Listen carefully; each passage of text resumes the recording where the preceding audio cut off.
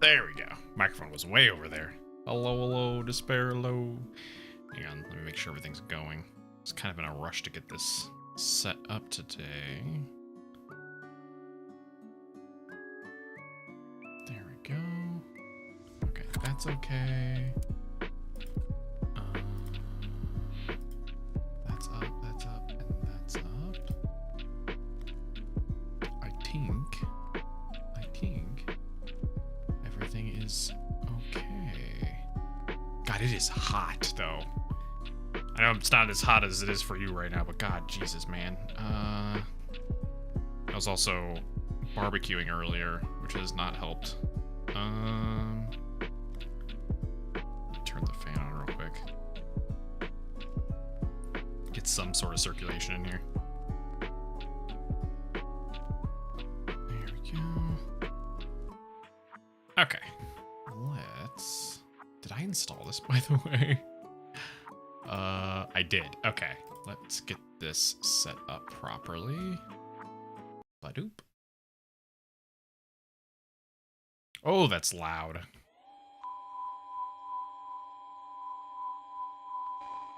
Someone has to go outside. No one's gonna cussed out. I don't know why. Let's see what. How is it here? It's like it's in the 80s here, but for some reason I decided today would be a perfect time for barbecuing, which was the stupidest thing to do. There we go. I didn't have to. I chose to. After all those years. Nope. No. It's just immediately going into a cutscene. Hang on. Let me make sure this is set up okay. Yeah, hello. There you go. Wait, I am waiting. I stopped it. I thought it was just going to go into a menu. The audio wasn't even set up yet. I didn't even get to check that. They're just immediately throwing the player in. Let's see. Okay. Also, yeah, I also had to, after doing the barbecue in the heat, then had to go and drag a couple toilets out to the curbs for bulk pickup tomorrow. So that was fun. Picked all the, like, stupid outdoors things to do today. It's not as hot as your 100-something, and I also definitely not anywhere near the humidity. I'm glad I don't have to deal with that anymore, but I think we're going back up to 90 sometime this week. Let's see. Yeah, it looks like the beginning of the week we're going back up into the 90s. Although next weekend's rain and down to the 60s, so at least get some relief. The ones you replaced, yeah, it was a big pain in the butt trying to get bulk pickup. They've basically been sitting in the garage this whole time. So annoying. It's been taking up so much space. There's so many things we need to get out of that garage, and those were the things just constantly in the way. Ever on this planet, we're all burning. It feels that way. It feels that way. The saving grace here has just been like the dry heat, but God, I do not miss the Midwest humidity. That swimming in soup feeling. Europe has a horrible heat wave. I still don't know when the Super El Nino is supposed to be. Because whenever that hits, that's going to be fucking terrible. And hello. How's Canada dealing with heat? Here we go. Science news. Super El Nino may be on the way. What does it mean?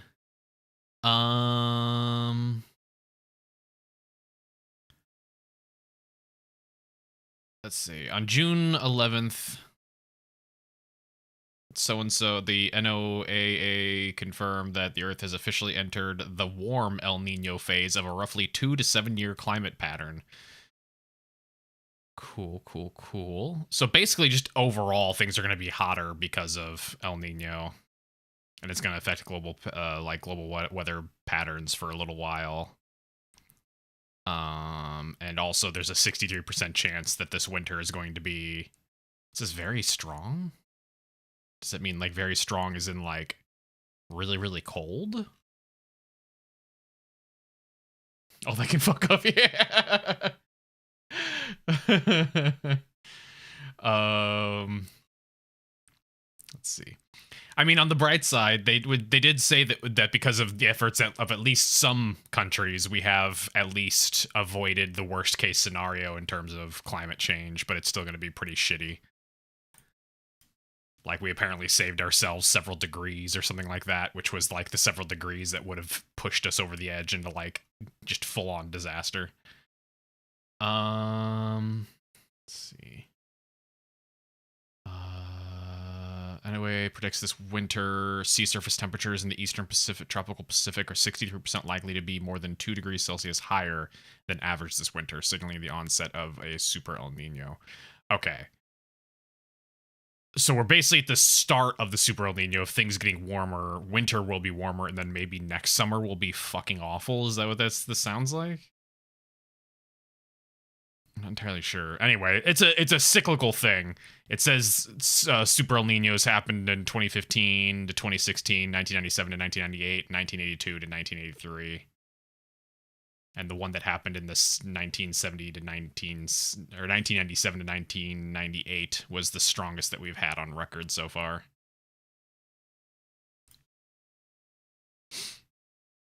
We die from an ice age, right? Oh god, yeah. An ice age I would be able to slowly deal with, right? I could deal with our like frostpunk civilization for a while, but in no fucking way can I deal with a summer punk. Like nah. Heat is so much more difficult to deal with than the cold is. Okay. Is it gonna kick us back into the cutscene again? Don't mind freezing to death. At least with freezing to death, you kind of start to feel warm and comfortable before you die. So at least it's a pleasant way to die, whereas heat, you start vomiting and you get sick and you start hallucinating and stuff like that.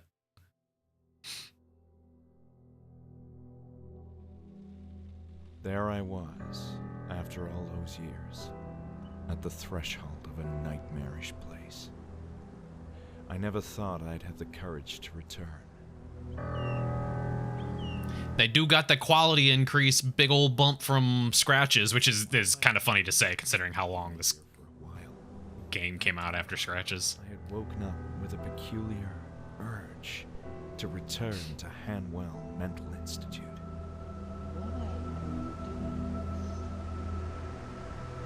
Hi. Figment of our imagination?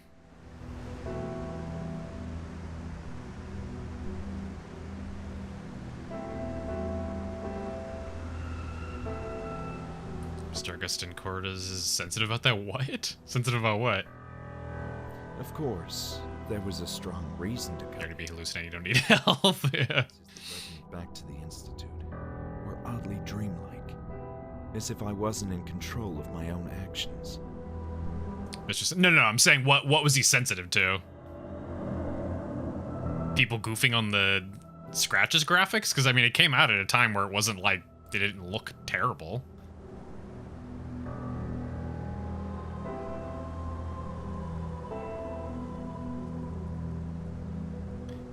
My point was just the games these games are releasing fucking like 2 decades from each other, so the graphical jump should be obvious. I'd rather face the direful truth. Oh, he's sensitive about how long it took to get Asylum out. Put the voices up. Yeah, it just threw me into a cutscene, so.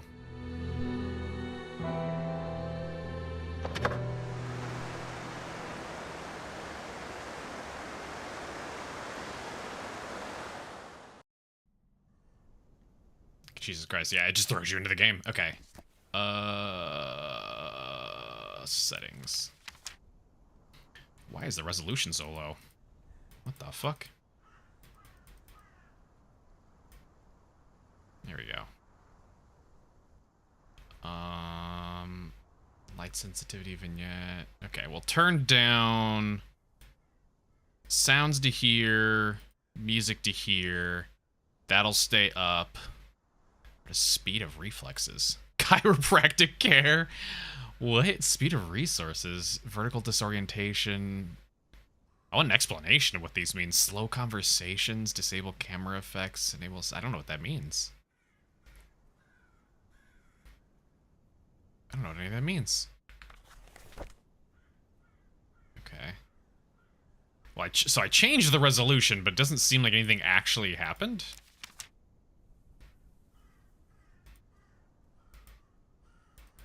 I assume this is full screen, but I also can't toggle that, so I'm not entirely... Oh, wait, this is full screen.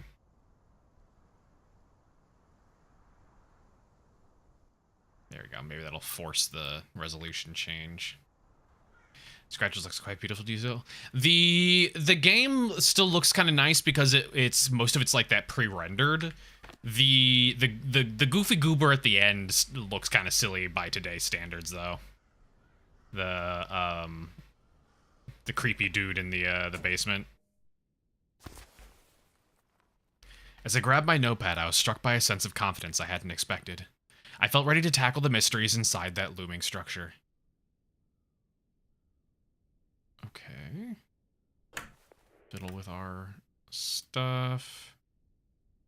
Can I look in my glove compartment? No. Not underneath our visors. Okay. Okay. But yeah, for those who are unaware, this game is made by the same people that did Scratches, which is that, like, the haunted house kind of not simulator, but haunted house exploration puzzle game that we did a little while ago. What a strange rock formation. Beautiful, yet somehow disquieting. There's a sort of unnatural calm surrounding the area. It wasn't helping to boost my confidence at all. But with, like, African mask and stuff like that. Okay, enter the Institute. Yeah, the game with that puzzle. That gives you the result when you complete the puzzle. where you use the thing on the thing. And the other thing that happens. The Institute was... Oh. It was notable how well its crumbling walls had endured the test of time. I want to go explore an abandoned abandoned asylum. That'd be cool. Toggle hotspots? Oh, okay. Why do I feel like this was... toggling the hotspots was a response to, a couple of the rooms in Scratches having, like, a bunch of, like, very important interactables that you couldn't really tell were interactable. Its pitch-dark windows were suggestive of crevices gazing into fathomless chasms of decrepitude and decay. Also, thank you for hydrate.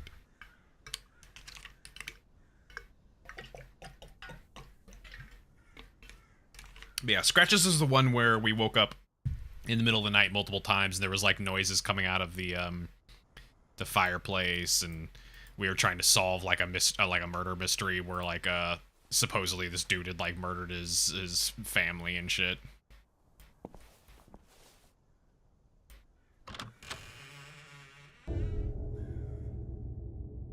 The spookiest time, 8 p.m.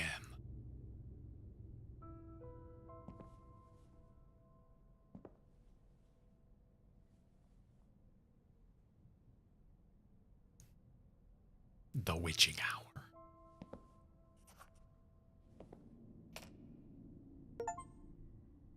Welcome to the Hanwell Mental Institute. What can I do for you? It's weird seeing just actual, like, people. Oh? And why is that? Well, this is gonna sound a bit strange, but I thought this building was abandoned. Turn up the game volume for you As guys. you can see, that's no longer the case. My name is Julia, and I'm the receptionist for the Institute. Why are you here? This is an awkward situation. I was hoping to take a look around the Institute. But you thought it was abandoned. Indeed, and that's why I thought nobody would mind. Are We you a certainly figment do. of my It's imagination? private property, you know. Hanwell Mental Institute was never abandoned, just closed to the public until recently. And still, deserted or not, it's not like just anyone can walk inside.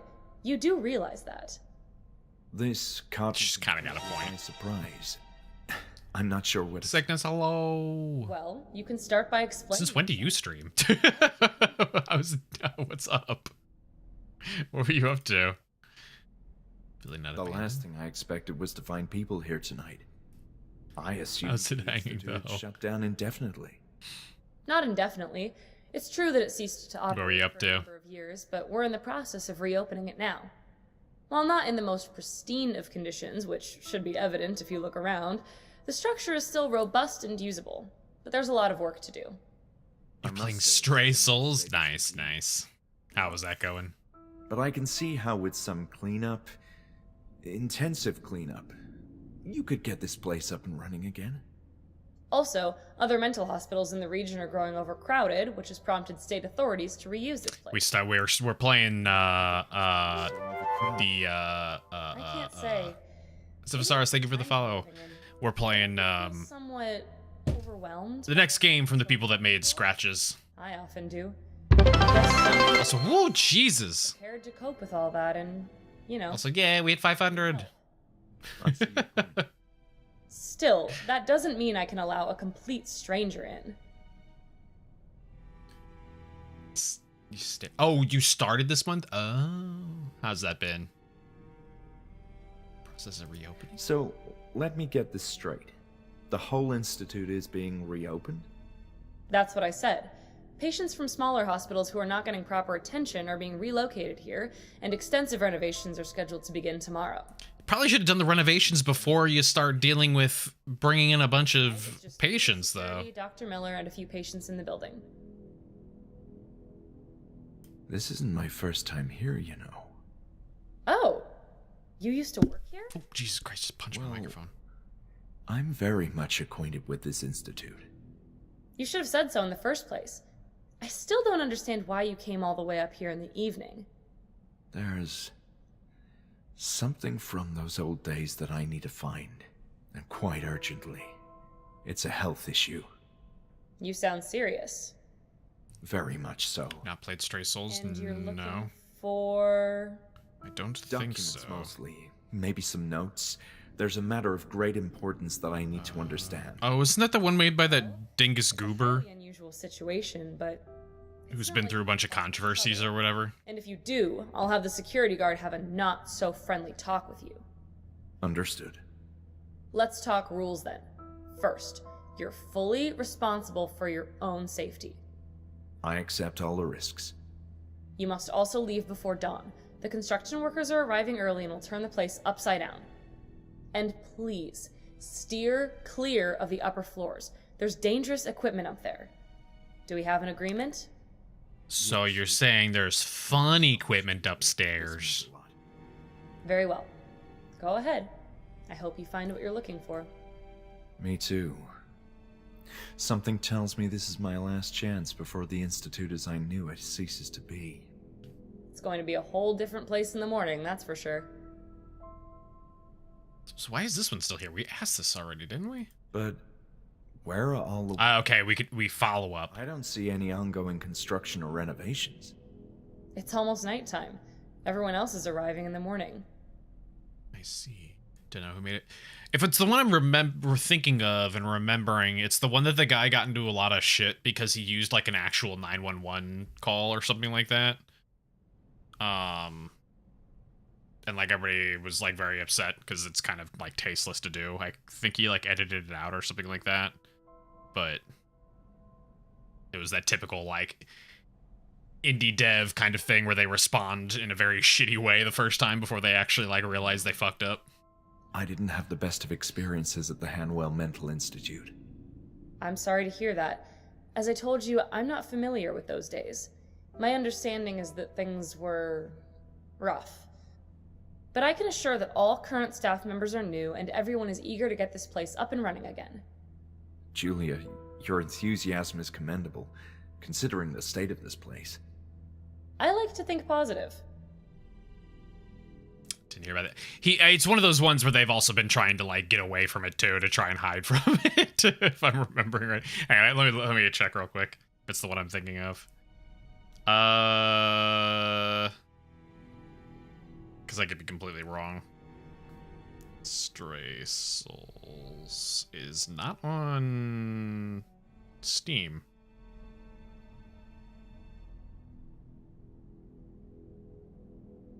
Huh.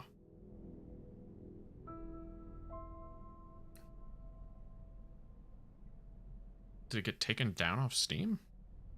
Stray Souls.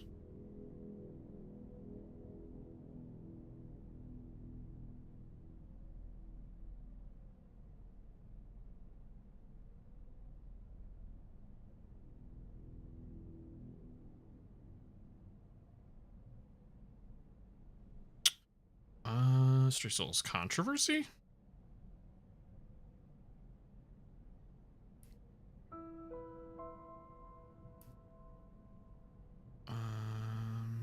They moderated criticism aggressively.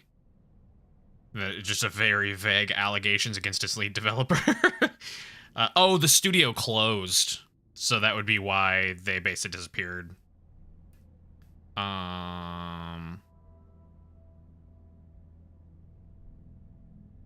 I'm almost positive this was the one that did that. Maybe I'm wrong. Maybe it's a different one. I mean, this one still has a lot of controversy of the dev just being an asshole, but... Maybe it's a different one. I don't know. I could have sworn it was Stray Souls, though. It does sound familiar. Part of the reason why I came back is to make sense out of my involvement in the Institute. It sounds as if you didn't enjoy working here. Well, you could say it was a traumatic period in my life. Wow. Yeah. Wasn't it also Stitch? Yeah, the game is pretty... If it's the one I'm thinking of, the game is pretty well known for being like a pretty crappy game or whatever that people were basically playing just because it was funny to goof on how bad it is. Almost as if I forgot something of extreme importance here. I hope you find what you're looking for then. Love that we have so many awful devs and so many controversies we can't tell which was which. Man, you remember when our biggest and one of our like only handful of issue developers was like Digital Homicide? God, I miss just having only Digital Homicide. It was him and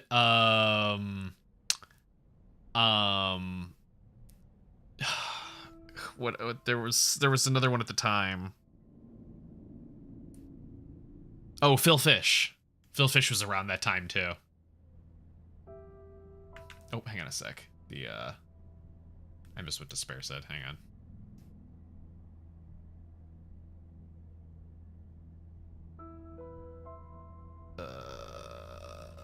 Oh, chat, please. There it goes. Any side of a pursuit or socially propelled system in our history that it was not subject to ethical constraints has always brought forth abuse, mental asylums being the best example. Nobody's had a good time in asylum, workers otherwise. Oh, 100%. 100%. It's undoubtedly far better now, today, than it ever was before, but like when this was set, this is, I think, as far as I can tell, this asylum would have been one of those like ones where they were just like, yeah, let's just like rip out people's brains. I just take pieces of brain out and see what happens. I've been thinking about this institute for a long time. Like, oh, they're completely comatose now? Yeah, we did our job. They're not crazy anymore because they're comatose. Like a strange sense of urgency. You're beginning to sound awfully cryptic. If you didn't like it here, then why are you doing this? That's a great question. Seen The Devil Why in Silver? am I doing No. this? What's that? Okay, I need to get back to work now. Try to make it a quick visit for your piece. No, I still have one more thing to ask. Don't go back to work. Thank you. Also, I still need to follow up on this one. This topic is giving me a headache. Yeah, me too. Okay. Patients being relocated. You said there's more people here. Patients too? Yes, although we're operating with reduced staff. The establishment is far from ready, as should be apparent, meaning mostly low-risk patients have been readmitted. That's insane, though. I don't understand. It could use some maintenance, yes. And trust me, I'm freezing to death without... Why would you bring people in here when it's in this state? I was under the impression nobody cared about this place anymore, which is why I thought it wouldn't hurt to have a quick look around. You could have gotten hurt, though. It's not safe to walk everywhere. For instance, no one is allowed on the 3rd floor yet, which is falling apart. Still, this is all so strange. Why do you say that? There's nothing strange about an eminent mental hospital reopening for the benefit of society. Yes, there is. Yes, there is. It's extremely suspicious. That raises all the red flags. It's a TV show by Victor Lavelle. Yeah, I know him. I've got the fuck, where is it?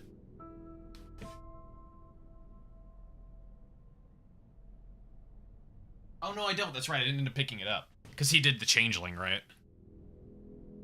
Yeah, I was gonna pick that up last time I was at the store, but I still need to finish the couple ones I had over here. But hang on, where'd it go?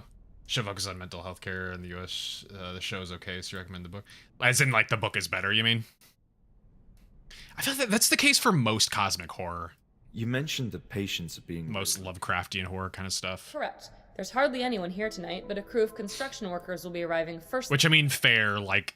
I understand the plan is to have the... Lovecraftian horror genuinely is about trying to stimulate your imagination to make you come up with the horrors in your head, rather than presenting you exactly what it is. You know.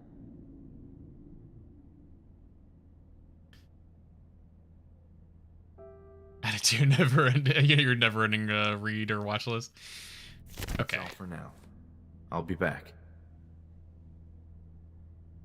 Dan Stevens. I don't know who that is. Is he in something that I would recognize?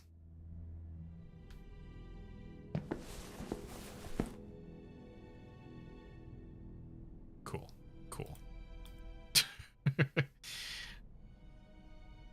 No one cared enough to have emptied the trash cans yet. Yeah, nobody cared enough to just sweep the damn place. Holy shit, man. Leaves, trash. The state of disrepair in the Institute was truly mind-boggling. Surely this is just a figment of my imagination of people coming back, right? Julia's desk was sufficiently tidy, at least when compared with its surroundings. Yeah, it's a low bar. He's a British actor famous for Downton Abbey. Oh, I've never seen that. We're going to sing one episode to hear his new... Oh, it's a fake New York accent. An old but elegant grandfather clock, which unfortunately was no longer working. I'm walking here.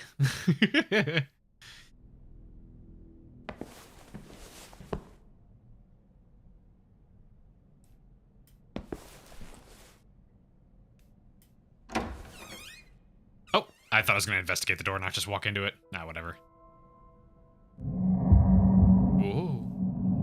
What is happening? June 6th?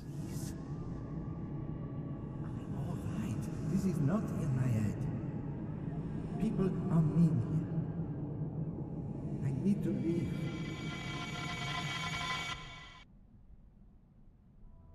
I couldn't hear what he was saying. It was very muffled.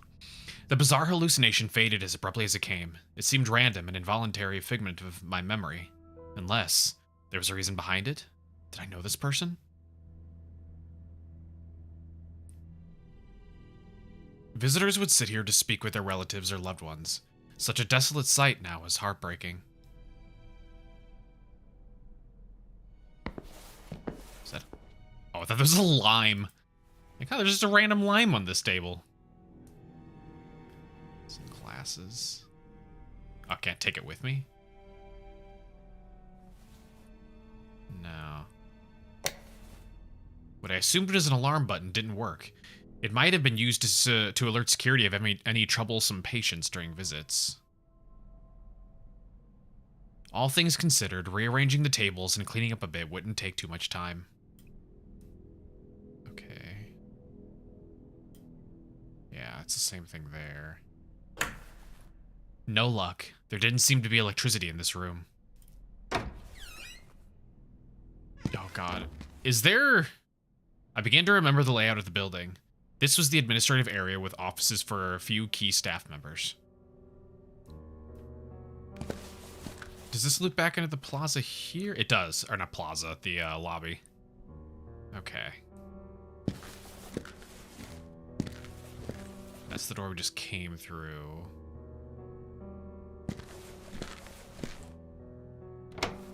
the water closet, the water closet, out of service. I wasn't planning to go in anyway. How does Julie use these bathrooms? These are disgusting. The men's room, evidently. What intrigued me was what the women's room was. What the fuck? Wow, I'm having a stroke. Fortunately, I didn't have any urge. If I did, I'd have held it. The game's just like, all right, we'll throw you a little bone here and change the dialogue. Nothing here. Oh. It was impossible to see my reflection with all the dirt, and with the fact that I was a vampire.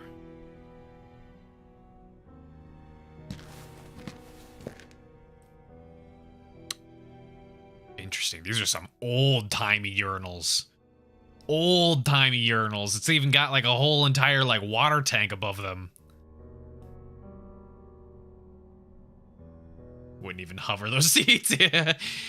Just being near these would give you like hepatitis. Oh, wait. Lights didn't work here. Lights don't seem to work anywhere. Let's see, that's another hallway. Let's explore this immediate vicinity first. Anthony J. Angel.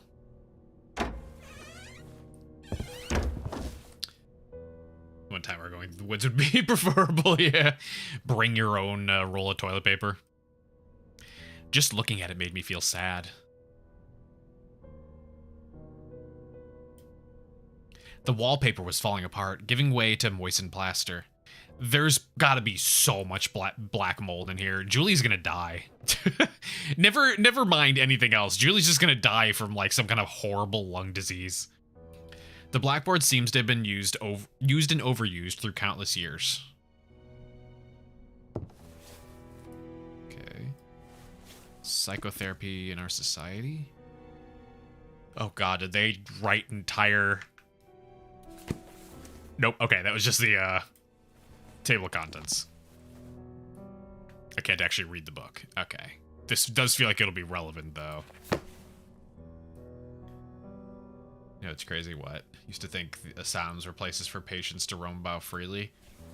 I don't think I've ever been to, like, an actual asylum. Nor do I particularly care to.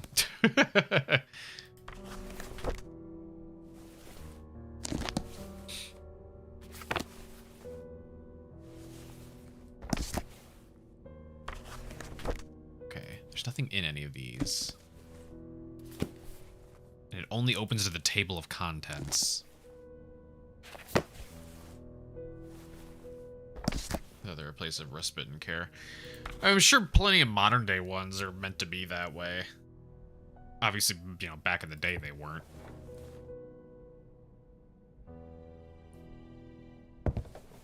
Not saying the treatment is still, you know, amazing or anything like that, but I have to imagine at least the front that's put up for a lot of places is still, you know, oh yeah, look at this nice, wonderful place. What is this gooey?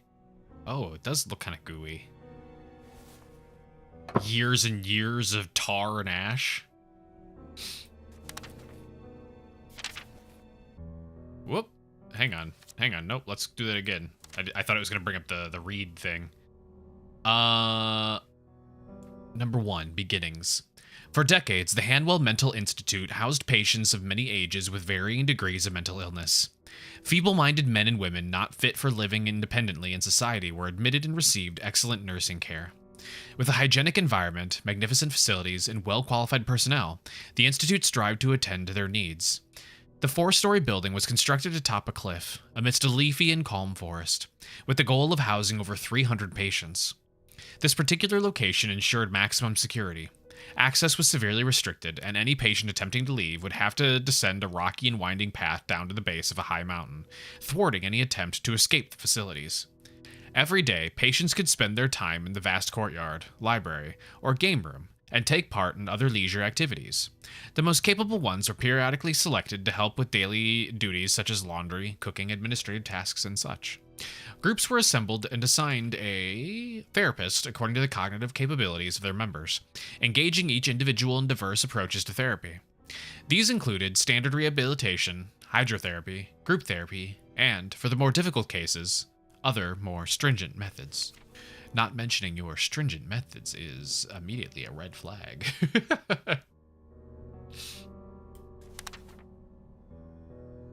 Oh, God. Is there... Oh, there we go. There we go. I was gonna say, is there a read thing? Please, be more mindful of the vinyl records. Their covers are scattered all over this section and they're getting damaged. We can't let patients play with them, although I've seen members of the staff being careless with them as well. It's a shame and a disgrace to all the hard work we nurses do here to keep this place running smoothly. Alice. You think that even elderly people aren't taken well care of? Yeah, that one's a really shitty one, too. There's definitely a lot of people who should not ever become nurses.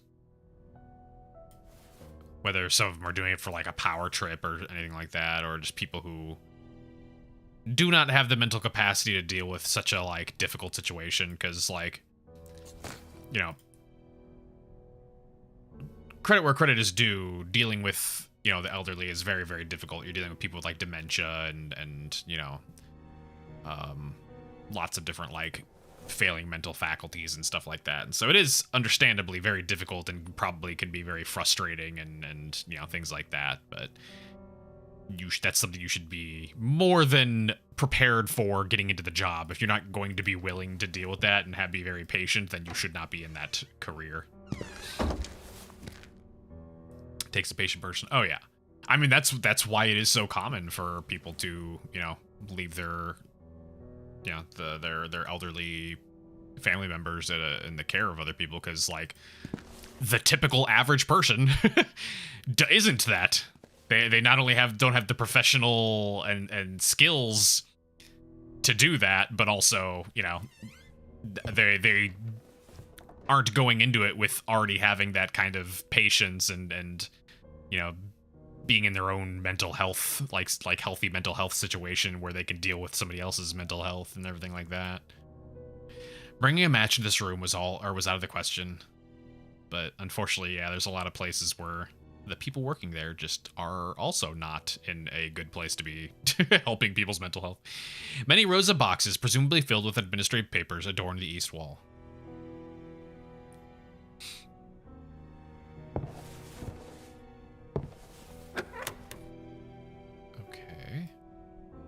Click to show an item you're carrying. Oh, I am not carrying anything. That's just my hand. Okay, this isn't even powered yet. That moves it around on the track. Okay, I need some way to power it, I think. That or just won't go without the vinyl. Oh, hey.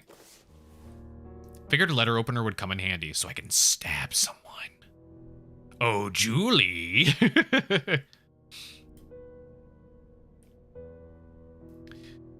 The wiring diagram seemed to indicate the location of speakers across this section of the first floor. Oh. I see. Okay. So is it whatever happens with this, it's going to play throughout the building? So the rooms. The names. Register patients who had forever become part of the Hanwell Mental Institute. Okay. Or the therapists need to have therapy often too. They probably should. I don't know how much of an actual requirement it is, but they probably should. The safe may have stored valuable stuff. There's nothing of importance to me inside the safe. Damn it. Because I mean, yeah, they're listening to a lot of people's trauma, so that in and of itself would be kind of traumatic to listen to as well. So I figured the speakers would be used for announcements and such. I believe that part of the training is to get, you know, go do like various sessions and stuff like that yourself so that you understand what it is that you're like, you know, what your patients are experiencing. Hey, electricity? There we go, finally. The dimly lit office belonged to Dr. Ebersbacher, a stern and cold psychologist whom I remembered from my stay at the Institute. I was surprised to find the room unlocked. Statue is fairly heavy and somewhat tacky. Damn. Judgmental. There doesn't appear to... Whoa, whoa. Oh. That was the top of the helm. I thought there was another face. There doesn't appear to be anything here.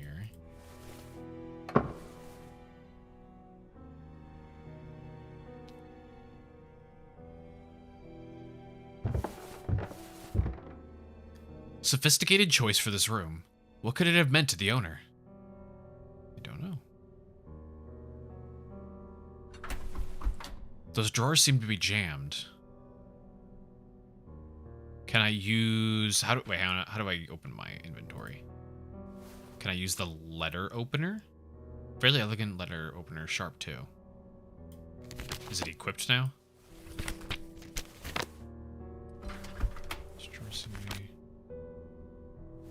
How do I use items from my inventory, or attempt to use them?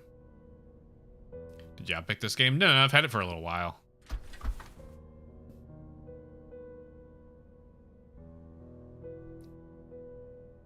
Just figured about time we should play it. Oh, excuse me.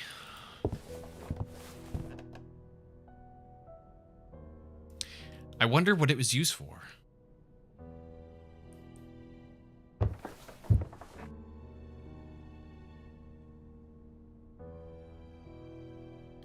Ebersbacher's library was respectable and well preserved. Are they using it, though? Is that the point? It was a pile of documents about workers at the Institute. Oh God, Jesus. When I first arrived at the Institute, I wasn't sure what to expect. Though it's well located and its facilities are modern and effective, the horse and buggy mentality of the staff and approach to medicine are appalling. It's been a few weeks already since I got here, and I know for certain that I won't get along with Ellis. I can appreciate Dr. Hanwell's perspective and his need to take a firm hand in everyday activities at the Institute. I know too well what it means to deal with these sick, mindless individuals. But Ellis is an altogether different matter. His attitude is borderline brutish and dates back to the bygone era of barbaric practices. I can't understand how this character has attained so much rank and power at the Institute. I wish I could understand what Hanwell saw in him. That's a pretty typical thing, too. All the people that dealt with, or like actually did all those horrible practices, basically just got off completely scot-free. In spite of the general adverse environment, I'm anxious to start testing my theories with a number of patients. Fortunately, the staff seem to respect my background in extensive studies. They almost seem intimidated by them. Even Ellis treats me differently, with a kind of silent doubt, as if he didn't know what to expect. And I've seen how he treats women in the Institute. Guess I must be some sort of puzzle to him. So I look forward to keeping my notes and observations in this journal. I'll be working with a particularly diverse group, with some of its members exhibiting extreme and promising pathologies. Rebecca is by far the most intriguing subject. This woman has been a schizophrenic from a young age, exhibiting a rambling and erratic personality. No family, no social life to speak of. She used to live in the suburbs, where she'd roam aimlessly in the streets, your typical town loony. Last year, she was viciously raped by 2 thugs and then left heavily beaten and bruised in a damp alley. It's a miracle she's still alive. It's a miracle. Jesus Christ. Anyone cared enough to save her. Sadly, she became pregnant. Of course. Sadly, she became pregnant after the attack, which sent her psyche into an even darker downward spiral. Her mind is in a nadir now. She thinks she's carrying the spawn of the devil and has repeatedly attempted to perform an abortion. Jesus Christ. A fringe case by any measure. The sort of patient that would have received unabashed shock treatment in other institutions, and the perfect subject to test newer, less invasive approaches to mind healing. Our first group therapy session will begin tomorrow with about half a dozen patients, or so I've been told. I'm going to focus on one particular group for now, and I believe Hanwell himself will be present for the first sessions. Nothing of the sort has been attempted in this place, and I'm excited to take the first steps to a brighter, new age for psychology. Welp. Depressing read. Thank you for hydrate.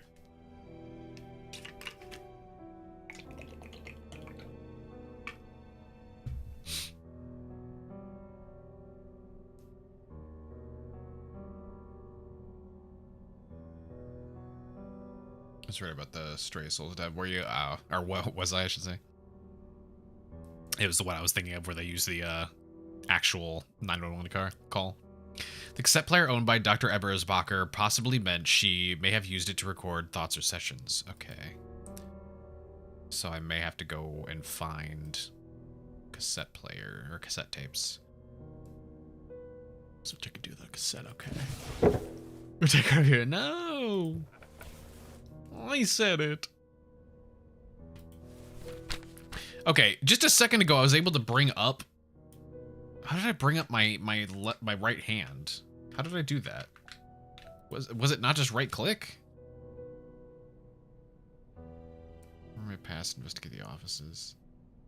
I felt terrible about not disclosing the truth to Julia, but there was no way she'd have allowed me in if she knew that I was a former patient of the Institute. In any case, the first step to understanding my condition was to remember what had afflicted me in this place. The administrative section seemed like a suitable spot to begin my search. Perhaps someone had left notes that would trigger a memory.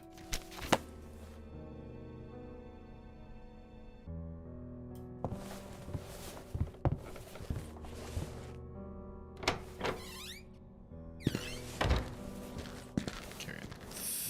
2 offices and then a turlet, I think, over there.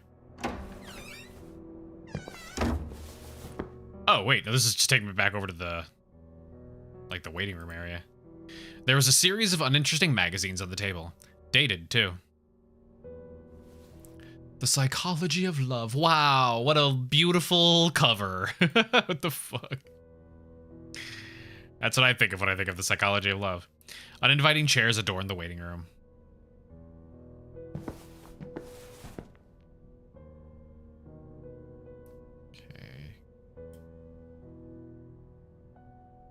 Opening of West Infirmary, 1878.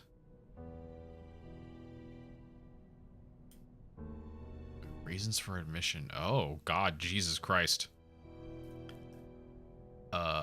Impertinence. Kicked in the head by a horse. Oh, ill treatment by husband. Yeah, totally. Gotta admit someone if they're ill treated by their husband. Imaginary female trouble. Jesus Christ. Hysteria, immoral life, imprisonment, jealousy and religion, laziness, marriage of son, masturbation and syphilis. Masturbation for 30 years. What does that mean? What does it mean? Just constantly going for 30 years? What? Medicine to prevent conception. I can't take birth control or else you get sent into asylum. Menstrual deranged. Oh, God. Mental excitement. I don't know what that means. Novel reading. What? Don't read books. You get sent to an insomnia. Nymphomania. Opium habit. Overaction of the mind. Overstudy of religion. What? Overtaxing mental power. What?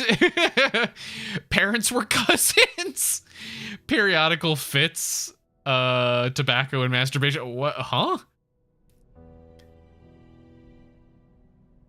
It's you can't smoke and touch yourself? Is that the implication there?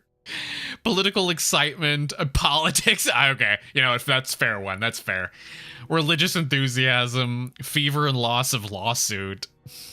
Liking mist. All right. Okay. Asthma. Bad company. I like how it just takes a dig at mist. Bad habits and political excitement. Bad whiskey. What? Bloody flux. Brain fever. Business fevers. Carbonic acid gas. Huh? Congestion of brain. Death of sons in war. What does it say? Decoyed into the army? I think it's supposed to say deployed into the army. He hates Miss. Deranged masturbation there at the very end. I don't want to know what that is. Dissolute habits, domestic affliction, domestic trouble, dropsy, I don't know what that is. Egotism, epileptic fits, excessive sexual abuse, excitement as an officer, what? Exposure and hereditary, exposure and quackery, exposure in the army, fever and jealousy, fighting fire, God, fuck them firefighters, suppressed masturbation, suppression of menses, the war, time of life, uterine derangement, venereal excess, vicious vices, women trouble, superstition, abusive walkthroughs. Oh, time. All right, time to bring up a bunch of walkthroughs now. Smallpox, snuff eating for 2 years. What is snuff eating? Like a snuff box kind of thing? Spinal irritation, gathering in the head, greediness, grief, gunshot wound. Why would you go to an asylum for a gunshot wound? Hard study, rumor of husband murder, salvation. If you're in the Salvation Army, scarlatina. I don't know what that is. Seduction and disappointment, self-abuse, sexual abuse and stimulants, sexual derangement, false confinement, feebleness of intellect, fell from horse in war, and female disease. Oh no, there is an ad. All right, burb. We'll do the ad real quick.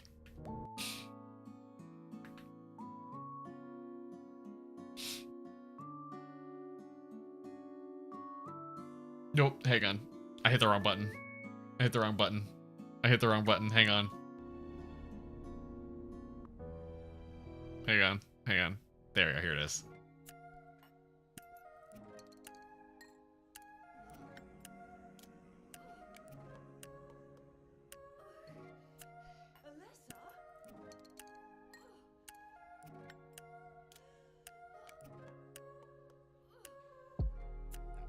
Puke it all up.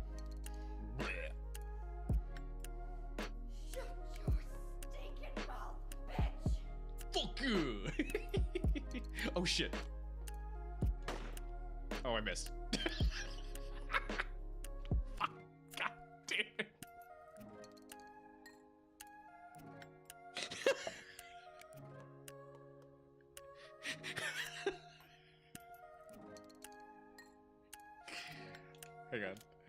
Hang on.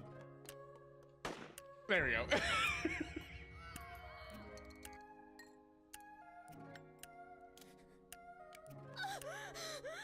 They did kill him. Yes, murder rampage. My friend! Give me back my friend! Hell yeah! I'm not sure what's going on, but fuck them kids up. Liar! Go away! Deserved! More! Never forgive you! Not ever! Okay, last package. Hello. Pressed intercom 5 times.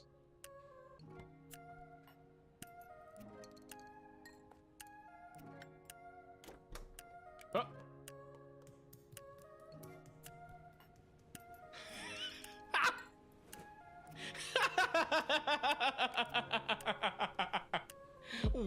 What?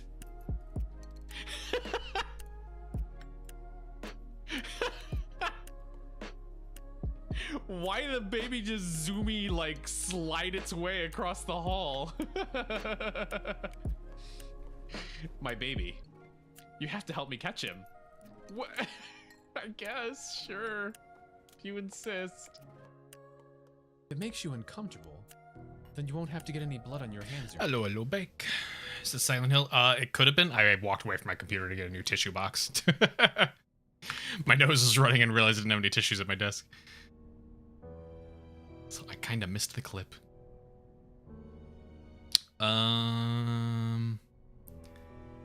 Okay.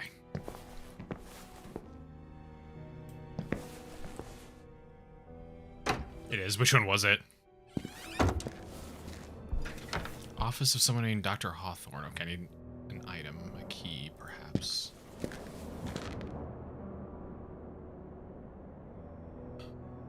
Played all the Silent Hill. Oh. Haven't played all of them. We played all the good ones. Still have to do all the American ones.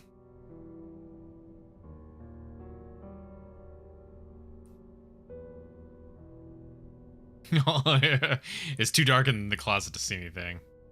Oh, man. Oh, never mind. I didn't think there was going to be electricity in here.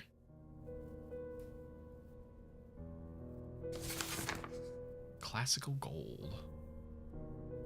Can I take this with me? There's nothing in it. There's not even a vinyl in there. There are probably multiple bug species crawling on that blanket. Oh god. Cleaned using cloth, empty trash. Okay.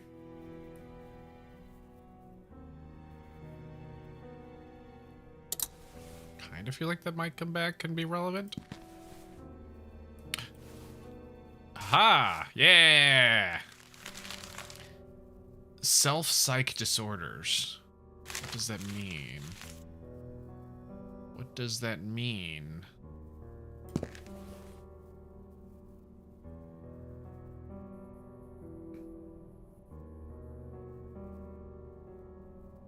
No spot the puffer. Oh, the one from 3, I mean.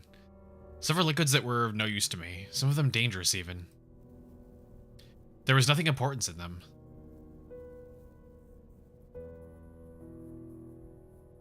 I had the impression that if it worked, the radio would only play pre-war transmissions. Okay. I don't know what that note was for, though. Judging by the smell, it had been a while since anyone had emptied that trash.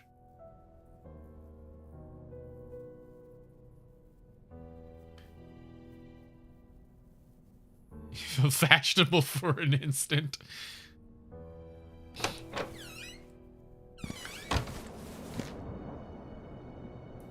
The vast and lonely ocean extended as far as the eye could see. I felt like I was at the end of the world.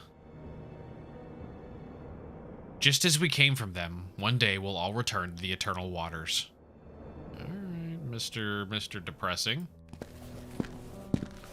Okay, so that was all the offices I can currently get into. Will you, I don't think you will you let me inside of the office? Sorry to bother you again, Julia. My memories of this place are hazier than I thought. It's likely its current state of disarray. I also find it disconcerting at times. The darkness and stillness of the night doesn't help either. That's very true. What can you tell me about the offices in this area? Not much. It's your usual administrative offices. There's the archives room, another one for staff meeting. But you knew all this, right? Oh, Yes, totally. Yes, yeah. How you felt about them? I was asking to see if you know. I was just quizzing There are you. Administrative rooms. In any case, you're welcome to go in the archives and meeting rooms, but please refrain from entering offices of former doctors. Those should be locked anyway. Got it. Damn it. Okay, she's not gonna let me in there. You know, I found the most strange note in the trash. Are you picking up random trash? What? Look, don't judge me. I just happened to see the paper in... One man's trash. Okay, I'll bite. What's on the paper? It looks like notes for chapters in a book. Very abbreviated. Well, there are many books in the meeting room. You're right. I might go and take another look. Okay, in the meeting room. Tell me about Dr. Ebersbacher. Julia, do you know of a therapist named Anne Ebersbacher? Oh, Ebersbacher. No, I'm sorry. She used to work here? I believe so, yes. In that case, I've no idea. As far as I understand, they're only hiring new people. Yeah, is this... Well, So who's Dr. Miller? He has been appointed as the new head director of the Institute, and he's overseeing the whole reopening process. I thought Hanwell was the director. Isn't that the name of the institute? That was a long time ago, and I'm not sure about that history either. I do recall that Dr. Miller and Dr. Hanwell were acquainted with each other. And I don't think Dr. Miller is planning to change the name of the Institute either, out of respect for Dr. Hanwell. okay. Can I just show her things? Look, I found this line. What do you think of this little cool letter opener I found? It's just a letter opener. You've heard of tetanus, right? It can kill you. Wait, isn't that like a very old disease? Somewhat. It has been declining since the 40s, but not everyone has been vaccinated. Are you? I can't remember. Well, make sure you don't cut yourself with that thing. I mean, how am I supposed to know if I'm vaccinated from tetanus if I don't try to give myself tetanus? It's a flawless way of thinking. There's only one way to be sure. Okay, they said the meeting room. Archives. Which one was the... This way? Thick veil of grime covered the window, and it was a shame. I could have used a glimpse of the outside world. Okay. So, it's perfect logic. Is this what they were talking about?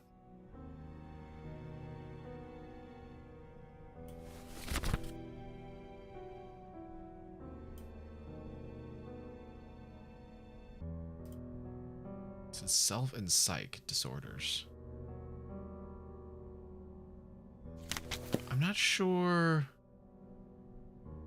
Should have told you that before coming to the asylum. I mean, we kind of came here of our own volition.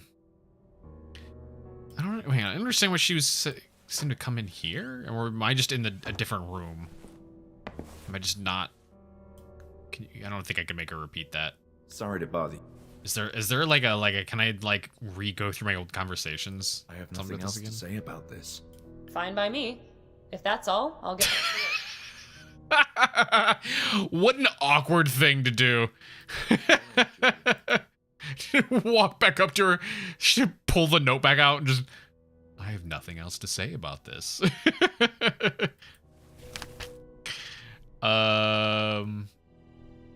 Okay, so I don't have the ability to like pull up or recall past conversations.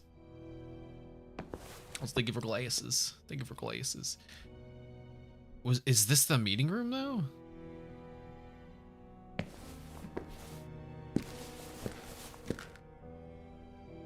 Archives, meeting room, visiting room. Okay, no, that was the visiting room. And the water closet. This should be an office though, not a meeting room. Oh, maybe it is a meeting room.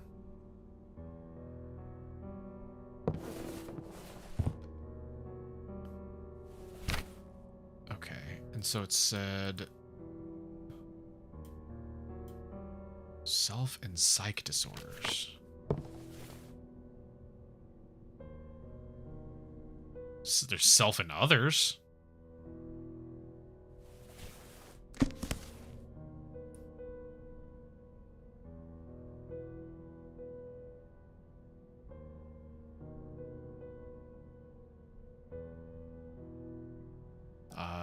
There's a thing that says psychiatric disorders. Write that down, write that number down. It doesn't seem to let me go to the page unless I'm like missing something. Scroll wheel? No. Right click? No, I can't. I can't do anything else. I can only just look at the table of contents.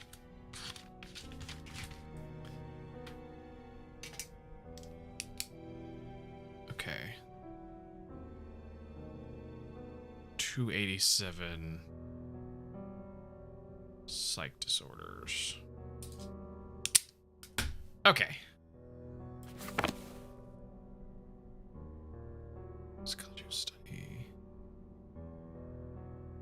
I assume that's what it's talking about.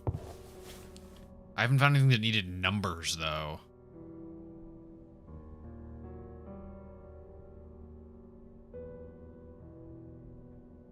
Like there's been a number lock combination or something. All right.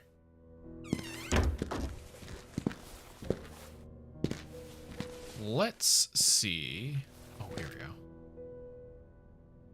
We're here. That was the meeting room.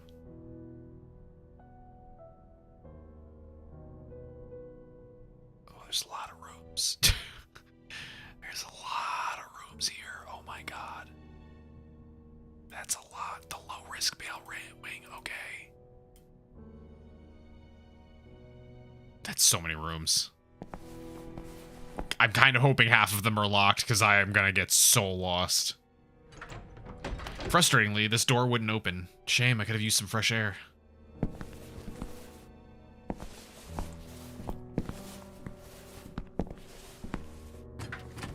This door seemed to be stuck. Try as I might, I couldn't get it open. It's the cafeteria, it looks like. The cafegimatorium. No hospital would be complete without a good old-fashioned corkboard. The door was shut tight. Can I peek through? I cannot peek through.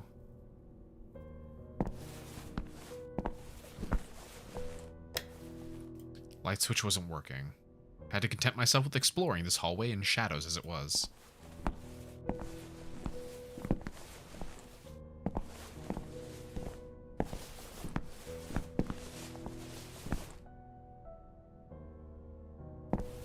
What's going on here? This is where we store the beds, you know, the bed storing room. Doors seem to be latched from the other side. Okay, so we can't do anything down here. That's also locked.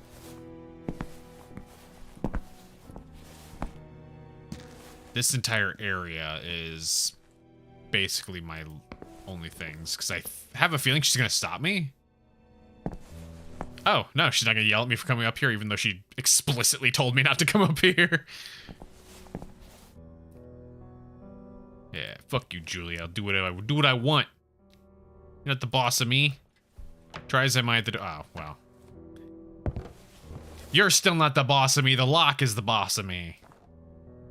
The view might have once been breathtaking, but between the stains, dirt, and the gloomy night, it was anything but.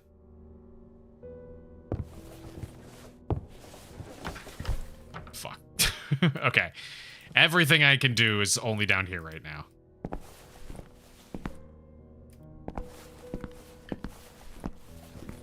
Shit's locked the asylum. Okay. So...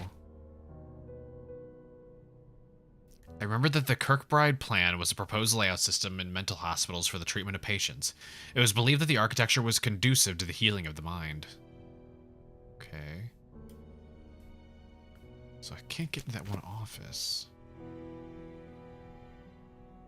Have you been upstairs? No. Don't lie to me. I thought I could trust you, but I may start having second thoughts. All right, I'm sorry. I had a quick look, but didn't go very far. Please, I told you, the upper floors are off limits. Don't make me regret giving you permission. Look, I didn't go into any of the doors. I only went up the stairs. It's fine. I won't cause you any trouble. Cross my heart. Mm-hmm. I promise. I won't do anything you tell me not to do.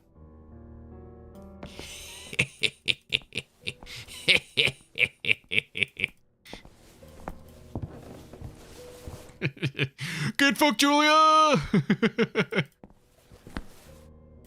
Is she gonna scold me now? I had no idea. Oh. Hello. Sorry to bother you again, Julia. Yeah, she's not gonna acknowledge it. Okay.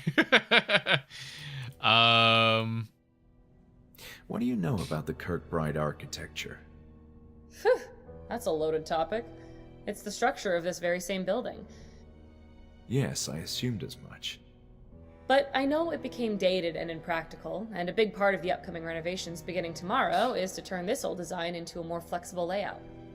Sounds ambitious. I hear they're going to tear the place apart. This topic is giving me a headache. Yeah. Okay. More Don't about you this? find it strange that they're reopening the Institute after all I this? was too stunned to speak. About that. Experts deemed the building usable. Similar I mental just hospitals told didn't you have such luck, not to go though, up there. What is wrong with you? Don't you find it strange? Oh, they're just repeating I it. don't.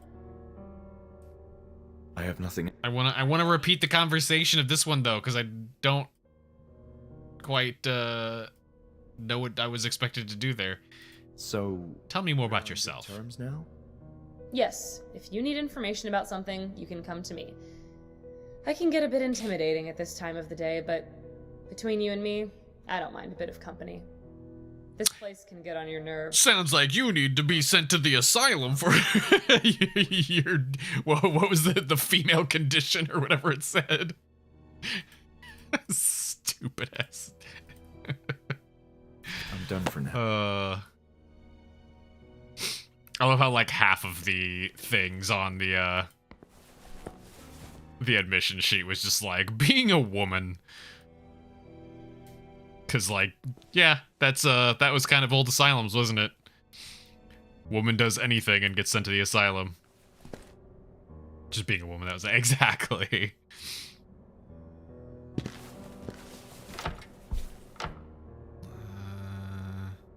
So definitely need a key for this. What was this one again?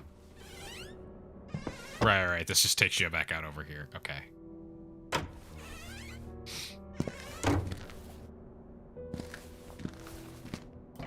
A woman reading novels? Well, better dig out part of her brain. That'll make everything better.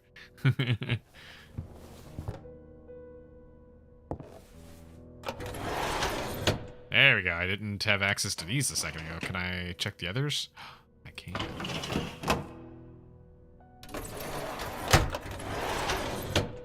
I can't do anything with any of them, though. Storage. Wait. 287.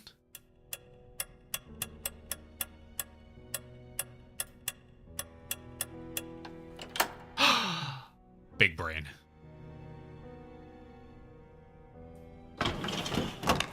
There we go. Okay. Progress is finally being made. Where was the cassette player? I don't remember, actually. I think it was inside this desk.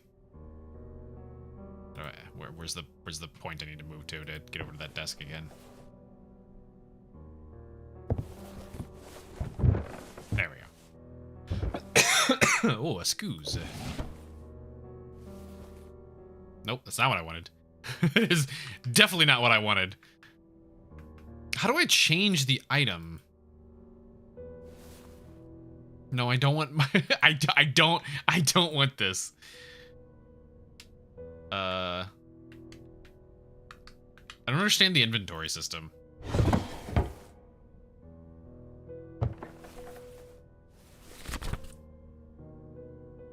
So before I interact with something, I have to equip it. And then I can go back into the interact. Nope. Okay, never mind. I'm still holding that. Oh, scroll wheel. There we go.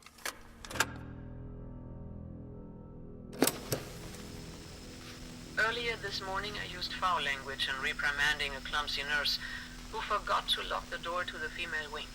Truly offensive, dirty words. I don't recall ever doing that before. Sounds like you should be sent to the asylum. Clearly been under a lot of stress lately.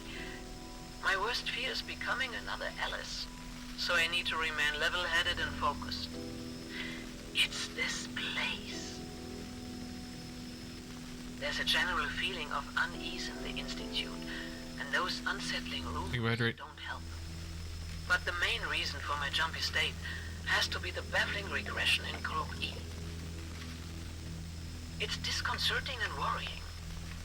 I'm giving Alice too many reasons to use shock treatment on these patients and take all of us decades back in time. Alice Hawthorne, the backwards time traveler, that fucking bastard. Ah, there you go. I did it again. That's what she's saying was truly nasty words? Calling him a fucking bastard? She's having nightmares about her attackers again. Daisy, hello! Word about the incident. How's it going? How was stream? Becoming increasingly What were you guys up to? Hey, we got very important dialogue happening. harm herself. Yesterday, Alice found her viciously scratching her stomach. So much she left flesh wounds. She should be giving birth sometime in July. That's 3 weeks from now. I spent ages trying to get this tape. Certainly, I have to pay attention so I don't have to screw myself over with it again. if it wasn't for the rest of them. Okay, there we go. How's it doing? How's stream? Oh, right. Anybody doesn't know who I am, my name is Aether. I'm a horror and variety game VTuber. I'm also a lunar koi VTuber. If you want to see my original model, you can go see it on my blue sky. Hopefully debut will be soon. And yeah, we're playing Asylum, which is like a point-and-click spooky game. We're exploring a asylum that we used to be a patient at, because we felt driven to come back. How's it going, though? Also, it's made by the people who made Scratches, if anybody has ever played Scratches before. Okay, I assume they gave me more topics to talk about. Find the therapy room. Group E. Did art and played the new Fears to Fast. Oh, the co-op one? That's the new one, right? How was that? This Group E that Ebersbacher mentioned, I know that's not what they said, but I'm going to keep calling her that. It felt like it wasn't the first time I'd heard about this. Oh, can you do it again? No? Okay. Damn it. I really don't like that it doesn't repeat dialogue sometimes. It was crucial for my peace of mind to look further into this mysterious Group E and whether I've been a part of it. Some Tomodachi as well. Oh, the new Tomodachi Life. 9 p.m. The other witching hour. Julia, it's Bruno. Our adorable high-risk patient has escaped again. No idea how he does that. Please call someone. I need assistance immediately. I'm outside the cafeteria. Wait, I thought they said they had no high-risk patients. Are they fucking lying to me? Am I in danger now? Oh, Julia's gone. I'm gonna go through her shit. Yeah. Steal her cash. Grab her wallet. It was a good idea to keep that coat nearby, considering the biting cold. It was fun. Jump scared you twice. It is the co-op one, isn't it? It seemed like Julia had a lot of paperwork to do, or is it one that you can like play by yourself? Just like the rest of the Institute, the phone, albeit stylish, was old and dusty. What else we got in here? Several scribbled notes were scattered on the desk. An elegant typewriter was sitting on Julia's desk. Oh god. Some insane names on here. Are these like backers? Is this a backer list? Did I just say list? List? Jesus. It is a co-op. Nice. Is it designed around like you scaring each other, or is it like you're both trying to survive or whatever together? Because like this is Kurt Dog. Surely no actual person is named Kurt Dog with a capital D and a capital O. Matt Trollboy Wiseman. Xanderat. Sardu. Play Massive GmbH. Come on. This has to be the backers. Both have different experiences from each other when you get separate. Oh. So it's kind of doing the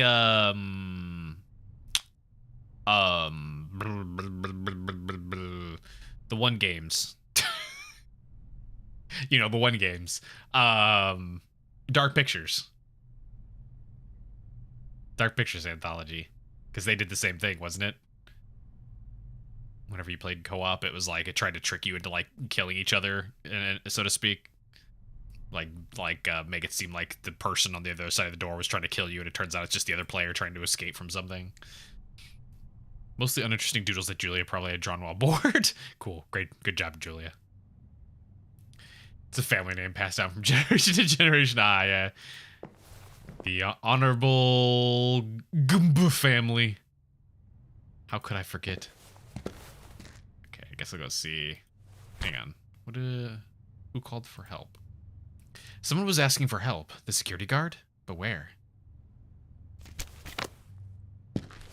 I would assume in the mail ward, which should be to the left, right? Oh, I wasn't able to get through here unless it's open now. Oh! Hi! Who the hell are you? I'm just looking around. You what? Does this look like a shopping mall to you? It could be. It's big enough to be. And she gave me permission. You don't need to worry about me. This place. It's unbelievable. Am I the only one taking my job seriously? Well, Look, it doesn't matter. I have enough on my plate with this patient on the loose. Just be on your way. Patient on the loose? Yeah, I managed to lock him inside the cafeteria. See for yourself. You locked up a mentally unwell person in the cafeteria by themselves? I don't see them.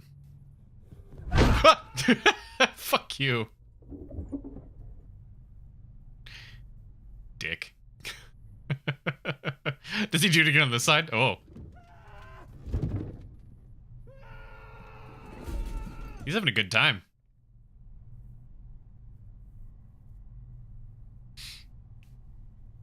Well.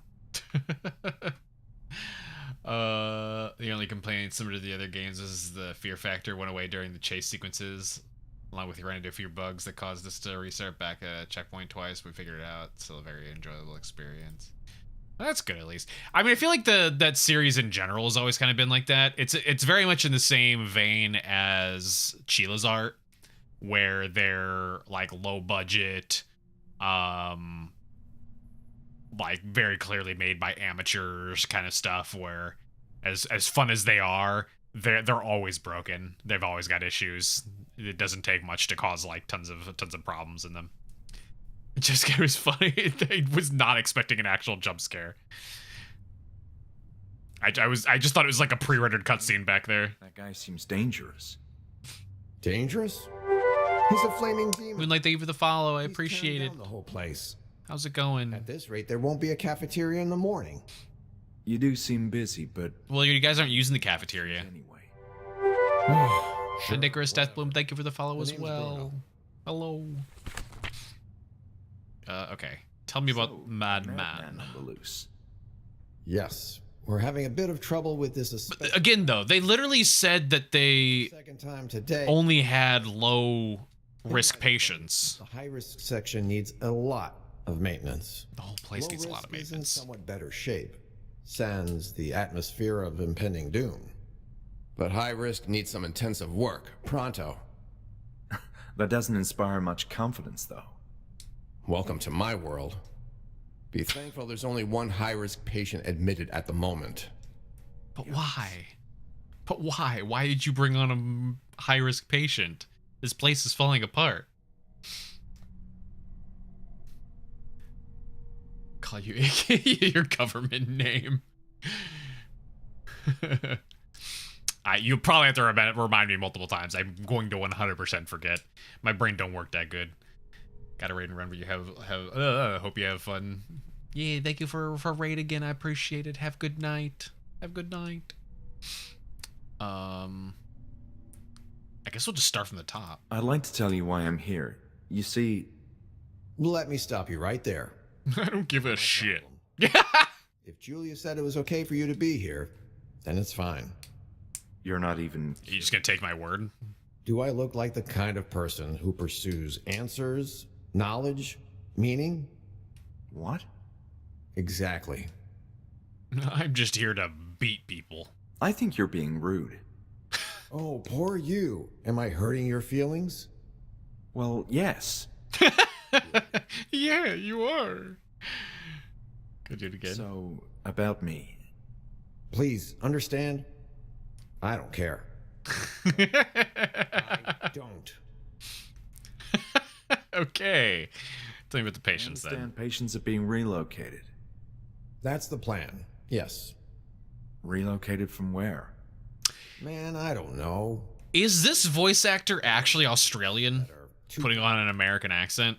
The world is a madhouse these days. What do you expect? That You at least know if they are old or new patients. every so often it kind of sounds like there's a little bit of like a slip of an accent. Anyway, tonight there are very few patients admitted. Tomorrow they're bringing more. But it sounded kind of Australian. You say English? I don't know. The one that I noticed it in is like why I was asking is because it just sounded the way he said the line just sounded a little Australian, little Aussie. Do you think this place is ready to have more patients in it? No, but it's not my problem. My concern, my contract actually, is for security, not logistics. Okay. I feel like asking about the architecture is kind of a dead end. Are you familiar with the Kirkbride plan? Yeah, fuck, I don't know what the hell that is. Something I don't care about. Exactly. The architecture of the building we're in. Oh, right. Oh, okay, cool. Yeah, whatever you I remember say. hearing that term during meetings to coordinate the reopening. An old and impractical type of construction. But there were plans to change that, right? Yeah, I think so. I don't know the whole story. But for sure, the idea is to continue that work, beginning tomorrow. You have difficulty distinguishing American and Australian accents, really? Usually when people have issues with Aussie and some other accent, it's usually either like an English accent or... I mean, the typical one is New Zealand accents and Aussie accents being very similar, but a lot of times people will confuse English and Australian accents. Does the term Group E ring a bell, Bruno? Nah. Is that a therapy group? I believe so, yes. I'm trying to find more information about it. The archive... Biggest difference is one says no and the other says nar. But why is that? Why is everything here in such a state of disarray? I don't know much about it, except that it was well before my time here. That's past history now. Okay. About this. About that. Stop pestering me, will you? Well, what about this? You mentioned something about past history with the Institute. Ugh, ugly business. If I show him my super sharp Especially letter when my opener, is he job's gonna like involved. tackle me to the ground? This is all I know. It was mostly a conflict between the staff and directors. Conflict? Over what? Disagreements about the handling of patients. Apparently there were oversights. Quite a few of them. I don't know much more other than what the newspapers said. You know, the rumors. I need to distinguish English accent. Yeah, I mean, for all different people, it usually just depends on like your native language and stuff like that. It's like trying to, for certain groups trying to figure out the difference between like, Spanish and Portuguese or something like that. Hell, one of my friends was Spanish, and even sometimes he struggles sometimes with realizing when someone's speaking Portuguese. I'm just what you see. Nothing more. I see a troubled man in front of me with an attitude problem. Ha ha. So funny. Let me know how you feel after you spend a few more hours in this place. Yeah, we'll see how long that lasts, considering you guys have a violent person in that room. Like I said, I met Julia at the entrance. She seems to be a really nice person. She's cool, but that's also her weakness. Sometimes she can be too nice. What do you mean? For example, as a receptionist, she let in a complete stranger who talks too much. Wow. This guy's an ass. Do you know this Dr. Miller? Yeah, I've seen him around. But he's a reserved fellow. Haven't spoken much with him. He's the one calling the shots now. What do you mean, calling the shots? Dude, are you a bit slow? He's going to be in charge when this place officially reopens. And I hear he's also secured the money to make all this happen. Wow. Wow.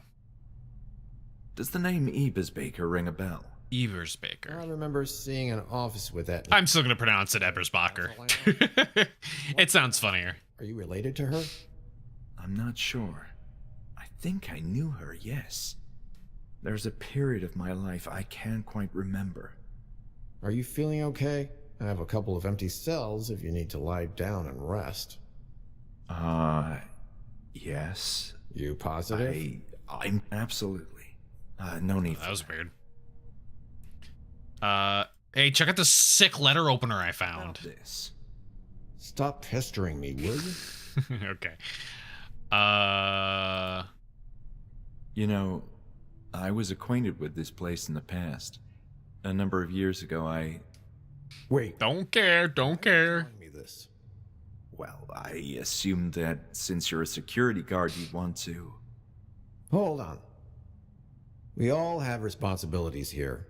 I take care of patients who misbehave. Julia decides who gets in. That's it. But Anything else is above my paycheck. I appreciate that one, though.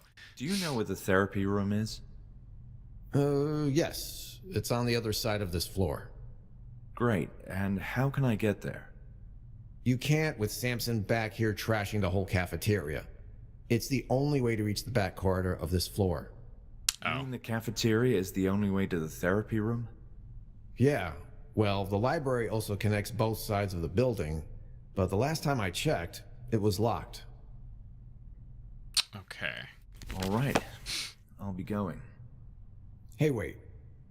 You seem like a decent sport. Or at least a harmless one. I have a favor to ask of you. He's a real one. Can you go fetch my baton? I left it in my office when I went running to pursue our friend the Tasmanian Devil here. Okay. Wait, why is he calling the Tasmanian Where is Devil? You need to go all the way through the infirmary, then down the stairway. My office is in a lower corridor they used to call the Tunnel of the Damned. Grief. Nah. The Cool. name is more intimidating than it sounds. Just please go, ASAP. I need that baton to deal with the ongoing crisis. Sounds good. I'll be on my way.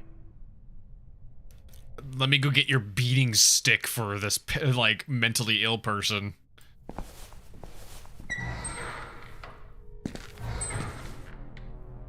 Even when it was clean and orderly so many years ago, the infirmary had never been a cozy place. The malfunctioning fluorescent lights hurt my eyes as I made my way.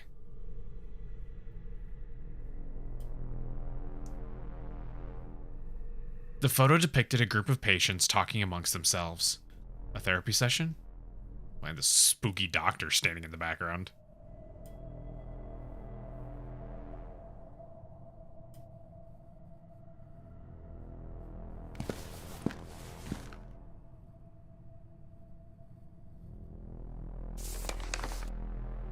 Okay, another vinyl. It's also empty.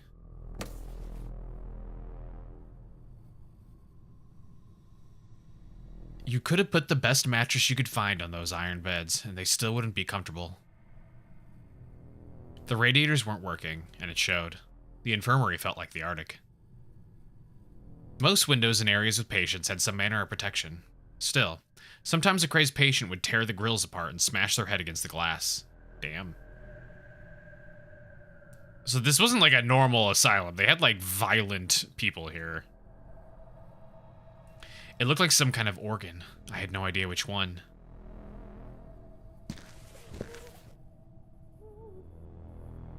There's someone down there. How I wish the radiators were turned on, but I'd lost hope by then. Finals! Yes! Give them to me!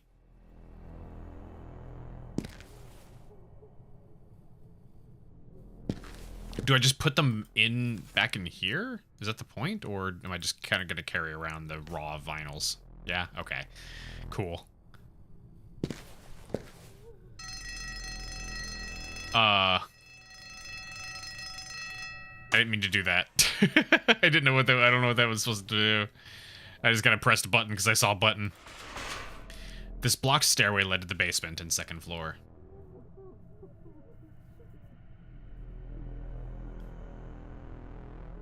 What? It was a big red button. You expect me not to push it? Apparently some patients had already been transferred, even before the reopening.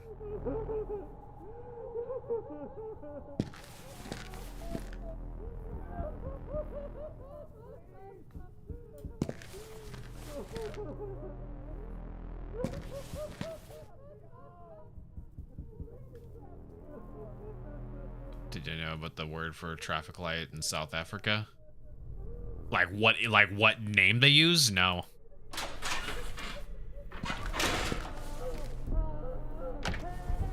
I tried opening the cell to no avail. I don't know why you'd want to. The man's screaming. There didn't seem to be any water, or whatever unspeakable fluid ran through the pipes in this place. Oh, gross. Not much I could do with those sinks if water wasn't running. The showers were covered with icky mold and grime.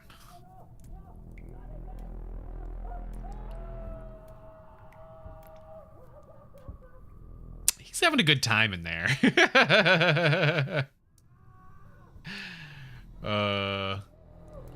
It's the name for a traffic light is robot? You know what a gas station is? Yeah, we still use gas station here.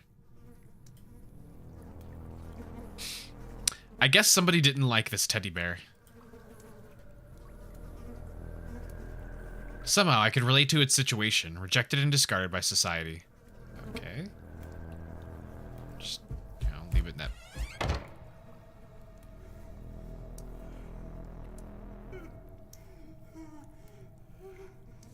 Hi. There's a naked man in here. Can't. Do you want the teddy bear?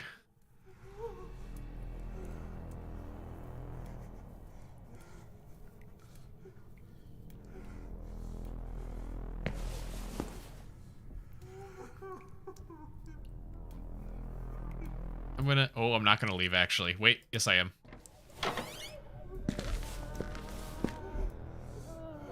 Alright, you have a good time. I'm gonna be on my way.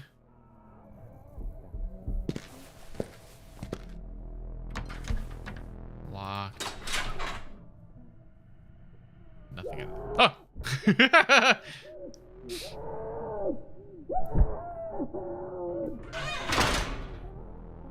He's fine.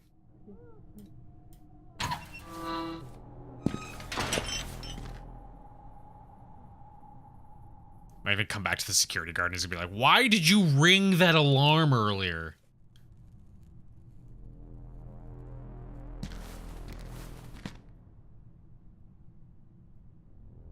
There was old equipment scattered around, damaged and without any apparent use. I think the majority of the world says petrol. I believe the US, I want to say Mexico says gas. Upon entering the corridor, I can see why. Oh, damn it. Well, you know, they're when they say anything in English, I should say, which makes sense because, you know, if they're going to be speaking in English, they're going to be speaking in English to Americans. I believe English-speaking Canadians also say gas, or at least the friends that I had in Canada said gas. On further thought, it was a relief that at least something in this place actually worked properly. Oh.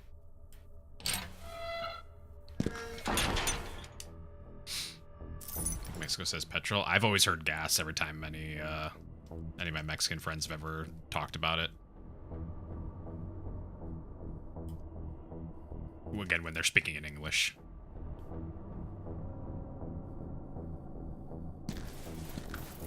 Very dramatic music playing right now for this tiny little spooky room. There's a fancy music box inside the cabinet.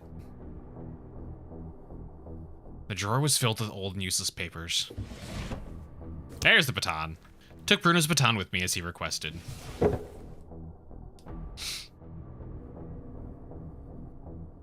The drawer seems like it was about to fall apart with all that paperwork in it. Use of gasoline versus petrol, just branding. I mean, in general, they're literally the same thing. It's just, I don't know where that difference came from. Bruno's desk was quite a mess. Another way to distinguish US is if the person used the word hectic and says now. Like as in like to calm someone down. I don't think I've ever heard anyone say now. There are some random notes hanging on the corkboard. Old, forgotten memories and not readable anyway.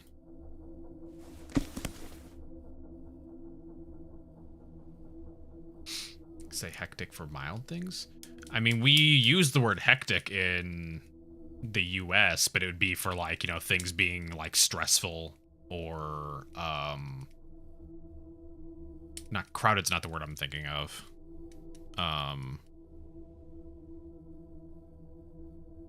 you know, like a lot of people all jumbled together, all rushing around each other. Like that's like how I would describe that situation as hectic, you know. October 14th, noon. Music again. That blasted tune. Okay, so I'm gonna have to figure out the music thing. Music again. That blasted tune echoing in the corridor gets on my nerves. As if all the bizarre noises in this horrible place weren't enough. But it's the only way to keep him calm. I'll take the creepy children's nursery music over his maniacal pounding any day. Did any of the vinyls I picked up play kids music? Good thing. Ooh, excuse me. Good thing I brought my own food. They said provisions would be available for us during this phase, but I swear they're trying to poison us. I'd pick one of the abominations in those jars from the museum over that canned stuff they sent us. Or maybe not. I'm bored. I don't know who's supervising this construction work, but there's no way the place will be in safe condition to bring in more patients anytime soon. Certainly not tonight. If you ask me, and no one will, I'm a nobody, this whole thing is way too rushed. You don't need to bring in a dangerous psychopath to test the security of the facilities. Just being here for 5 minutes will tell you all you need to know. I'm beginning to regret signing up for this. There's a foul stench coming from that massive metal door at the end of the corridor. I think it leads to the storage room in the basement. I can only imagine the source of that smell. Can't seem to open the door, though. It won't budge. I think it's mechanical, and that electrical sound behind it doesn't inspire confidence either. Evening, somewhat. That's it. I'm taking that cursed musical box away. Can't stand it anymore. I don't care how much he enjoys music. Eventually he'll bang his own brains into oblivion. Gonna be organized for whatever it's worth, and note accurate times for my next entries. 6 p.m. The lighting in this godforsaken place is failing and giving me a headache with all that constant flickering. It's worse than the horrible smell at the end of the corridor. But at least the smell doesn't hurt.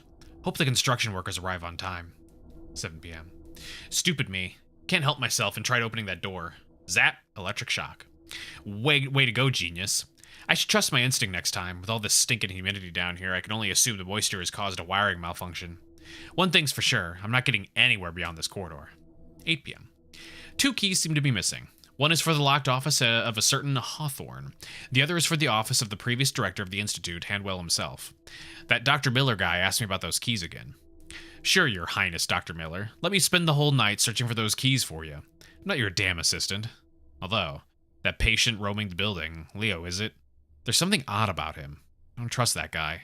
Should have a word with him when I get the chance. Is he talking about the naked man? Oh, hang on a sec. I missed what you were saying. So you're gonna do something later. It's now, like, oh, that's what you meant by now. You do it now. If you say I will do something in a bit, it's now. If you plan on doing something later and have to rush, it's now. Interesting. That's an interesting way to do that. Yeah, I've never heard that before. Oh.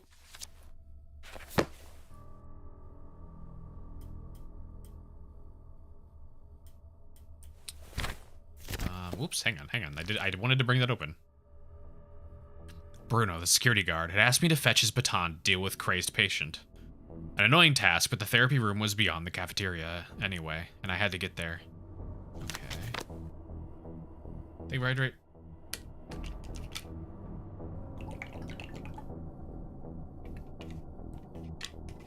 South Africans are very creative with words we mostly speak in slang. That's the bell. Boop! Managed to make out old schedules and administrative stuff that isn't worth my attention. Okay. So I think I've got everything I need here. I can't get the music box, huh? Even though that seems like something I should take. On second thought, Bruno would surely notice I was carrying the keys. I decided to put them back in place. Damn it.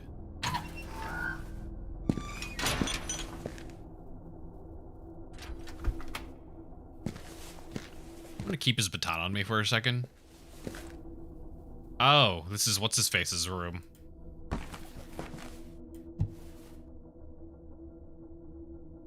Okay. Well, I thought it was a marimba at first, but it is not. Okay, you enjoy that. Odd scribblings adorn the walls. I wondered how on earth he could draw any of that. with his fingernails, obviously. Nature's pencils.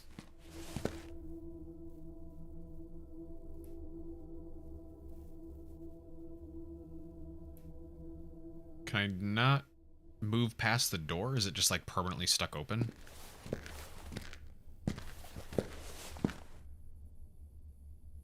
Yeah, I can't seem to close the door to get around it. So I don't think I can go any further.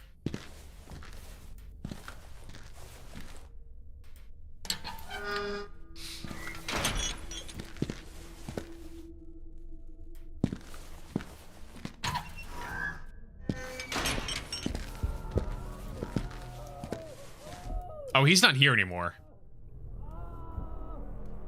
Naked man? No? Naked man's gone? That's not concerning at all. There's no problem with that whatsoever. Let me just get out of here.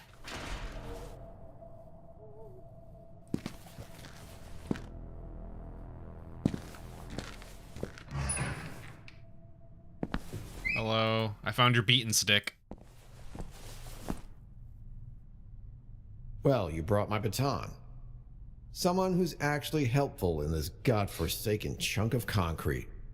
Don't mention it. It was easy to find with your directions. Yeah, your directions of just go straight.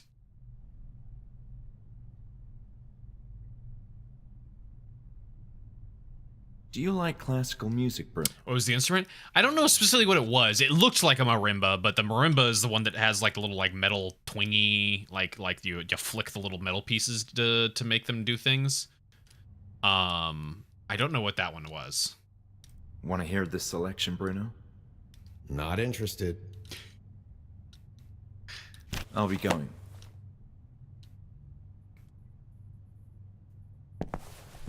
Okay, let's see if I can play these. I don't know what that's gonna do though. Whoop! Too far. Too far. Too far. Wait, no. Wasn't the record player, was it the archives? Yeah.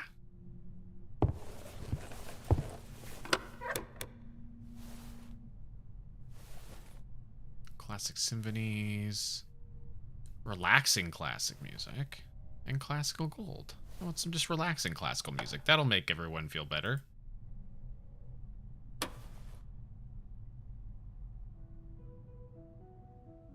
There we go. Yeah.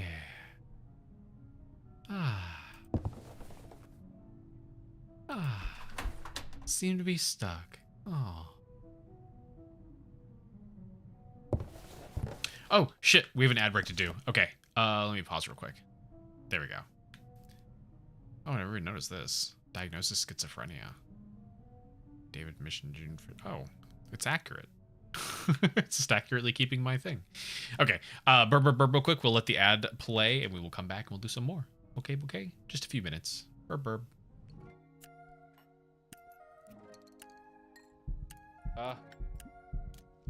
Coffee. Chocolate. I can't see. You're ghosting the place up too much. It's like pitch black. You know? Oh, yeah, I mean...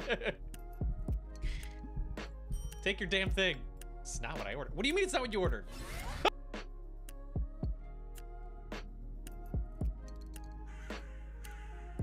There's the boy.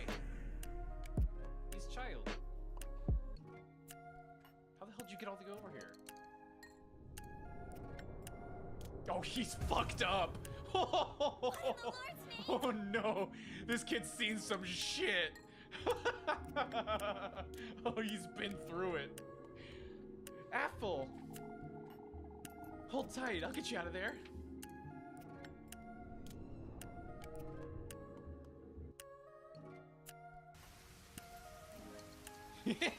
Oh, that's actually kind of cute. Hang on. Hang on. The way he runs down the stairs. Did they mocap a baby? That's actually really, that's too accurate. Did they really strap a baby with mocap balls and have them run down the stairs? Because that's just how an actual baby runs downstairs. Oh, that's funny. That's way too accurate. Oh, hi. Friend.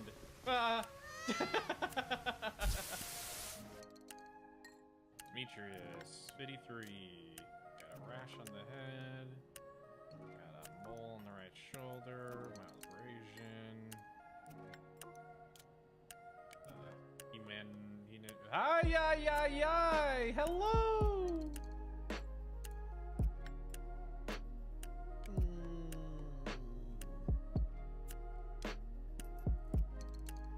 Not a fan of that.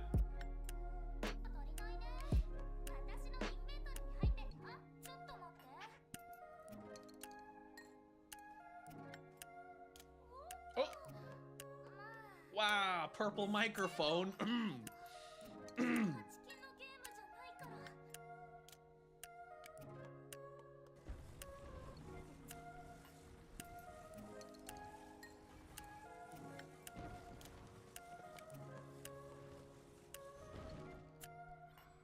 There we go. That's not going nowheres. That's not going nowheres.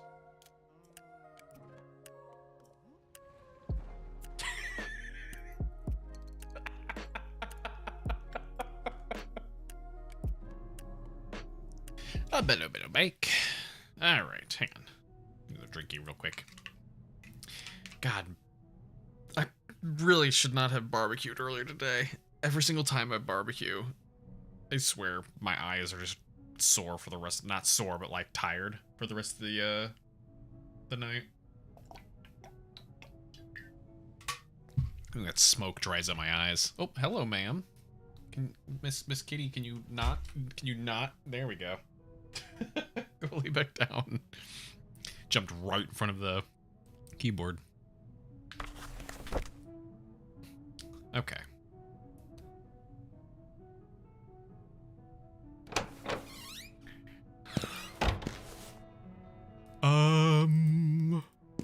Is Julia back? She's not.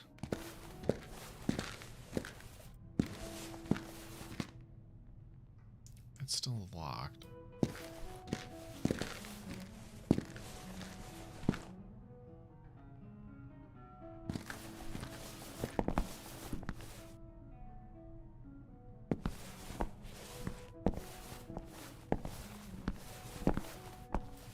The library's still locked? The library's still locked.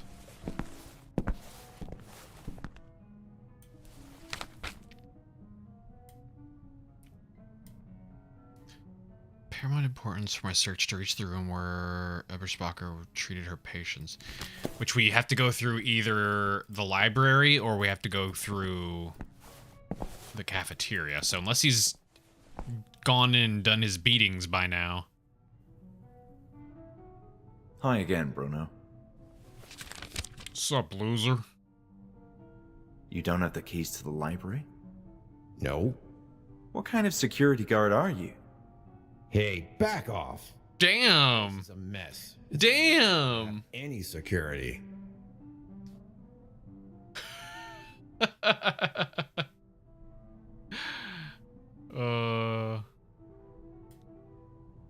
see. I need you to take care of the dude, though. Look, it's crucial that I get to the therapy room.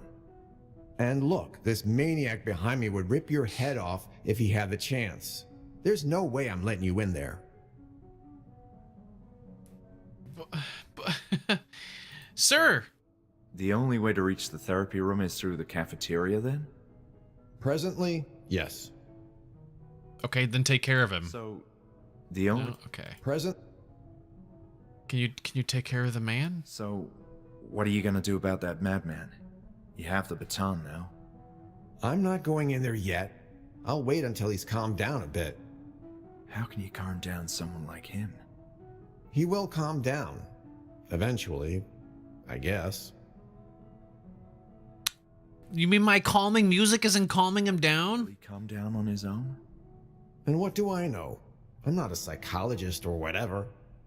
Last time he escaped, I found him playing with a toy. I think it was an instrument for children.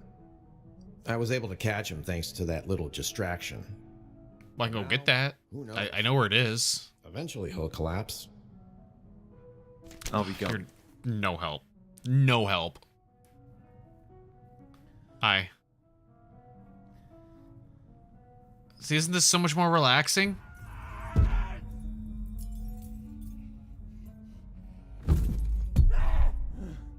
See, he's smiling. He's having a good time. He's enjoying the music.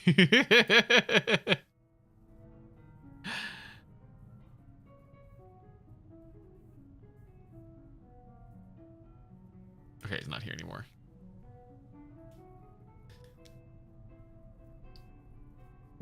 Fuck you. God, why is my eye so dry? I don't know why I said why is my eye so dry. I know why my eye is dry.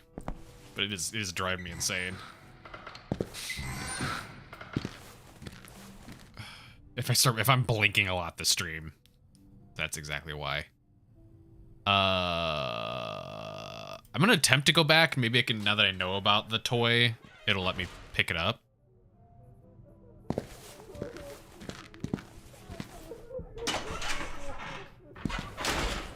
Naked Man is still gone.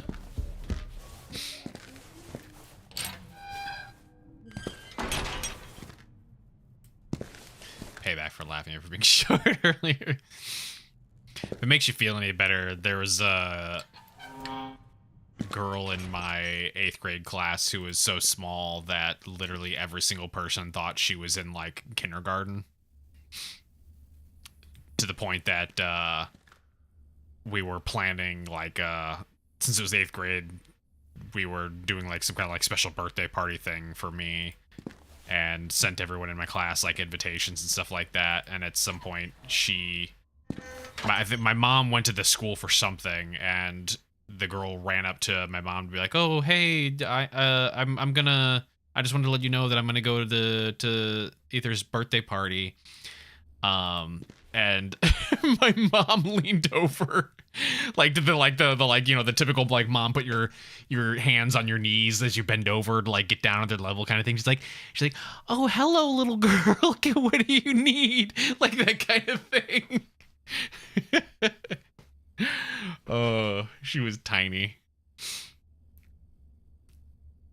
Let's see. I haven't seen her in ages, but I have to assume she's still very, very small.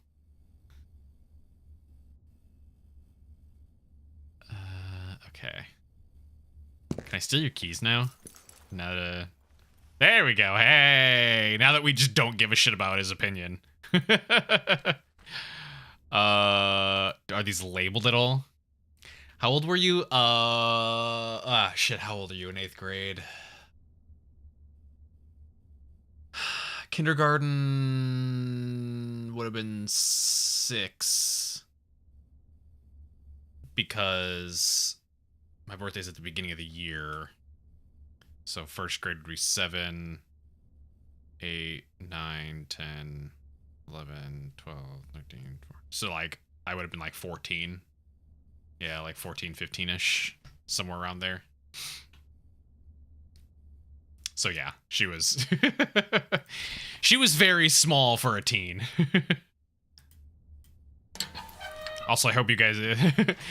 Perfect example of how much I hate math is that I just had to count it out instead of just being, like, doing, like, immediate basic math. Can I steal this now? Can you bring this with me? No? Okay, we're gonna leave that here. Alright, well, I got his keys, so at the very least... I should be able to do stuff. Linguistically gifted but math challenge, yeah. Fuck maths, all my homies hate maths.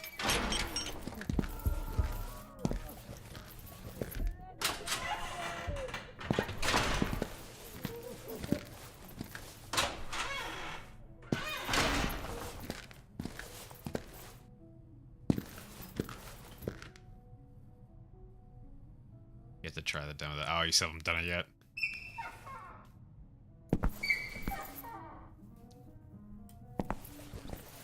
Hey! What? Whoa, where do you think you're going with that keyring? It's my key ring. Sorry, I thought I had to bring you that too. No, you shouldn't touch those keys. Please give them back. Yes, of course.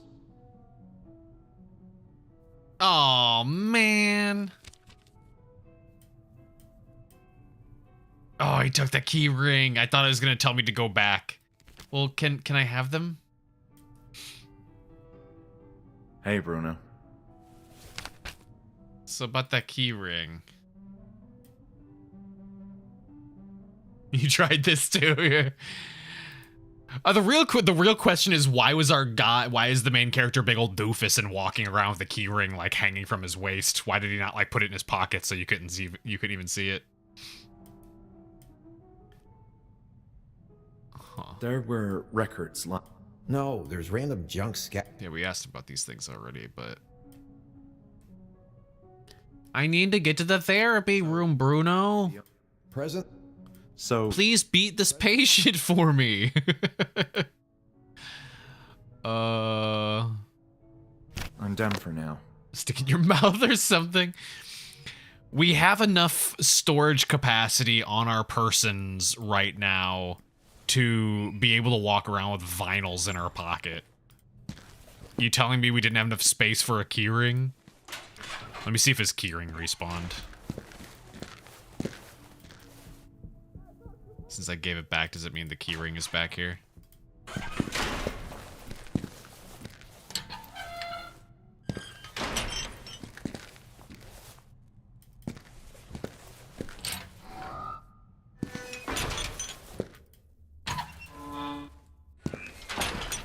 Nope. Damn. It didn't magic itself back here. Okay. I'm at a little bit of a loss then.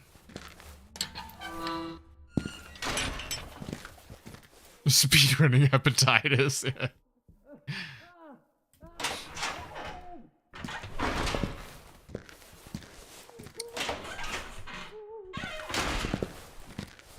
Just really, really wanted to get super hepatitis.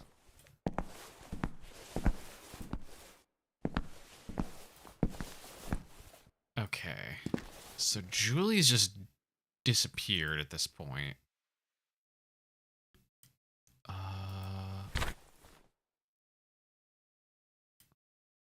Patient escaped from his cell and was locked at the cafeteria, preventing me from proceeding toward the therapy room. I am aware. What could possibly calm down someone like him?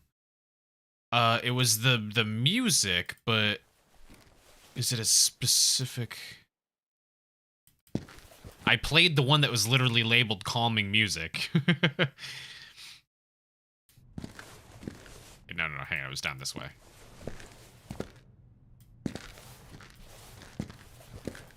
You telling me calming music doesn't make him calm? It's still going.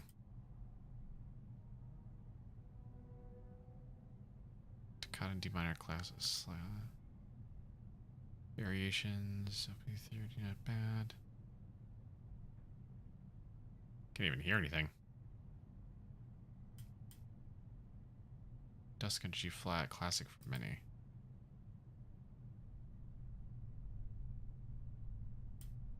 Can I take that back? Okay. Classic symphonies. Classical gold?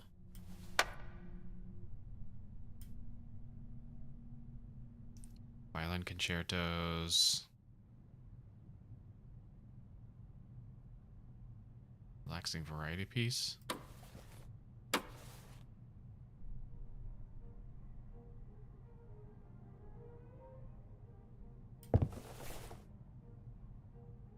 What's that? The character even called it relaxing.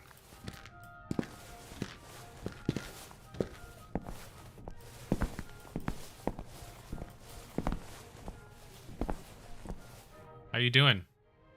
Are you relaxed yet?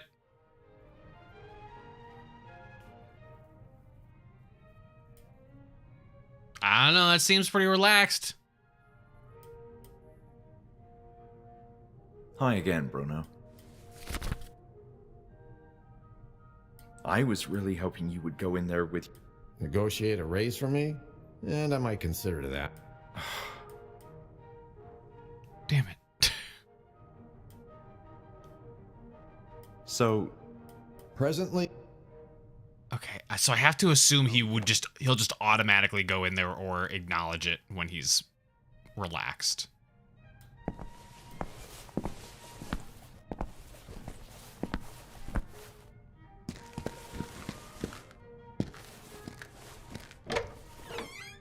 Feel bad for these patients. Yeah, it's... Despite Julie being friendly, it is still a shitty asylum. Flute solo. Nocturne suite. Okay, so maybe it's not the... Whoops.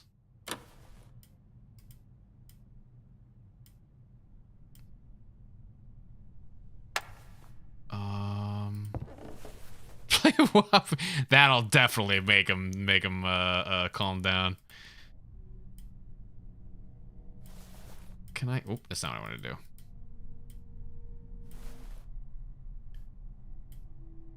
Oh, well, let me like zoom in on it again to see what songs were on it.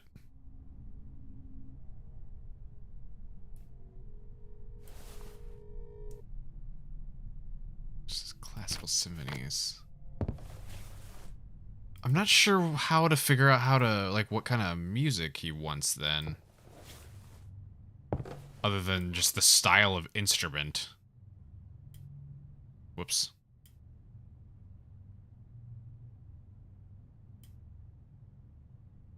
It's random every playthrough.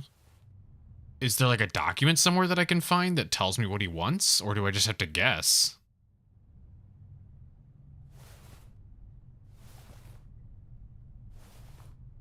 Whoa, don't do that.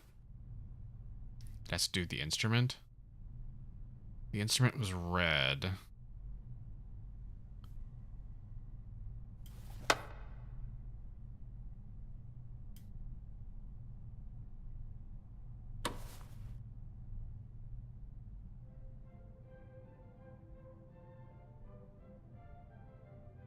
Damn it.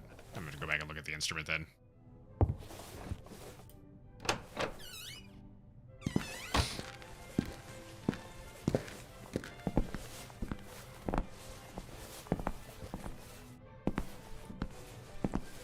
Is he calm? hi again, bro. No? Okay. Oh, no. Recall as you play this game release, big topic conversation. Was it? Oh god. As in, like, it was one that people were having difficulties with?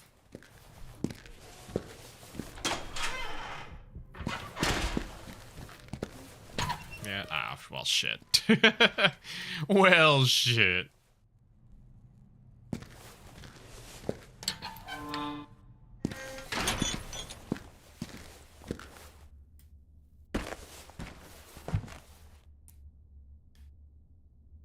I mean, it's red, there's flowers.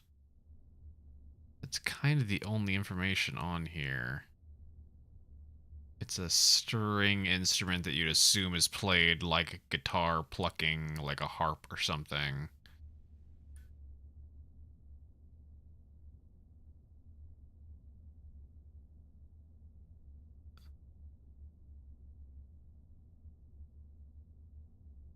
I don't see anything else.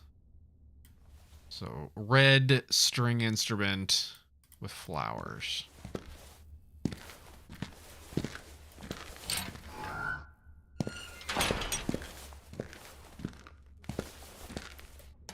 Time people use their brain, but I only got like 2 brain cells. And Yao keeps stealing one of them.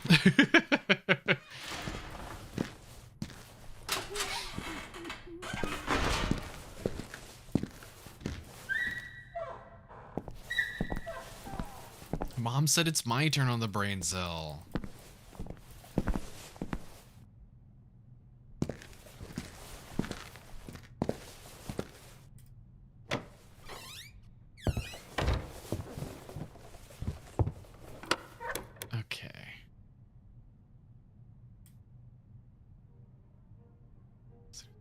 Relaxing variety piece. We tried this one already. Yeah, it's it's the community brain cell. A flutist? That doesn't sound right. Hunting.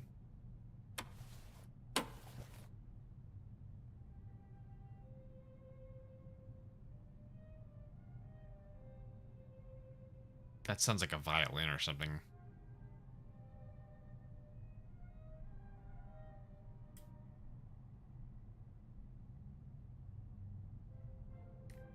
And that's just a violin one there.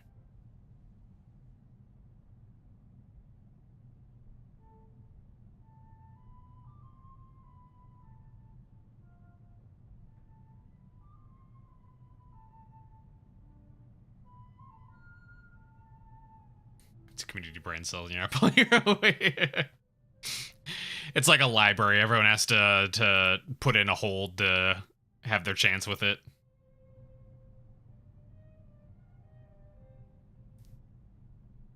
Oops. Ah, damn it. Well, hang on. So we tried that one. At this point, I just have to assume it's one of the red ones. I don't know how I'm meant to determine which one it is, though.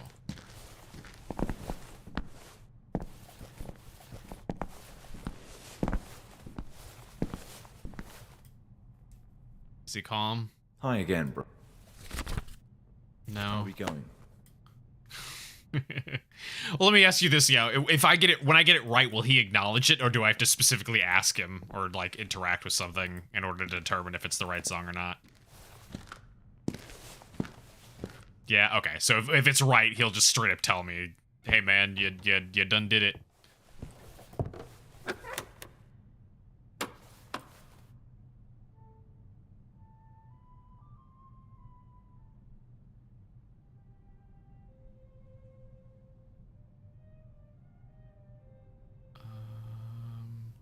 Although that said, is there something wrong with this, by the way? I mean, the speakers are all showing going into the cafeteria. It doesn't look like there's anything wrong with it. So I assume it's pumping into the cafeteria.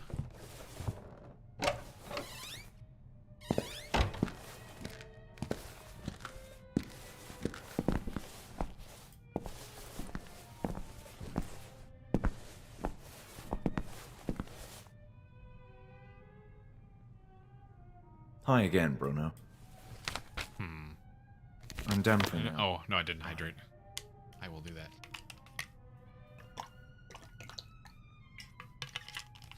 You know, ASAP. As in, like, as soon as I play the correct song?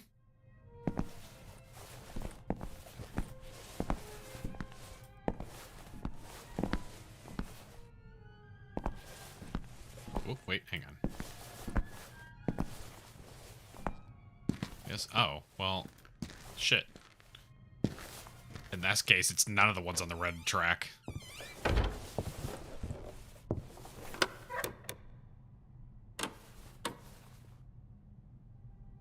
Because I played all the red ones. Oh.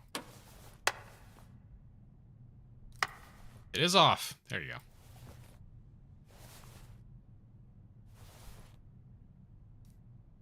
Is it a classic symphony then? The only thing I think is maybe it has to do with the name, or it's specifically mentioning what instrument.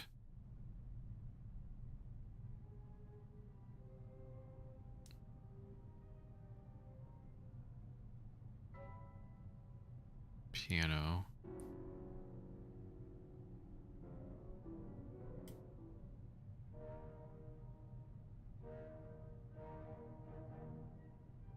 Those are horns. Harp and harmonies? I think that's the closest, but...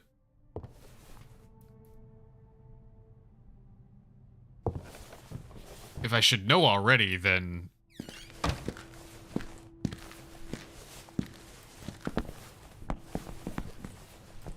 doesn't appear to be happening, so I guess it's not that one. Oh, wait, wait!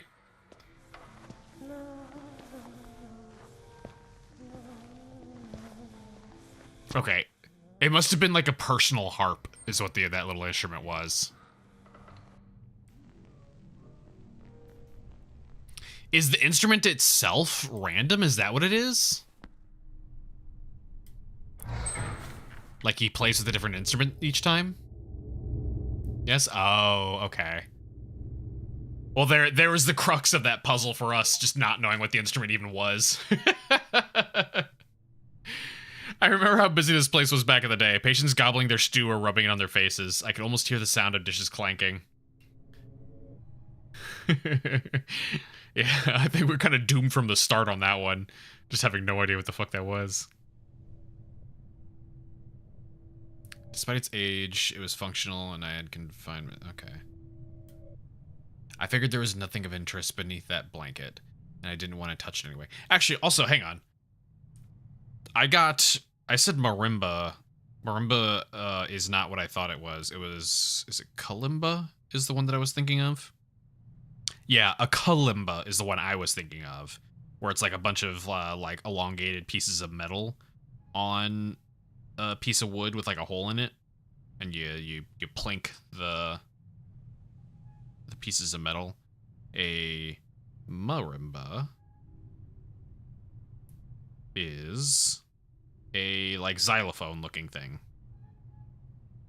like the big old long ones with like multiple sets. There we go. You lucked out and you got a guitar. Ah, what the fuck?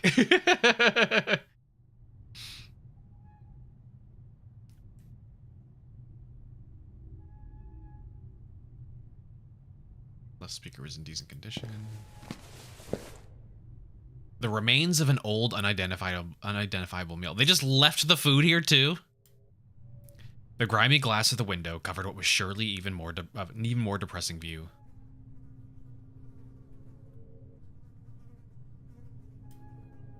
It's difficult to see anything with all the grime on the glass.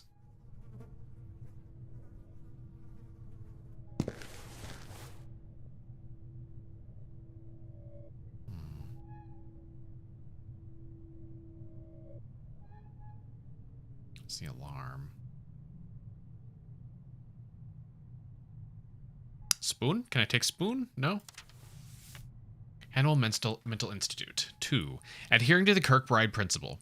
For most of its existence, the Hanwell Mental Institute adhered to the Kirkbride Plan, with 2 long wings extending to the west and east for male and female patients, respectively. The Kirkbride Plan was a building as a cure model for mental hospitals, focusing on healing mental illness through layout design and strategic staffing hierarchy.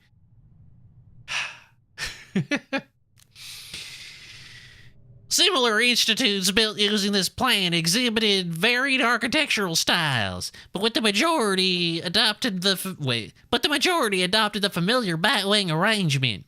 This consisted of sections of rooms branching off from central structures, allowing each area in the building to benefit from exposure to natural light and proper air circulation. Before the Kirkbride Plan, the mentally ill were kept in regular houses or prisons without appropriate facilities, or were concealed in public buildings. Thomas Story Kirkbride, the psychiatrist who designed the Kirkbride Plan, believed the layout of mental hospital buildings was of prime relevance to the patient treatment. Various patient distribution criteria were applied within each establishment. Such as the separation of high-risk patients from lower-risk ones.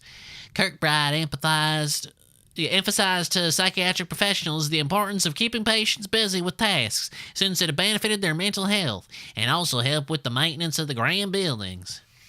Good Lord, that was hard to read. Jesus.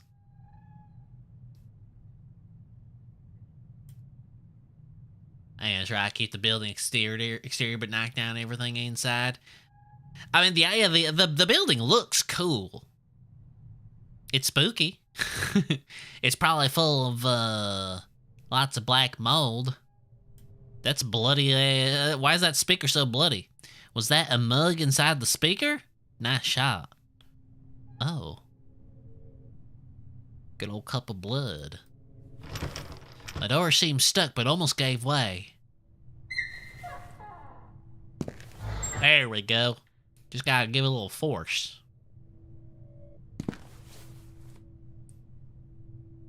Kitchen, laundry, therapy room. Okay. The metal fence was too heavy to push. Anyway, all that seemed to be behind was mere junk.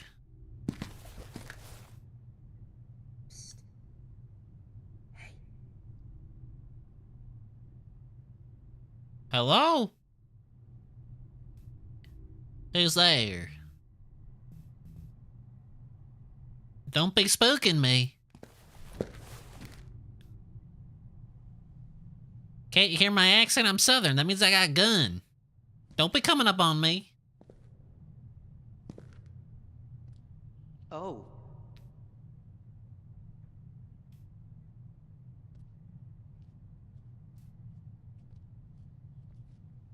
You've seen better days. Hi. My name is Lenny. Hi, Lanny. I didn't expect to find someone like you walking around. Oh, but you don't have to worry about me. I behave well.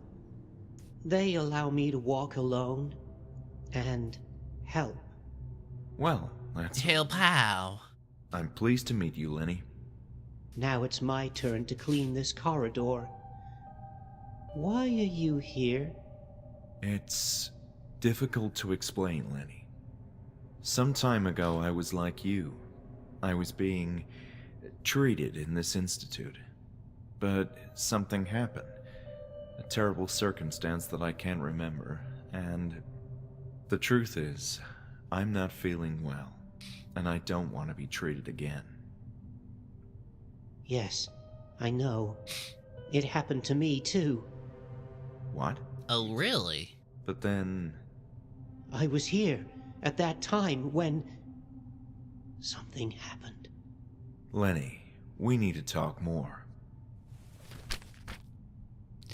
Tell me about my past, Lenny. Lenny, I'm having nightmares about my stay in the Institute. I think something terrible happened to us inside this place. I am happy to help you, but I don't want to remember. They're sad memories. But still, it's important we understand what happened to us. Can't you? Please, no. Stop. Sure, Lenny. I'm sorry. Yeah, don't make him erratic. That'd be really bad. Lenny, I'm looking for the therapy room. Yes, it's down the corridor. Oh, then if you would just let me... Get the hell out of my way. Can't go. What do you mean? I'm cleaning the corridor. Okay, I'll just step right here, carefully, and avoid... No, no, you'll ruin everything! Fine. Please, don't scream. About me. Are you feeling bad? That's one way to put it. My memories feel like they're broken. I've been here, that's one certainty, but some grisly event left my mind crippled.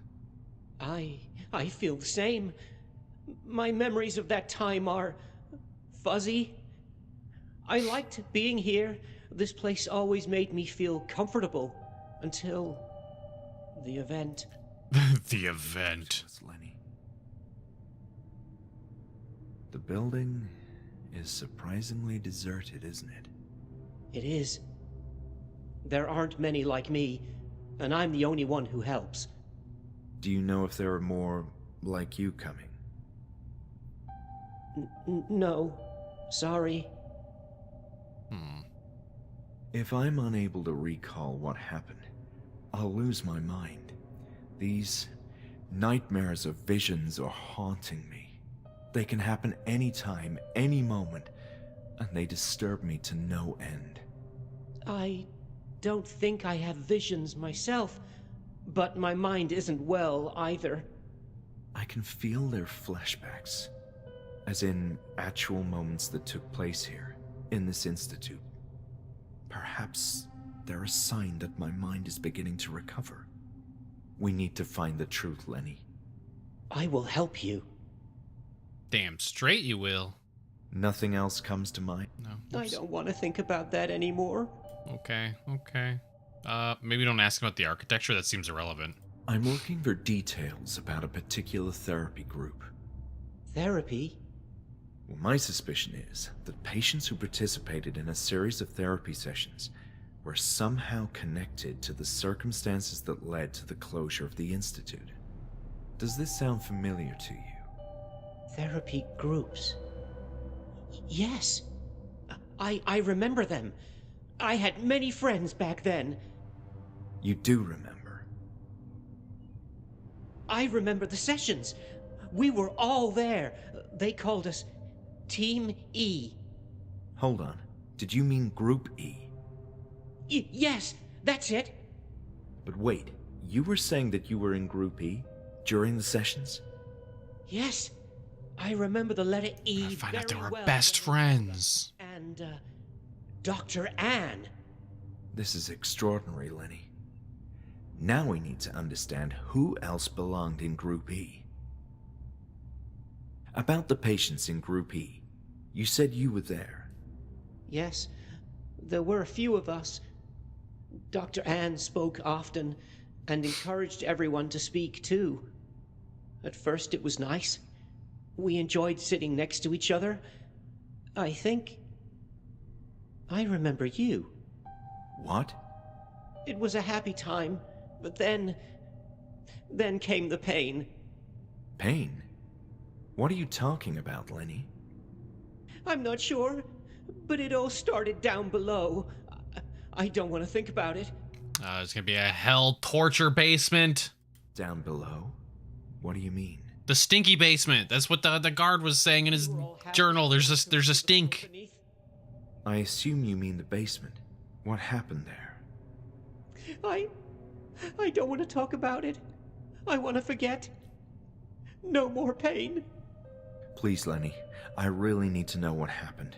It will help both of us. That's where it all started. Down below. You should go and see for yourself. Okay. What do you think about Oop, Bruno? I meant to click on him. Who is that? I'm referring to the security guard. Oh, that man. I didn't know his name. We saw each other a number of times, but we don't speak. I think he's mean. Yes, he does seem to have a bit of an attitude. So, what about you, Lenny? Do you roam the corridors all the time? Oh, not quite. I'm assisting with the renovation of the building, cleaning as many areas as I can. You seem to know your way around. And it needs that cleaning. Most useful guy in this entire place so far. It's nice. I like it in here. Feels like home. How long have you been here? Oh, long time. Years, as far as I can recall. They took me away all of a sudden, but I kept asking about Hanwell, and one day they brought me back. But don't you want to leave and go outside, see the world? Not really. Maybe I did want to leave a long time ago, but I've forgotten why. There's nothing out there for me. Okay, how do I get to the Lenny, basement, I need though? to learn more. What's in the basement? No, how do I get to the don't like basement? to remember that place, but something happened down there. What am I supposed to do? Just look in the rooms. You'll understand. And be careful. Well, Well, Lenny, it's nice talking to you. cool. I guess I'll find my own way. Wait, you said you wanted to know what happened? That's right. I came here looking for answers. Oh, I don't like these memories, but it all started down below. Down below? Yes. I've been trying to forget, but if you want answers, you should go there. Yeah, you told me that already. I have to assume that maybe... Oh yeah, and I can't go past him now. I have to assume that maybe that door is closed now. The car's full of rubbish. Poor Lenny is going to have a lot of work cleaning up this place. I can go down here.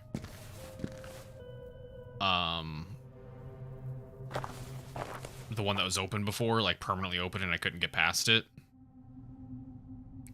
I assume this place hadn't been maintained in a long time.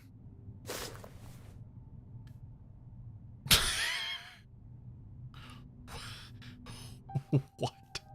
What the fuck?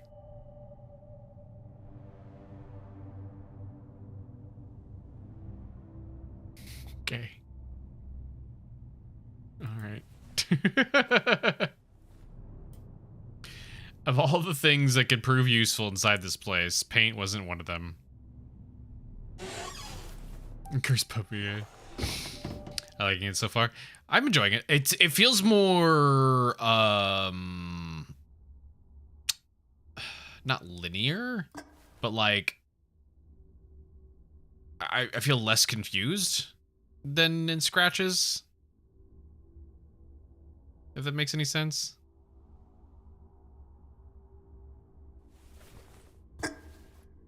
At least right now, like less obtuse. Maybe that's the better way of describing it. I think one of the biggest cruxes with Scratches was not ever really truly knowing when to like go back to the phone and stuff like that all the time. Like sometimes it was obvious, other times you kind of just had no idea. Go's been hanging in a dark, damp place for a long time, and thus were covered in mold. Not even moths cared about those filthy rags. The answer was always, yeah. That kind of just became my default, was just going back to the phone anytime I wasn't sure to check to see if there was something new. Maybe some time ago, patients used to wear them, but at present, they wouldn't serve even as dish rags. That looks pitch black.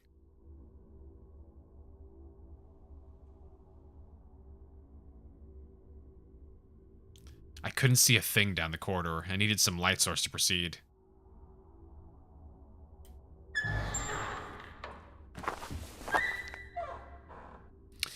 It's the corpse burners. Of course, that's what they're used for. That's what they're always used for. There's some kind of grating or trap door on the concrete floor. This does remind me we need to play more of the games from the Abyss of Dreams people. Let's see what the rest of their other titles are like. The burning fire in the boiler bathed the room in a sinister glow. It's just this one piece. Age 42, condition unstable, block mail wang, first floor, 105A. Where's my pen? 105A.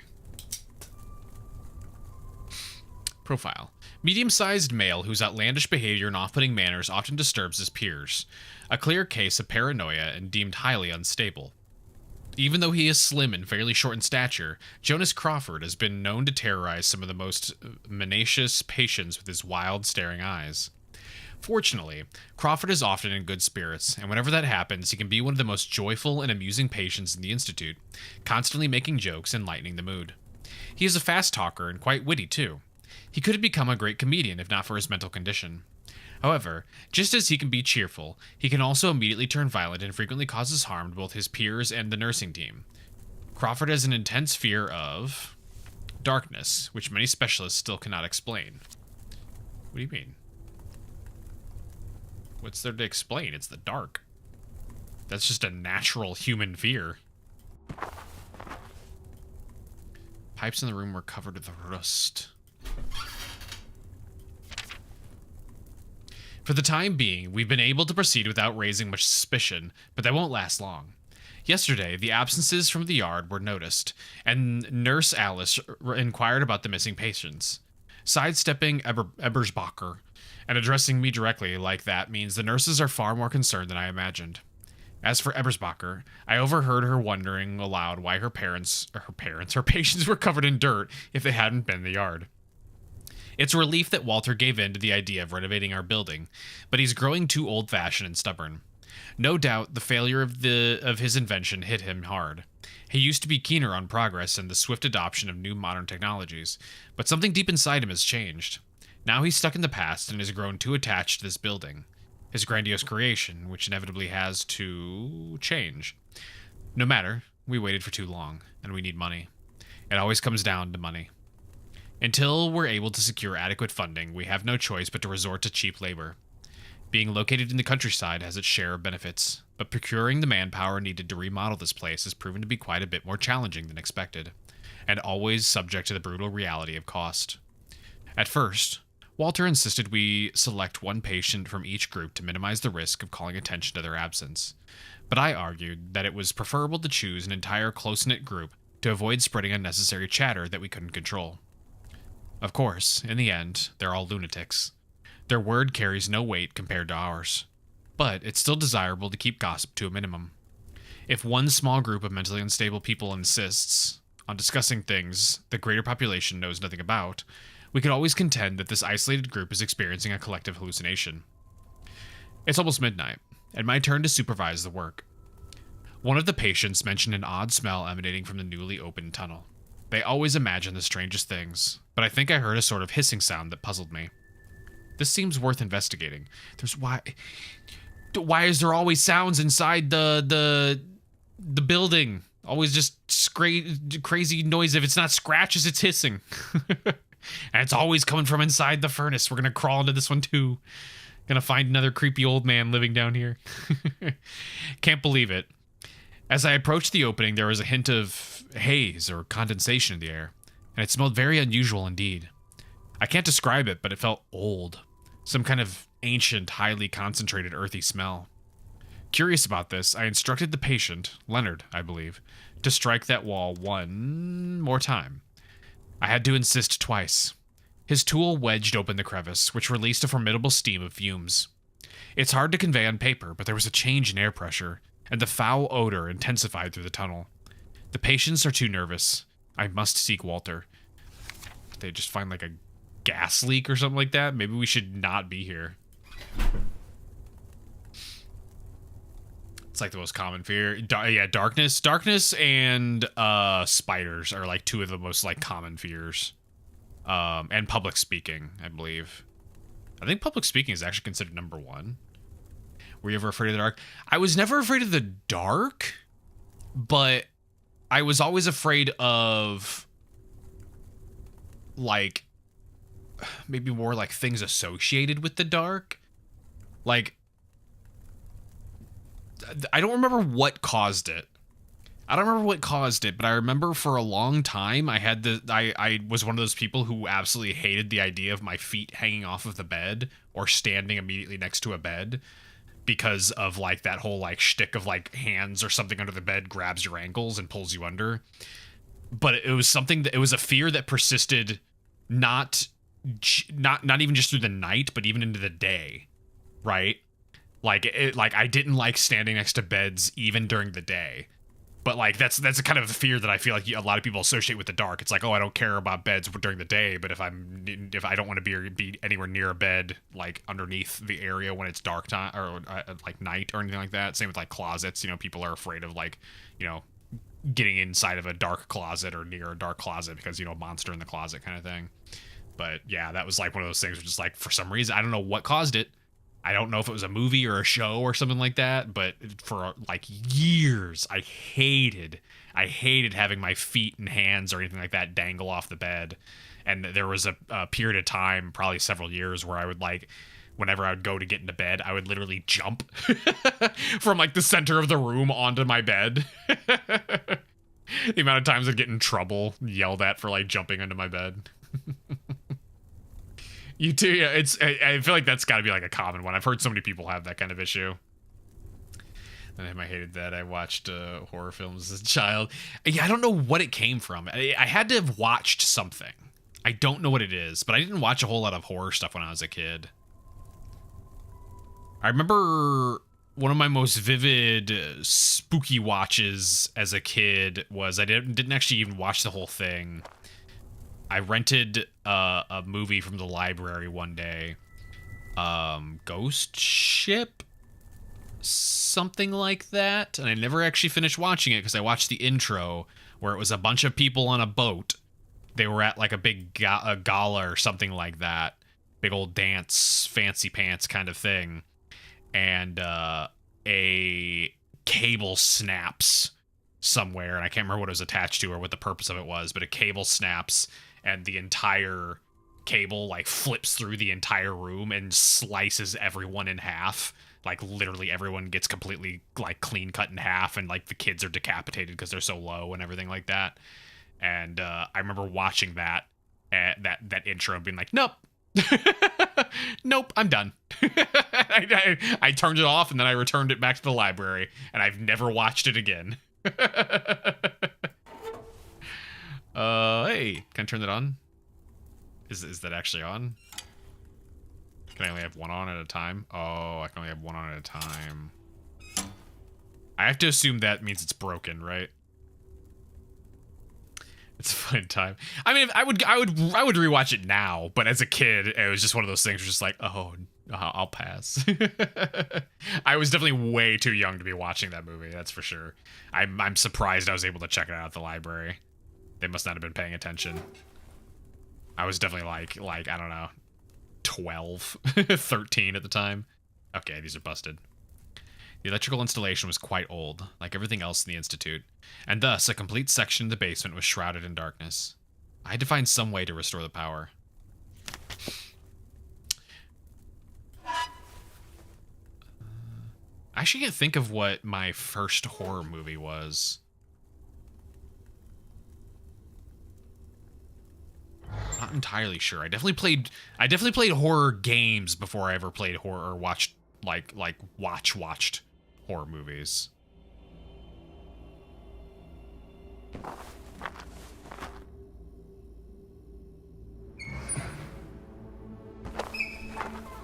Or the movie store in a cinema, yeah. One of our hazing rituals at Blockbuster was to get all the new staff to watch Teeth. God, I fucking hate that movie. I couldn't make out any of the items on the table with so much darkness surrounding me.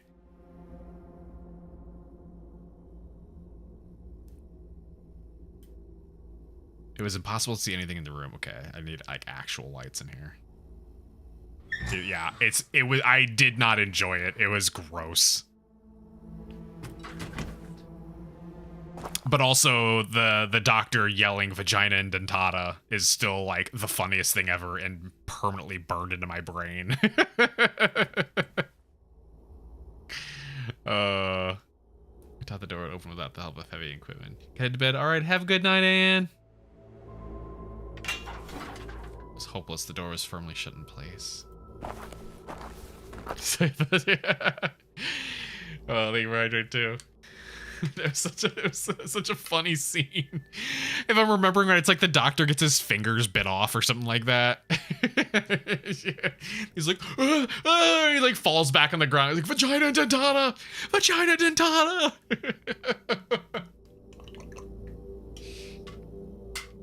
Oh, it was so funny. God, what a stupid movie.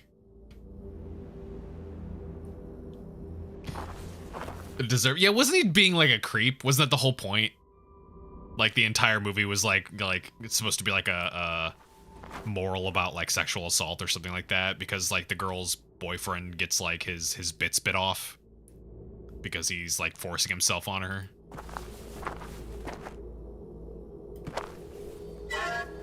Oh.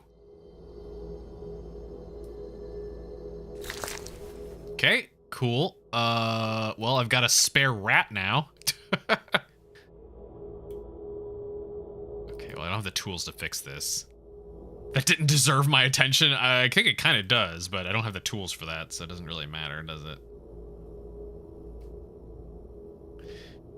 If they're forceful, the teeth act in self-defense. She does sleep with the guy and his he makes it out alive. Willie lives. That's electrical. Looks awfully dangerous. I should keep my distance. Yeah, maybe we should. Okay.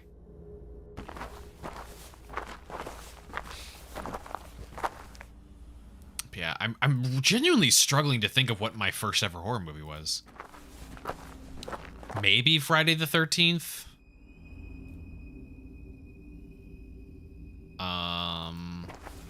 I remember a very early one that I watched was The Eye.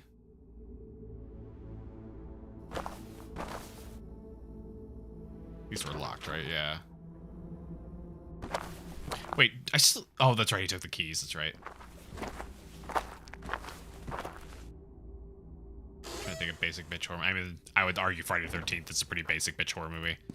Friday the 13th, Nightmare on Elm Street. Actually, no, I think it was Nightmare on Elm Street.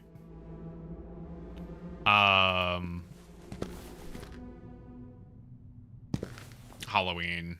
Yeah, I would consider those all like, you know, the basic ones. But yeah, no, the first one would maybe be Nightmare on Elm Street. But yeah, again, I do remember very early watching Eye, which is, I don't remember if it was the original one or the American remake. When was the American remake? Exorcist. I do remember watching Exorcist. I don't remember how early that was though. I also watched the second Exorcist. Unfortunately for me.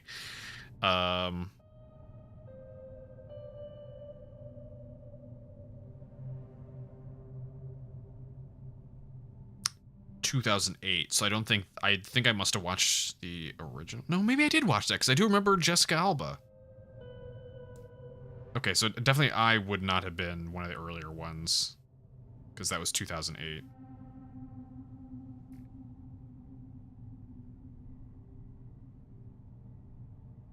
I do remember The Eye, though. I remember not being a particularly big fan of the American one. Think about The Exorcist. That's the only thing. The Exorcist is genuinely good. Oh, also Poltergeist. Poltergeist would have been an early one that I watched. Also, yeah, there's multiple Exorcists. I think it was two. It was the one where they like go to. Do you have a moment? They go to the desert during one of the films. Because they like go to like the origins of Pazuzu or whatever the fucking name of the ghost, whatever the demon was. Are you familiar with the name Crawford? Right. Crawford. He was in our group with Dr. Ann. He made many jokes. So funny. I laughed a lot with him. But he also had a scary look on his face. Sometimes he just went crazy. Do you know what happened to him? No. One day, he just disappeared. Crawford was a doctor, wasn't it? I guess not. Doesn't it say doctor in front of it, so I suppose it's not. See you okay. around, Lenny. Mr. Lenny, I will... Oh, actually, can I ask you about the electrical fuses? Lenny. Yes? I'm having issues fixing the lights in the basement. Yes. Everything mistakes the crow. I mean, bad movies are fun, though. To help me. The worst thing a movie can do is to be mid. Using a different light in there? A movie either needs to be good or bad. Something you missed. In between is the worst. Actually a good idea, Lenny. Thank you. Shit, I was talking about shitty movies. Now I missed what he said. What did he tell me to do? Did you hear anything else about this? No. Damn it. See you around, Lenny. Oh, actually, perfect. I could do a little rewind real quick. We have to do an ad break in a second here, so let's just do it now, and then I'll go skim back on the VOD and see what he said. All right, burp real quick. Exactly, I'll let it play. More than anyone else. But this is strange. I do not recall. Who exactly was that someone? 100%. Geppetto. Geppetto? Hold on. Geppetto? What if that isn't actually his name? What if his name is not Geppetto and he named himself that because he loves the story of Pinocchio? Wow. Wow. Mind blown. Nothing. Oh, wait. Oh, Jesus Christ. Oh, my Lord. Oh. I don't know how that came through on my model, but the twitch that I did with that scaring me. Oh my god, I almost just gave myself whiplash.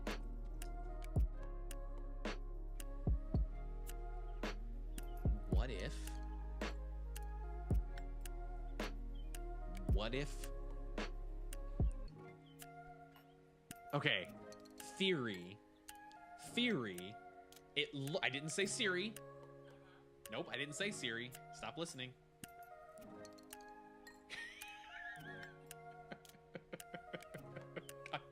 I hate you so much.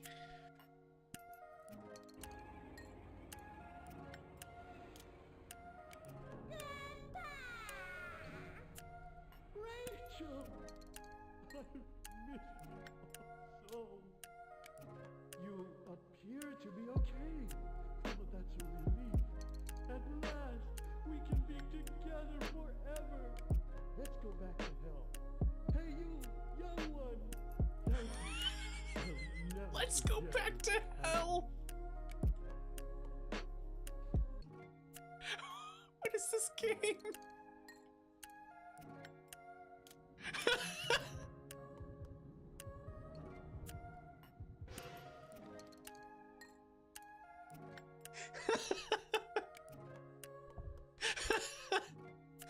Let's go back to hell.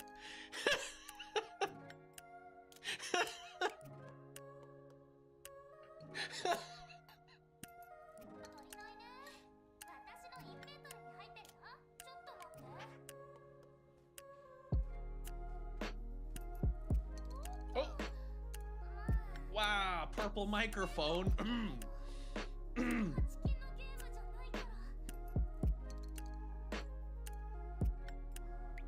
What the hell? What does it mean? What? Oh!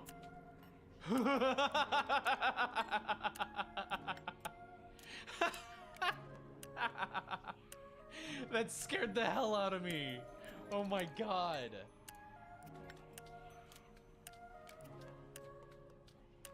Oh, I can't see shit.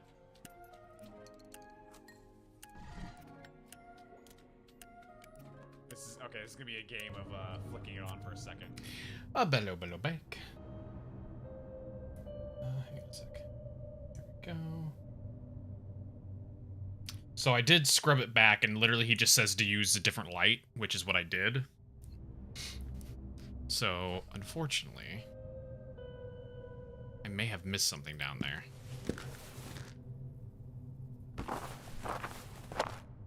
I also didn't find Ghost Ship scary. When I was a kid, I didn't like the gore part of it. I've honestly never been a big gore person in general.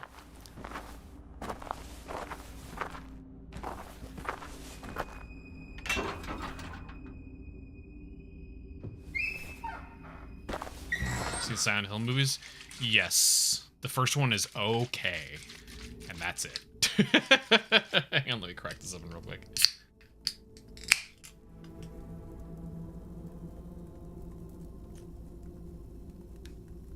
You ask if I've seen The Descent? Because no.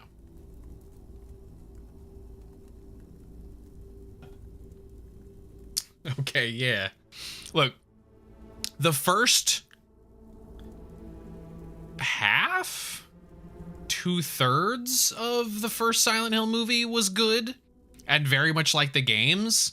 And then everything after that went completely fucking off the rails and lost all the subtlety and stuff of, like, that I love Silent Hill for. And just turned into basically like, let's do a bunch of, like, you know, gross out splatter kills and you know, things like that.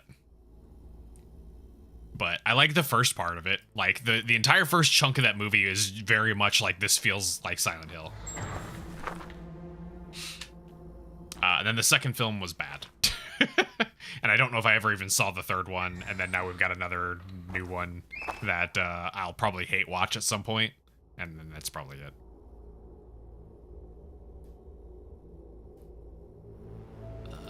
Let's see. That one's locked. Never seen the second, and not as...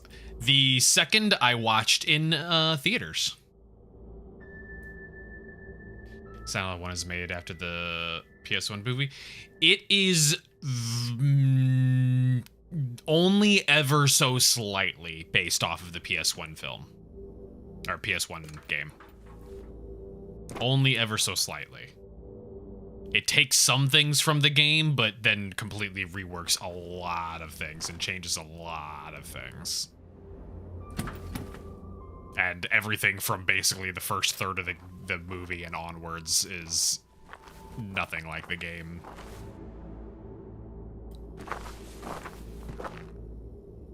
Yeah, so, okay. Unless I can fix this using my... Can I fix it with this? What's happening? I didn't need to cut that. Oh, that was weird. My marker went away. I've not seen The Descent. I mean, it's always been on the list of things to watch eventually, but... Let's see.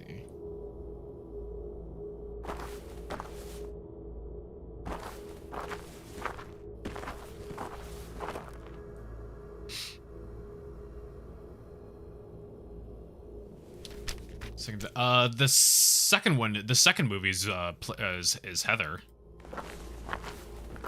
I don't remember what the third movie actually was. Hang on.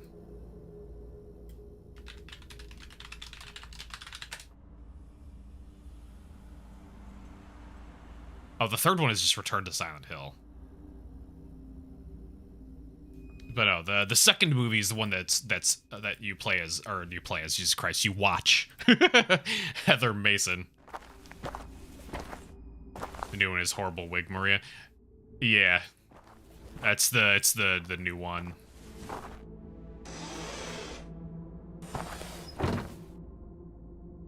The girl in the game, in the third game, you're Heather, yes.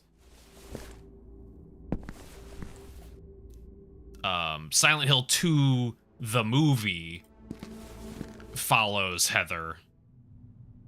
Although it's also not like, it's very much not like the game.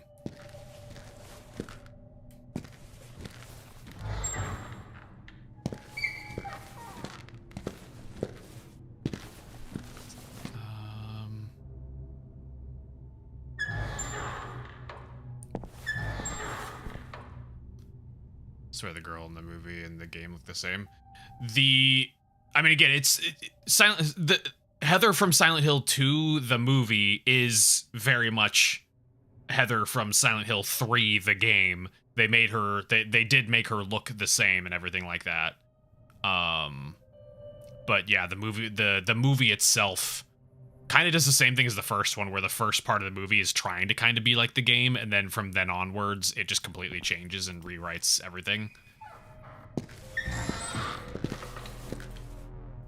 Basically, after Harry Mason dies, the movie completely changes and goes into a completely different direction than what the game did.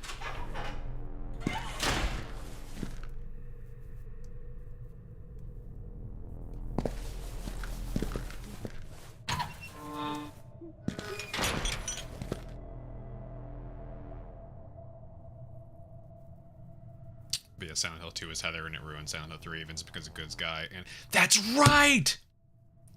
And Vincent is played by that dude from, oh my god, what's his name?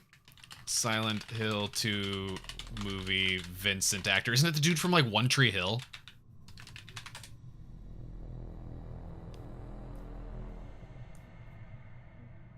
Oh, it's not. It's fucking Kit Harington. Why did I think it was the dude from One Tree Hill? It's fucking Kit Harington. It's fucking Jon Snow. Oh, I forgot about that.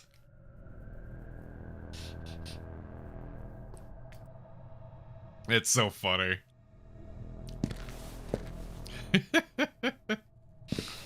But yeah, no, yeah, I'm remembering now that you mentioned that. Yeah, he's like a love interest.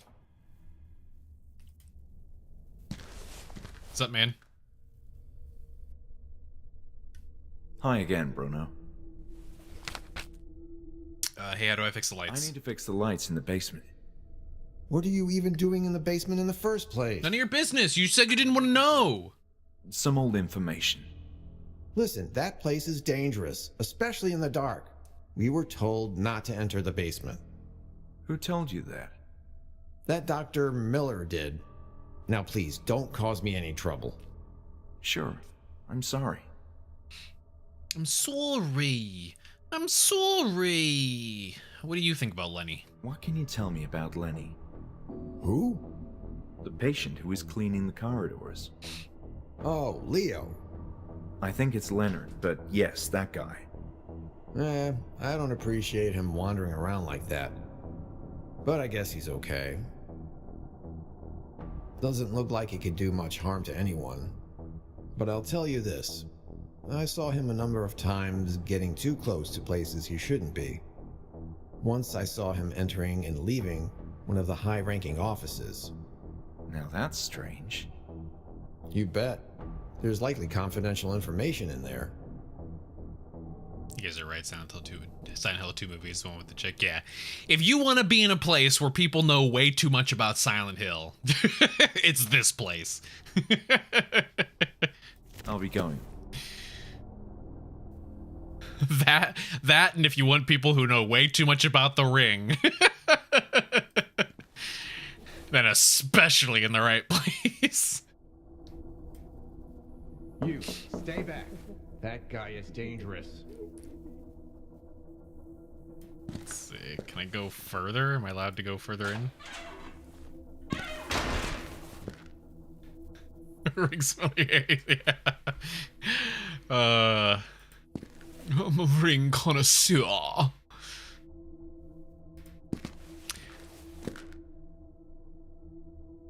Okay, so this is just the other side of that door then. Which means the stinky room is the one I was in already.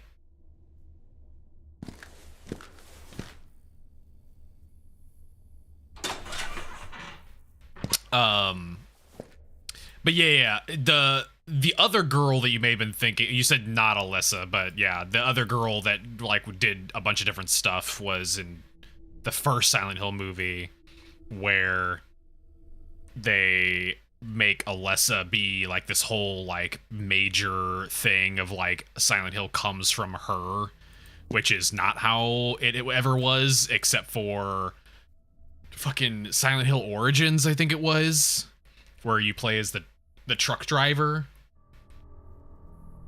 and the truck driver like saves Alessa, and it tries to like re-canonize a bunch of shit, and it tries to like retcon things to make it so that Alessa is like the super important vital thing to the existence of Silent Hill, which is not the case and never was the case.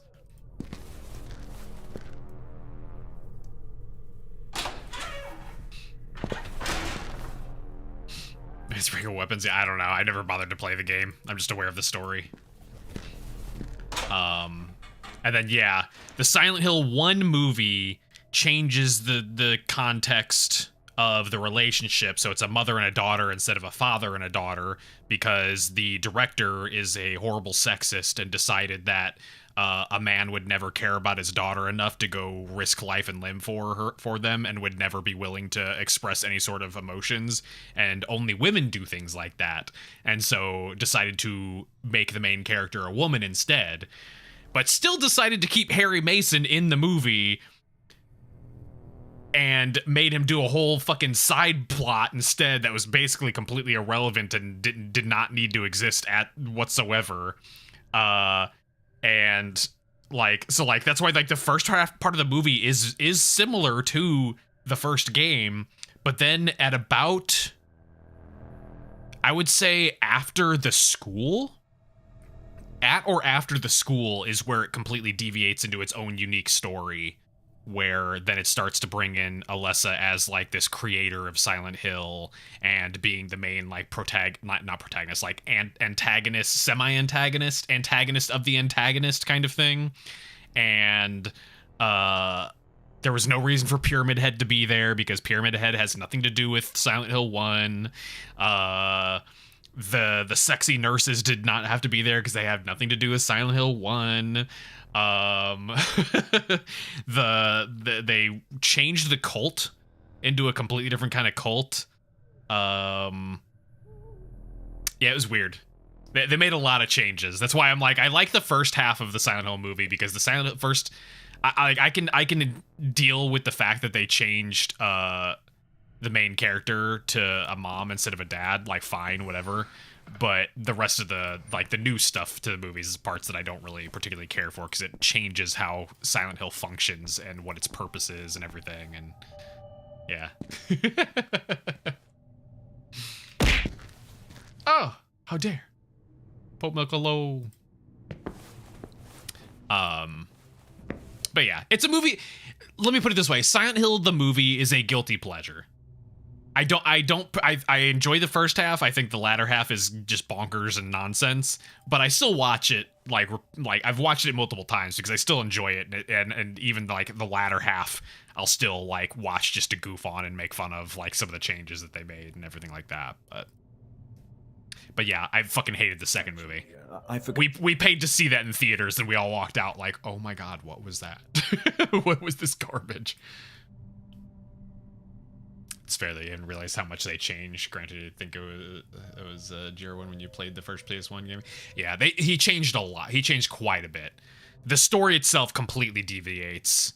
If it was the same story but just with mom instead of dad, it would have been fine. But yeah, he went and decided to make a completely new plot after the elementary school part of it. Movie stream idea, Ghost Ship and Silent Hill 2 and 3. Why? I don't know. I don't want to rewatch Silent Hill 2. I haven't seen the new Silent Hill, so I'm willing to hate watch the new Silent Hill just to like experience it myself for one time. I don't want to rewatch 2 though.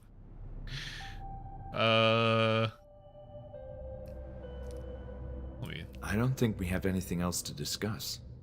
Thank you for being considerate. There's so much I need to do. What? I don't think we have any. Thank you Okay. for being considerate. I just don't get to get any information from you about that? Alright, well, cool. What do you think about Lenny? Do you know Lenny? It's funny you call him Lenny like you were friends. Yes, We are. I know Leonard. He's been around in the Institute for a long time. It seems like he's taking care of janitorial services. Oh, yes. I understand it's a kind of treatment of, positive reinforcement. That's it. It's okay. Leonard is the... What's an appropriate word for this? The most normal of the patients we have readmitted so far? Yes, he seems quite nice.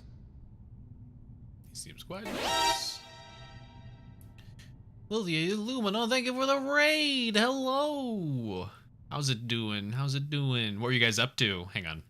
I missed stuff that was just mentioned. Thoughts on the Resident Evil movies? Which Resident Evil movies? There's a billion of them. You mean the live action ones? The with Mila Jovovich? Or are you talking about the animated ones? But yeah, hello. Hello! Anybody doesn't know who I am, my name is Aether. I'm a horror and variety game VTuber. I'm also a lunar koi VTuber, currently using an adoptable model, but if you want to see my original model that should debut soon, you can check it out on my Blue Sky. It should be very soon. And you can see that there. Otherwise, if you need to go grab food, drink, or go to bed, definitely feel free to, but we're playing through Asylum, which is a point-and-click horror game made by the same people who made Scratches, if you've ever seen or heard of that before. But yeah, welcome to stay. Yeah, what were you guys up to? It's a myth. The live action ones.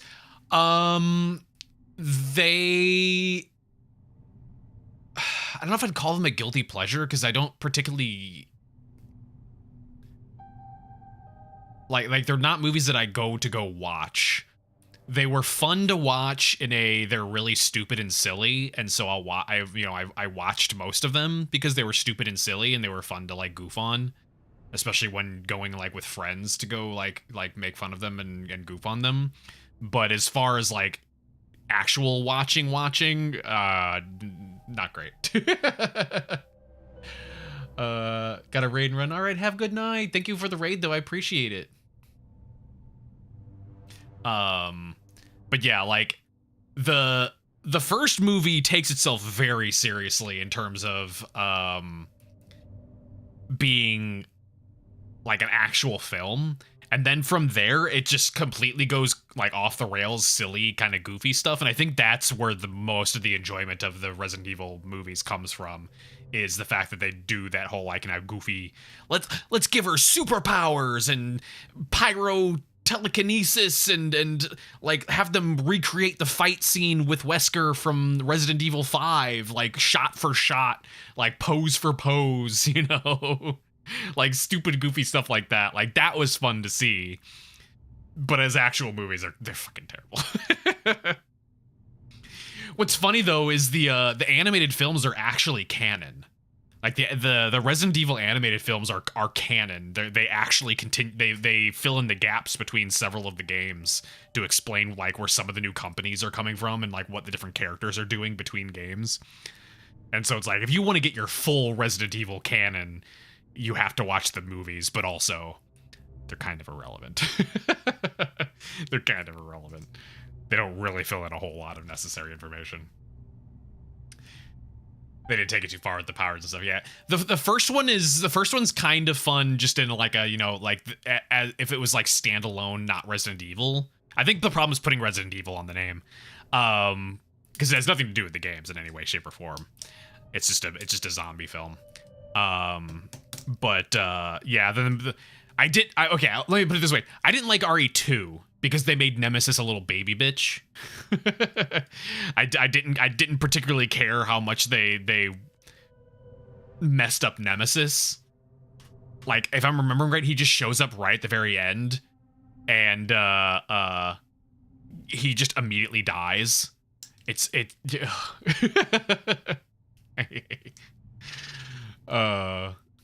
talking about this, don't spread myths. People will believe you.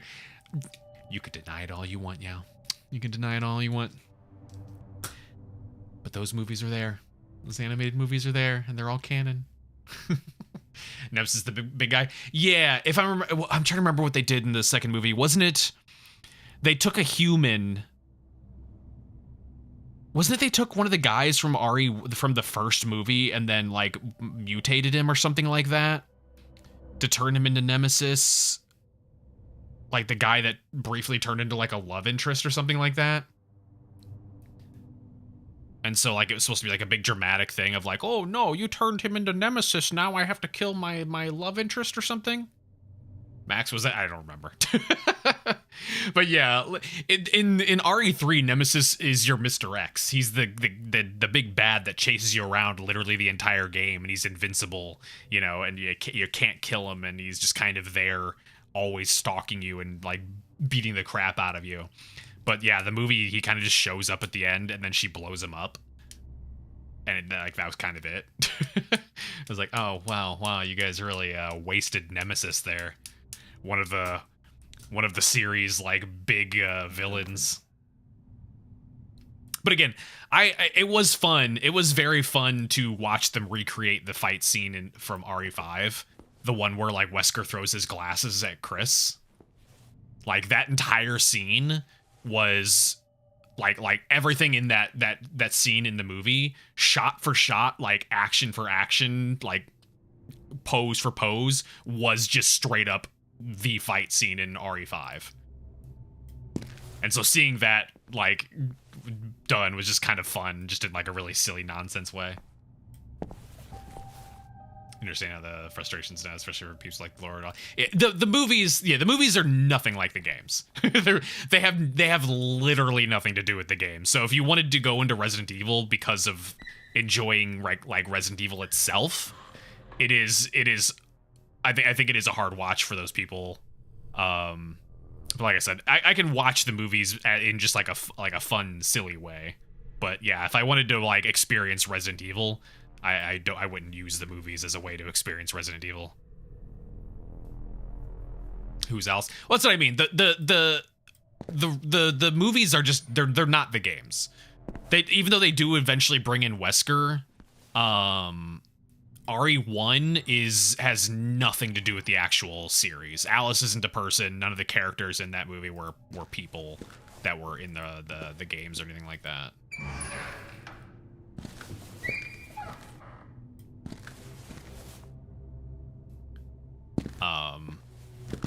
But yeah, it's funny to see like what they did when they just like went off the rails stupid with it. If anything, weirdly enough, the other Resident Evil movies that they tried doing and the show, if I'm remembering,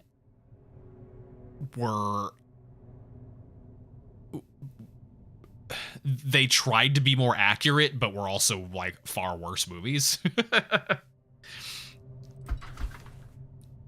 Like, we'll see what happens with the new Resident Evil. I'm not sure how that's going to turn out, so. Lenny, do you have a moment? The Resident Evil movie, Yes. or the Resident Evil was a staple in your parents' home, but they weren't lore nerds. I mean, like I said, they're fun movies to watch in a stupid way. Like, and saying stupid is the wrong word because it sounds like too insulting, but in like a silly movie kind of way, like the same way you'd watch like the Transformers movies and stuff like that. Like, they aren't like amazing movies, you just watch them because, you know, action or just like goofy nonsense, you know, kind of going on. Imagine RE the movie, the game. I mean, you can just go to YouTube for that. Guarantee you there's people who have compiled literally all of the cutscenes and dialogue from the games into like just a whole full feature-length movie. Okay, I don't know. Is there anything else you can tell me about the basement? I feel like I'm missing something in the basement. No, I'm sorry. Huh. See you around, Lenny. Because I didn't get anything. I got literally nothing in the basement. So there has to be something I'm missing.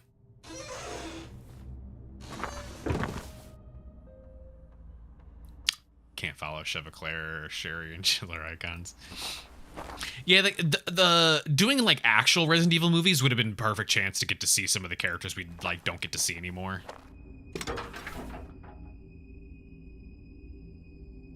Yeah, there's gotta be something.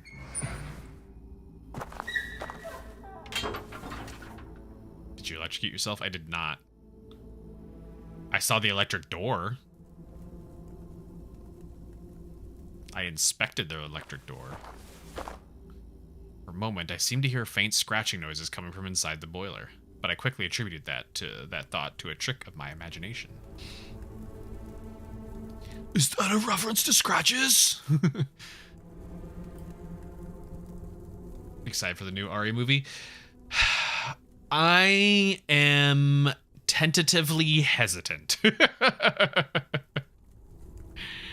I think we haven't really been allowed to see enough to where from what little I've watched, I don't personally feel like it feels very Resident Evil, but we'll see. The problem with trailers is that you just never know whether or not it's going to accurately represent the film or not. So I'm willing to give it a chance, but Resident Evil feels like a very cursed series when it comes to its films and stuff like that representing the games. So fingers crossed it turns out well.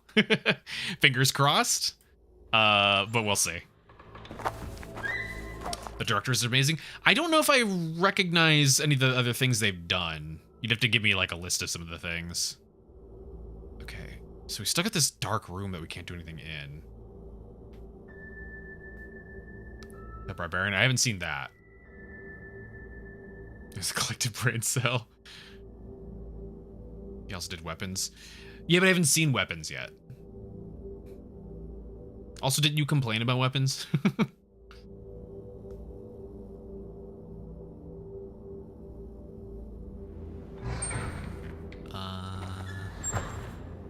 He did it. Oh, there you go.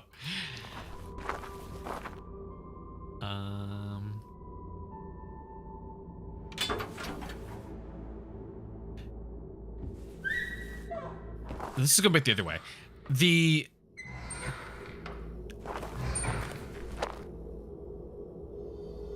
This is the way I needed to go.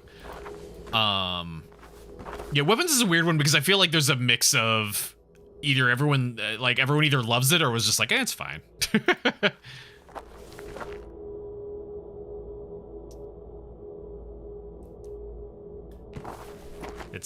It's weirdly divisive, not in a you either hate it or love it way. It's a divisive in a you either love it or just thought it was fine.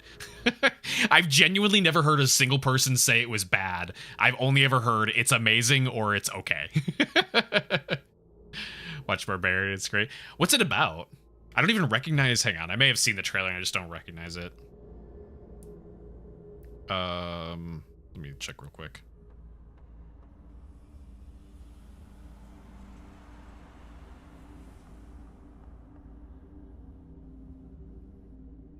It's 2002.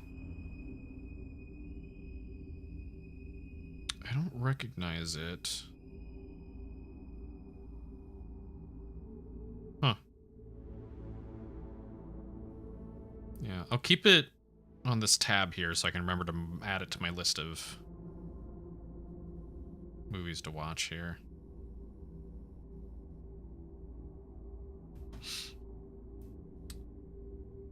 Topher Grace. It's about Airbnb? Is it actually?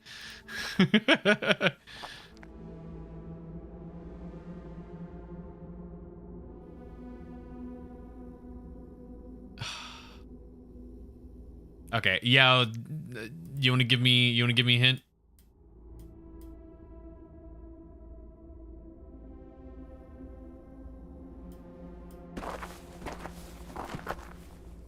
Can I cut other things? There's nothing worth mentioning.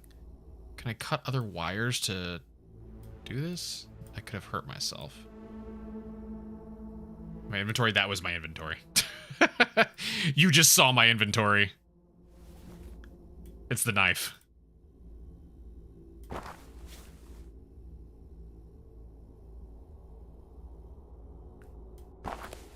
Like, I came down here and I didn't get anything. Like, I don't feel like I got any new information. I didn't get any new items or anything like that. So that's why I'm, like, not sure what I am looking for. I've got multiple locked doors. I've got one of these is completely pitch black. I've turned on the emergency lights already.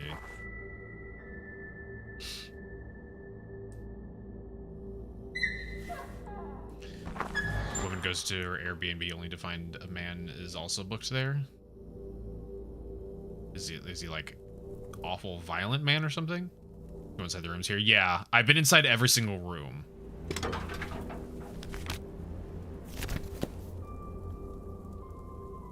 I've been in every room I have access to. This is locked. This was the dark room, I think. Yeah. This is the pitch black one.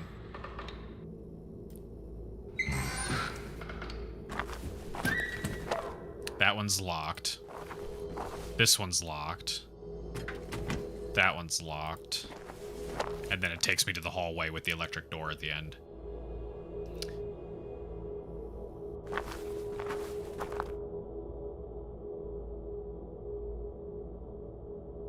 So I'm definitely missing something. See violence for you to see.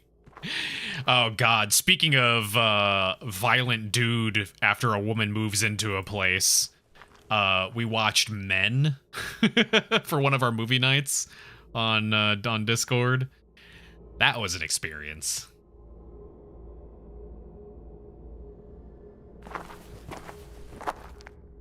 Oh, what is this? Disgusting carcass of a dead cat was a perfect fit for the gloomy ambiance of the basement. Men, yeah, it's an A24 film. The director's actually done a lot of things, a lot of which are pretty highly highly praised. And it wasn't bad, it was weird. The ending in particular was extremely disgusting and unsettling.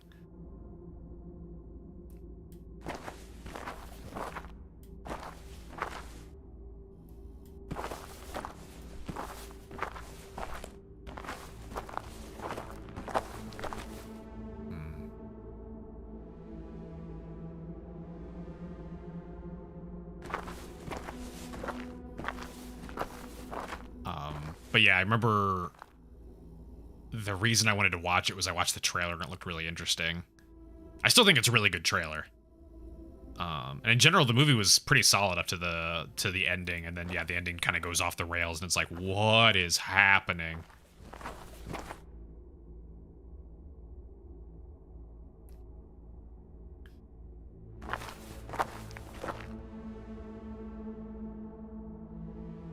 Yeah, I was looking at guides. Otherwise, she could attest to she could attest to how fucking weird it got. OGLO, what movie? Men.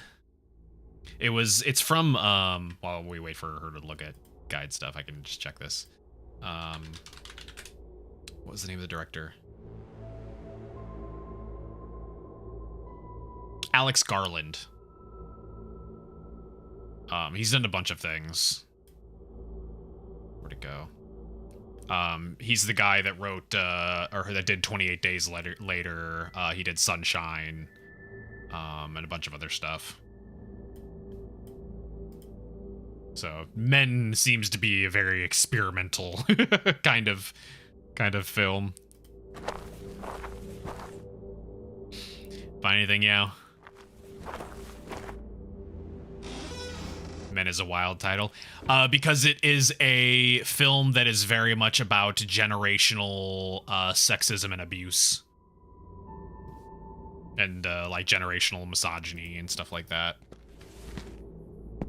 It's literally everything is symbolic of like how men perpetuate with their sons and grandsons and stuff like that, being like, you know, very chauvinistic or like physically and sexually abusive and like perpetuating, like basically being huge fucking creeps to women and stuff. But yeah, it was great up until, or no, I shouldn't say great. It was a good movie up until the end, and while I wouldn't say the end was bad, it was just really fucking weird. Did you dim the lights? I turned on the emergency lights, if that's what you mean.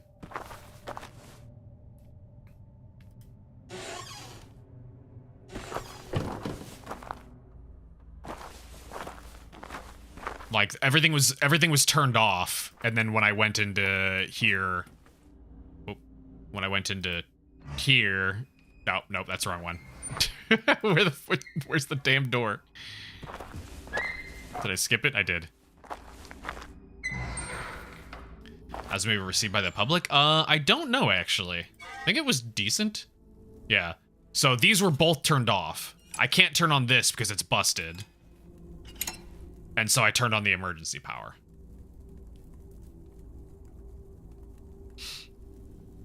Is it horror? Men? Yeah. It's a A24 horror flick. Which is how you know it's going to be weird and experimental, because it's A24. Everything A24 produces is weird. You remove the rat? Yeah. The rat has been removed. And it's a 6 out of 10 on most sides, yeah. Which honestly, that's probably where I would rank it. It was fine. Like, again, enjoyed it up until like the last like eighth of the film, and then the ending was just like, what? What the fuck? Might have a bug.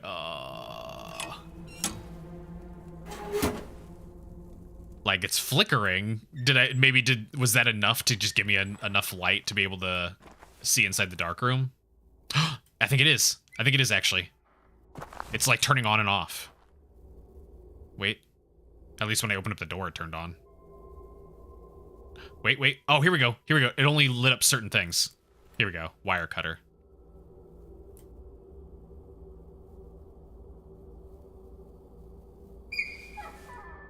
Okay, so if I do that, now I can go back to here and turn the lights off. There we go. Also, thank you. You've seen Heretic? No, I do really want to see Heretic, though. That's another one I watched the trailer and was like, ooh. that one does look really good. I also like Hugh Grant.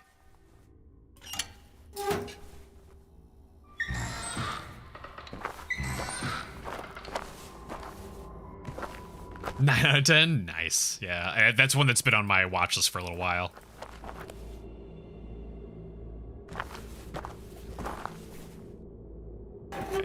Now can I... Oops. There we go. That's not what wire cutters do, but okay.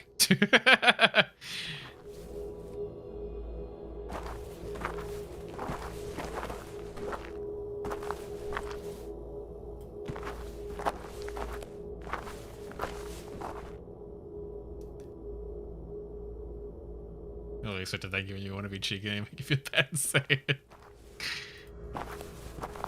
It was a genuine thank you. I wouldn't have figured it out unless you helped.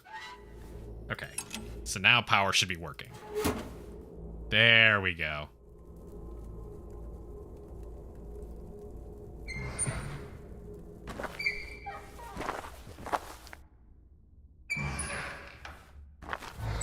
This is a mine in here. Tools and machinery lay scattered across the construction area, seemingly abandoned in chaos. Walls were cracked, peeling under the weight of the years, and the metallic scent of rust, mixed with an earthly smell, permeated the room. Aw.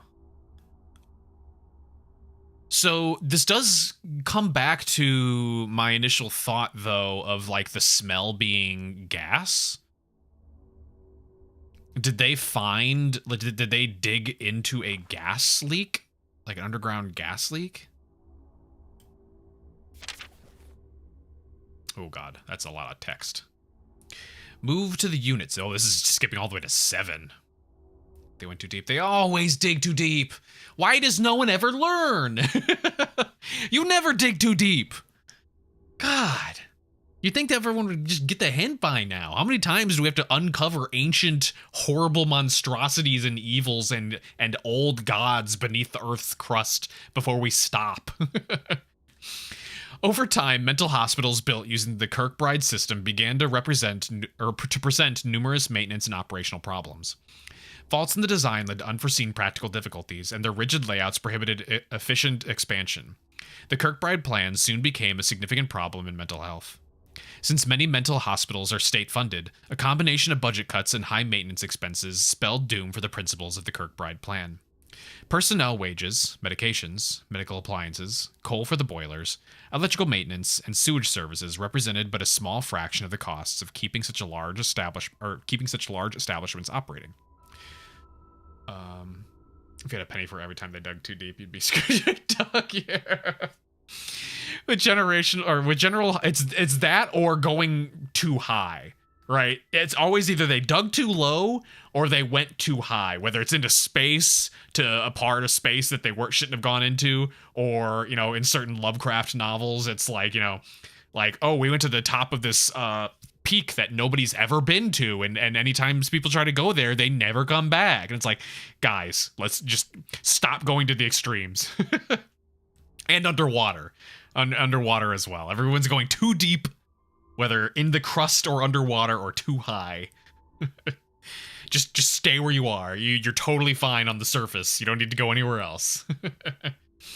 With the general high levels of stress and economic issues also impacting the public in modern society, experts warned of a surge in mental health disorders and an increased need for specialized treatment centers.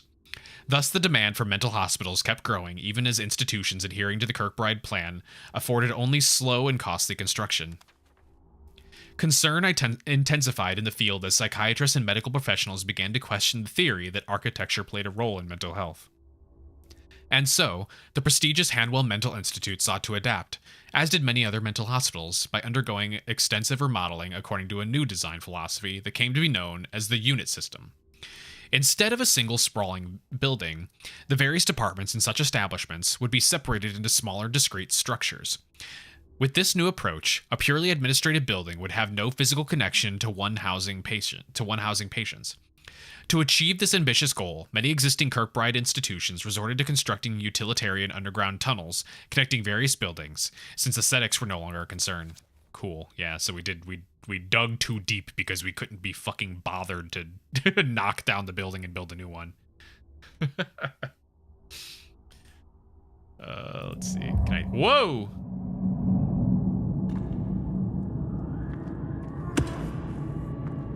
Okay, so they had the patience mining here.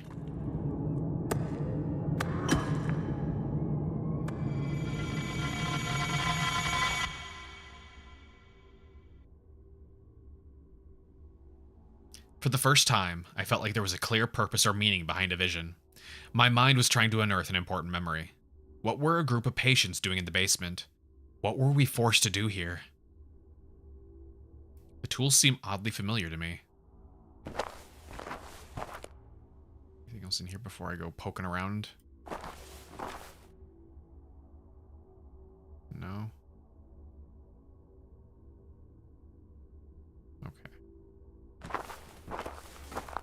An opening in the construction area was boarded up. Oh, that's it. This is also completely walled over. Alright. Well, we didn't get a new item. We got new information. What is this? This was like a circuit breaker? I can't tell. I can't interact with it. What are patients for if not unpaid and secret labor? Yeah. Oh! Did we just skip 2 hours? Weren't we at 9?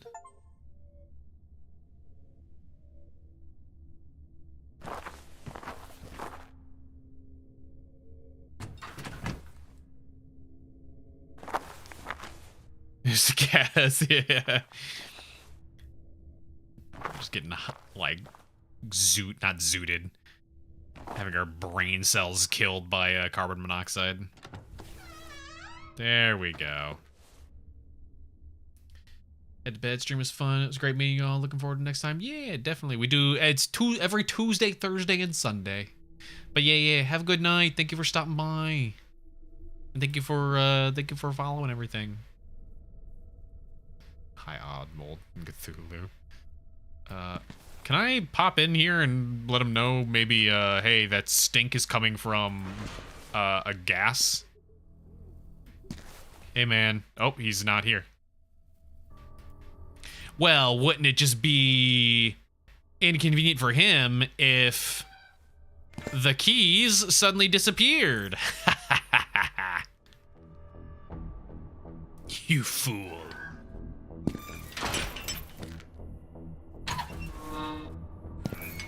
Oh, high off Mold and Cthulhu. I mean, it's definitely got carbon monoxide down here, that's for sure. Or whatever it is that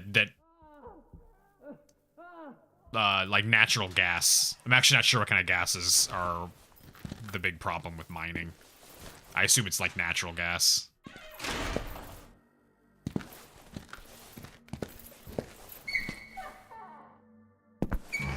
Good, he's not there.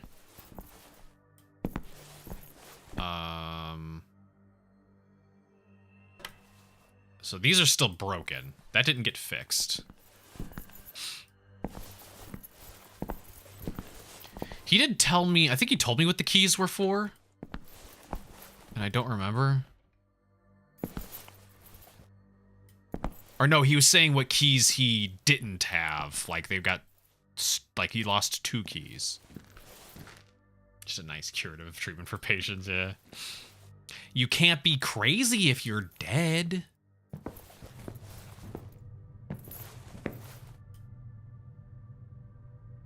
Oh, one more thing, Julia.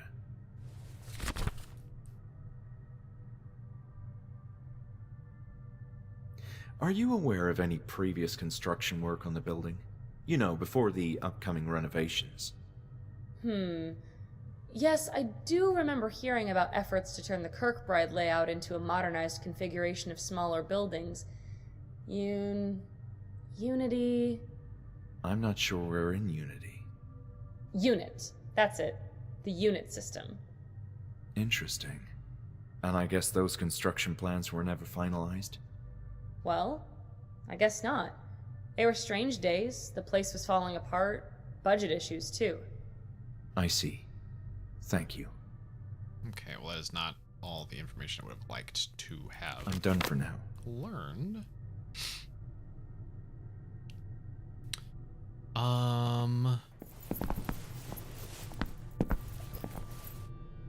Can this work up here?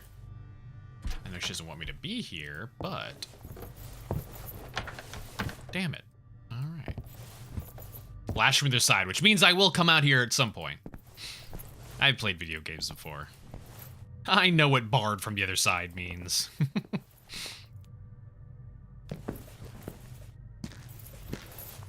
Can I open up this finally?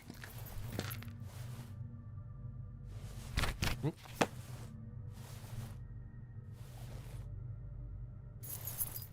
There we go. What the hell? Why? I couldn't use any key there. Oh, okay. Have you? Nah, I've never played video games before. Not once in my life. This is my first video game, actually. Never played one prior.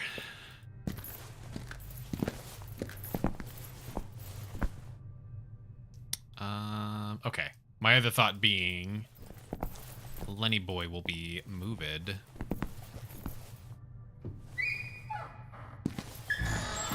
This would be an insane game to play as your first game ever. What a wholly unique first experience in games. Aha, he's gone.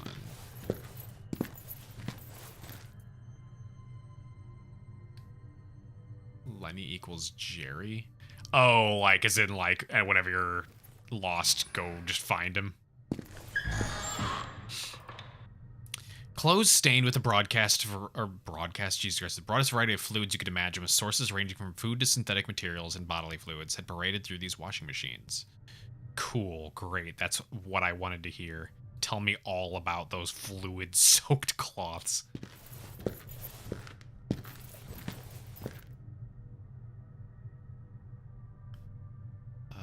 There is nothing. Oh! The stench of these clothes was quite unbearable, and I didn't even think a good wash would fix that. Or I didn't think even a good wash would fix that. That is it.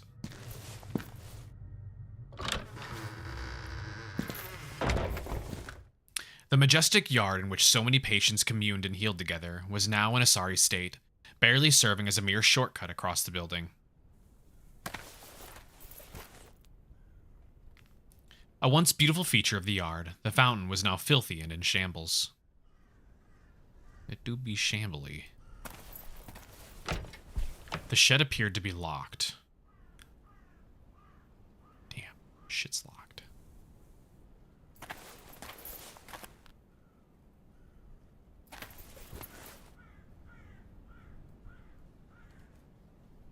was gonna say the same thing. I could still remember the soothing sound of the water flowing. A part of me wished to see the fountain working again. The stone benches were still in good condition. It was just the view from their vantage point that was horrid. I mean, honestly, it's not. I mean, okay, the shed being back there does kind of fuck with the view. If that wasn't there, this wouldn't be a bad view at all. Like, yeah, you're looking at the side of the building, but it's, you know, it's interesting architecture. You get to see the sky. It's a little green patch.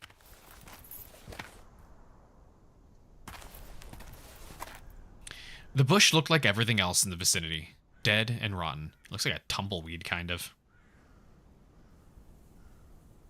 The discarded appliance gave me weird vibes. It's almost as if someone had intentionally placed it in that spot as a means of twisted decoration.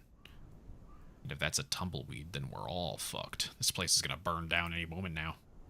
An incredible view back then from these benches. Oh, well, that view's incredible. Okay, I see. Double standards. Fuck those benches over there. Would you buy this place for the entire place for $5? 100%. 100%. You could sell it for more than that after buying it for $5. Sturdy metal wire. Ah.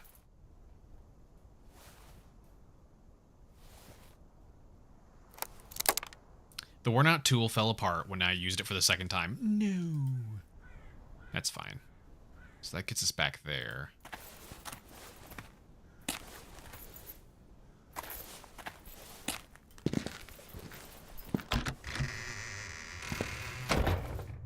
But you could absolutely turn this place into like an attraction.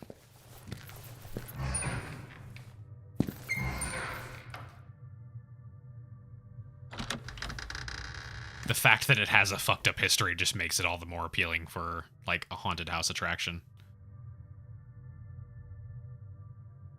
A sad and naked plant, which might have been gorgeous and colorful once, decorated the center of the gallery. The perfect metaphor for Hanwell Mental Institute.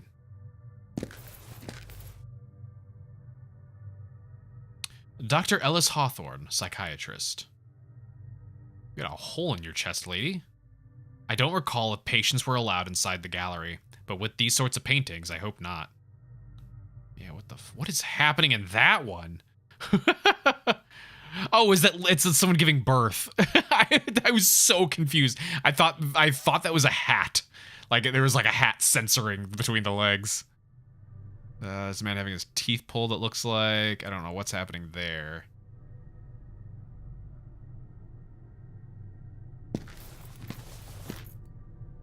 Chilling. You still get it. You're just jealous that I have amazing business plans. I'm just too innovative.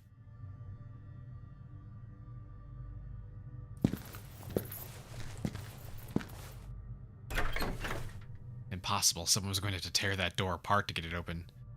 What that sorcery was. The hat sorcery. It's just so hard to tell if that was like a kid coming out.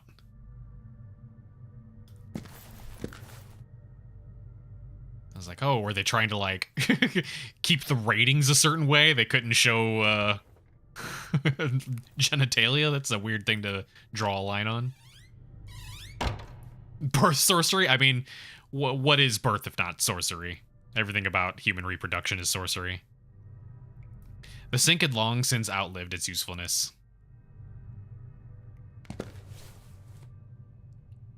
I need a shovel. Clearly, I need to do something here.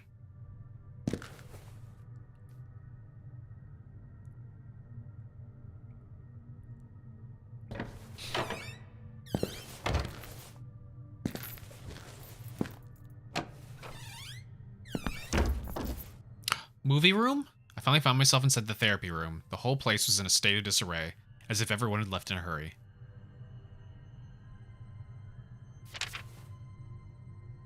Okay.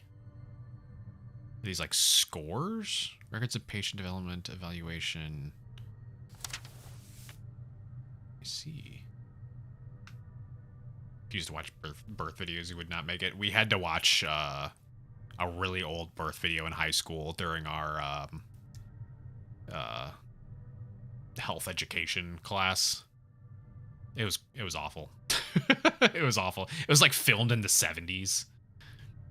And it was literally just like, it was just straight up just a regular, like, it was just birth. It was just somebody was giving birth and they brought the video camera in and got permission to film and filmed everything. And it was like an hour and a half long. It was fucking awful. Patients in Group F showed a marked improvement in their mood and awareness, as well as willingness to communicate and interact with their peers. Oh, shit. Actually, no, we have an ad break about to pop here. I don't have enough time to read through this. Okay, burb real quick. We'll do the ad break, and we will come back and peruse this document. Burb. But don't you worry. David Cage will butcher Native American mythology. That happens in Beyond Two Souls. Don't you worry, he leaves no stone unturned. He leaves no culture unbutchered. No religion unblasphemed. He hates all human beings, he really does. Oh, hi. Oh, God. Not bad, right? Stop it. Stop it. Stop. Stop. Stop. Stop. Stop. Stop. Stop. Stop. Just die. Die. Oh, my God. This is gonna be bright.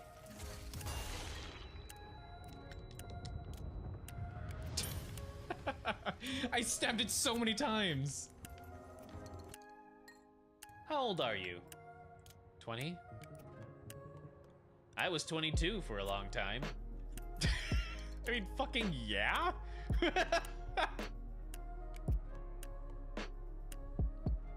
I was 20 once for a whole year. Can you imagine it? Shocking, right? Joining the Happy Market Christmas Stamp Rally now! I hate this. Walk all over the store! Pin Pin Tina! Pin Pin Sparky! Taco Pin Sneak! Toto Pin Back! Collect all 4 stamps! When you collect all 4 You can't stamps, see, but I'm you not can put smiling, I'm right cringing. items. Special discount on the 2nd floor!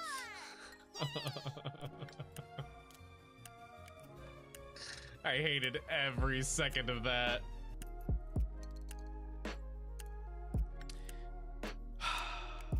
Alone in the Dark. One of the OGs, one of the classics. Like this is one of the originals, one of the original horror games. This thing, like, Alone in the Dark walked so that every other horror game could run. It sucks. Your house looks terrifying, Joe. Why would you decorate your house like this?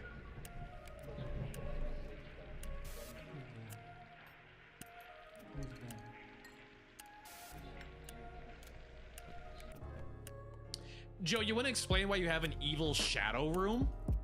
Huh? You want to explain that one? What was that part of your plan with your wife, huh? Oh, we'll put it next to the parlor.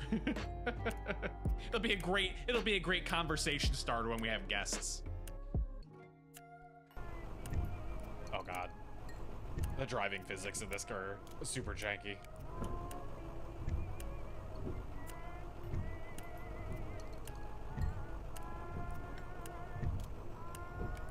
Hello. The signs are saying not to stop. What's wrong with you? Oh, there's a thing behind you. Also, I just fell through the earth. Oh my God, I'm freaking out. Oh, oh, what's happening? Is this supposed to be a scare or what's going on?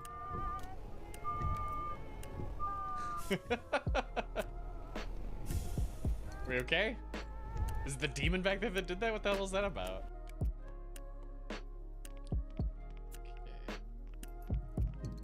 Okay. Below. All right. Where were we? I don't remember. I'm just gonna start over. Patients in Group F showed a marked improvement in their mood and awareness, as well as willingness to communicate and interact with their peers. The inexplicable regression in Group E continues to puzzle me. I'll discuss their individual issues separately. Lenny used to be a kind of leader figure, very communicative, someone the rest of the group looked up to.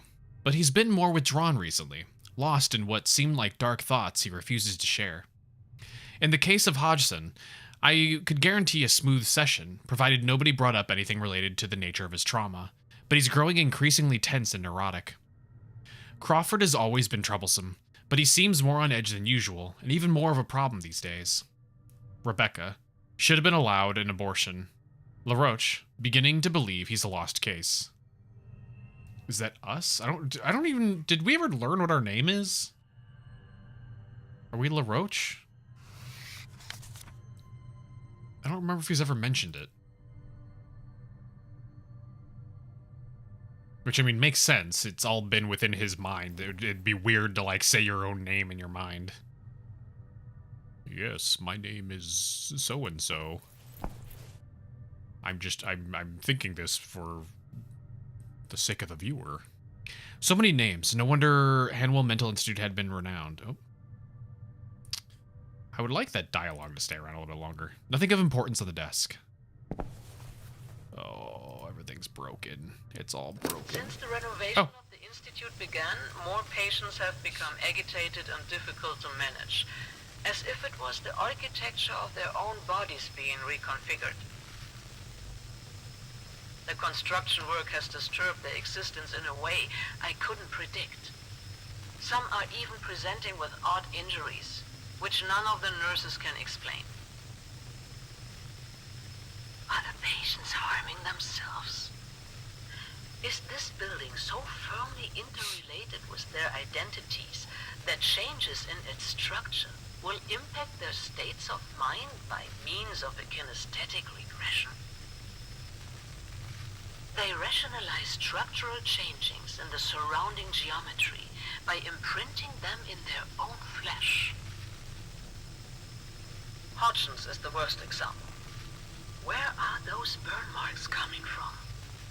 I made inquiries and nobody saw him get burned. Perhaps he was allowed to assist in the kitchen and he refuses to discuss the burnings. And knowing how much the subject terrifies him, I did not press him further. But the scars are disturbing other patients in Group E. They believe his scorched skin is some kind of heavenly punishment or stigmata. And they're all going to suffer the same fate. This is ridiculous and degrading. They were my best group, my most remarkable achievement. Yet no one gives a damn. I swallowed my pride and consulted directly with Alice. But the pompous asshole suggested it was my inexperience at fault, my responsibility to ensure the safety of patients. So what the hell are you supposed to do then? Instead of hiding in your office, do something about your staff. And when the moron isn't jerking off at his desk, he supervises the construction work. Why is a psychiatrist so deeply involved with the conversion to the unit system? None of this makes sense. Alice is up to some shit. For losing my mind. Every therapy session is now a burden. I need to reconnect with the patients. They must tell me more. Lenny is still more forthcoming than the rest, but he won't say a word about the bruises. And Hodgson's, how did you burn yourself like that? If not the kitchen, the only other place. No. Impossible. They're not allowed down there.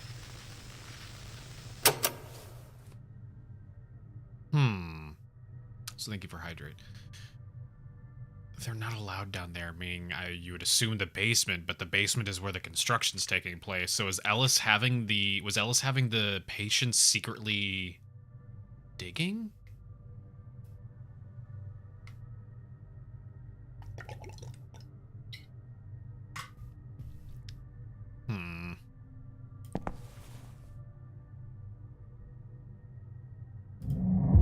Oh.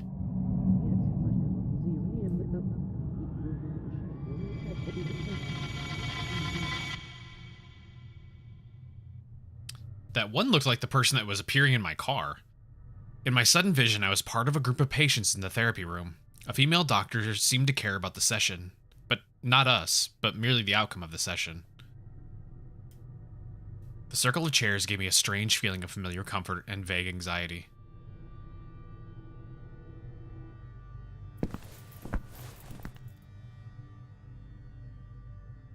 Okay, then maybe I can do something else with that.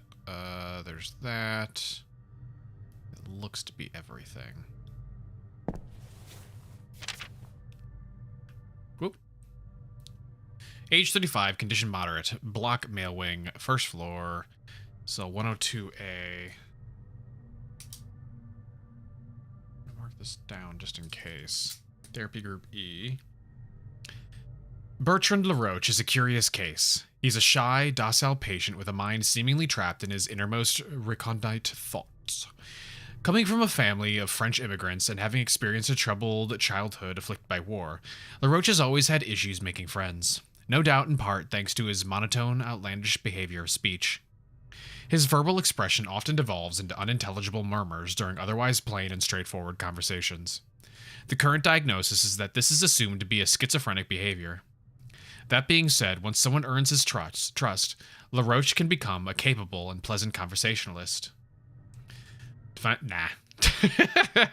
Yet recently, the patient seems less keen on communicating, often spending an unusual amount of time simply staring out the window in the game room. Specialists feel he will succumb to an irreversible state of catatonia. I see. Projector wouldn't work without a reel in it. Can I take this reel? Metal case is empty. Ah, these ones?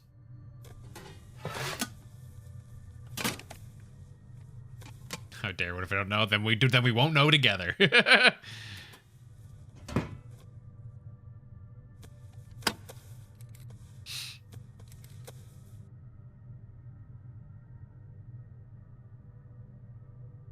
it now? There we go. Are you feeling better today? More or less, I think. Are you getting along better with work? No. I don't like the tunnels. It's suffocating in them. I'm sure you'll get accustomed in time. No, it's not fair. I shouldn't be doing this. What makes you say that? Because it doesn't feel right. Being there. I don't think that is what I was brought here for. But you are helping. You should feel proud of yourself. Are you in doubt because of something else? Are you scared, for instance? Yes, I am. I don't want to go into the dark place again. They said it was going to be all right, but I could feel the monster coming for me. Monster? What monster?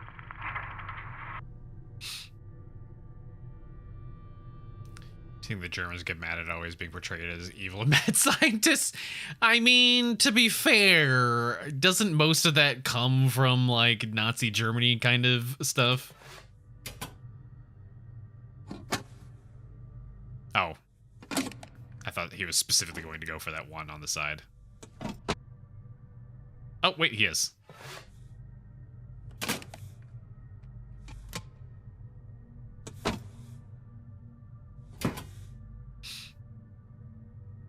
Yes, yeah, okay. So, I mean, you know what? You kind of just have to, you kind of have to roll with that.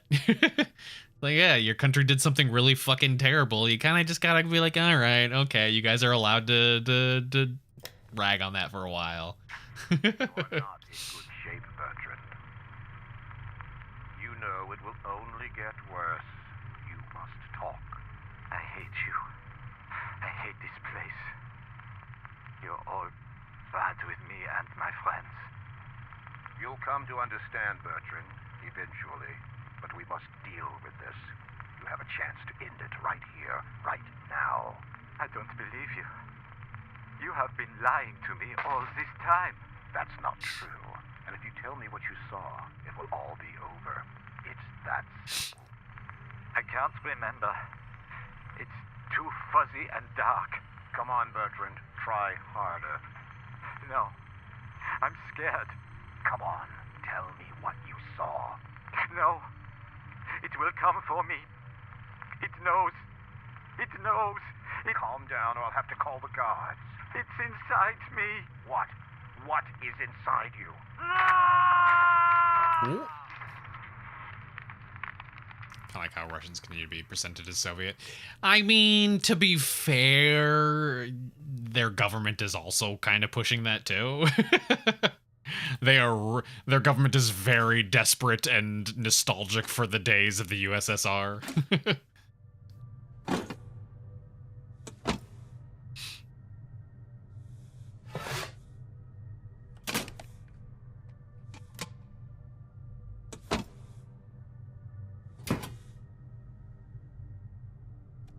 Okay.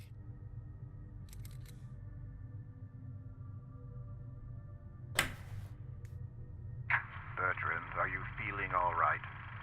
Talk to me. Don't make me lose my patience. I don't have all day. Leave me alone.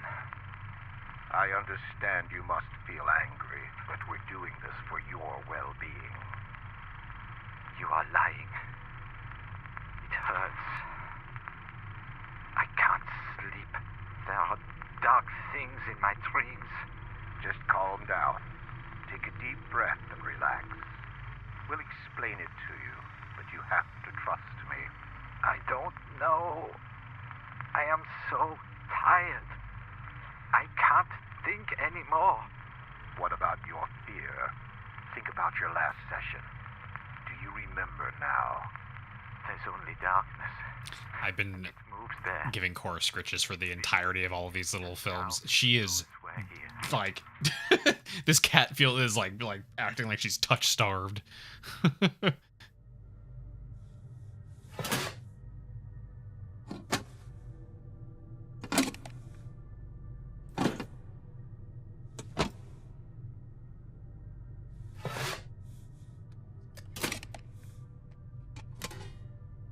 Need a core game. It'd be fun to do. It'd just be really difficult to set up. Like, it'd be fun to do as, like, a redeem. The problem is she doesn't ever stay in the same place. How are you feeling today? Tired. I want to sleep. I'm sorry to hear that. How was your day? It was fine, I guess. We played some games in the afternoon. They are always the same, but I still like them. But the others aren't so happy. It's understandable. We'll try to get you some new games. Has anything of importance occurred to you lately? A new woman arrived today with a big belly. She is pretty. I like her. But she was hysterical and punched Nurse Marion on the face. I know, and we're dealing with that. But I was referring if anything has happened to you lately. I don't know. I am so tired. Why are you tired? Tell me. We're here to help. It's being down there, working with all the dust and the bugs. It's too hard. I'm too tired. I can't stand them anymore. What is this that you can't stand anymore? The voices. They are everywhere, and they whisper inside your head. They are evil. Okay. I'm going to assume that voice is Ellis, the doctor.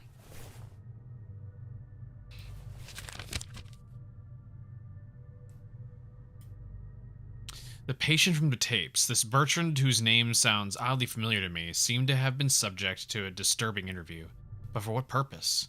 I had to learn more. Okay, so we need to find Lenny again.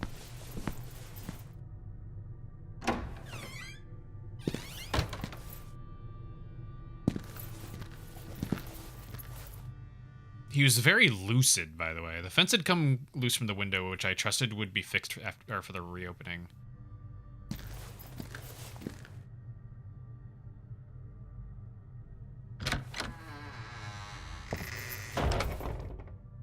The game room used to burst with activity in its heyday. It was a fine accomplishment of the Institute that patients could coexist peacefully playing games together. But now, the room was in shambles. More chairs. The game room had been designed to hold a large number of patients in it. Crayons! Oh, hell yeah. Red crayon, that's the best flavor! Red crayon is in better shape than the others. An old toy. Oh. It's got a nail in its leg.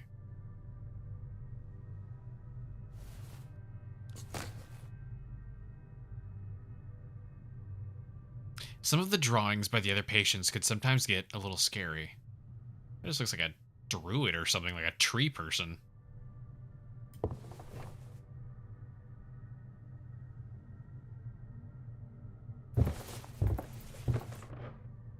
Completely dried plant. The radio's batteries were dead.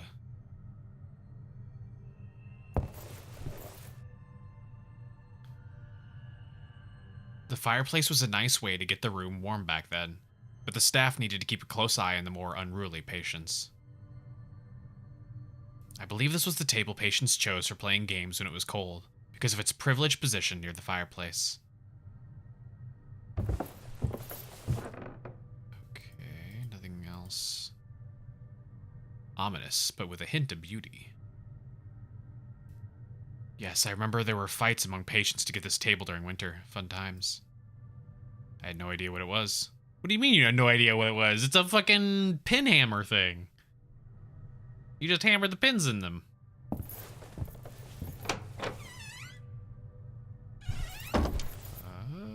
The live Barbie.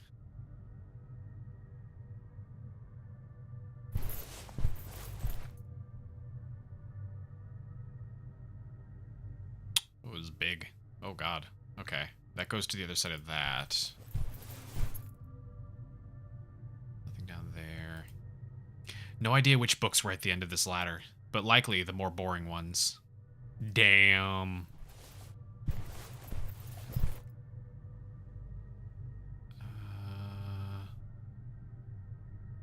The window was covered in some kind of mold. They were going to spend a long time cleaning this place.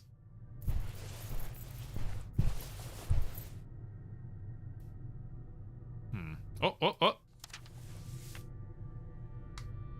Some days ago, I casually read a newspaper article about Dr. Walter Hanwell, a general surgeon with extensive knowledge of mental illness who recently founded his own hospital for the insane.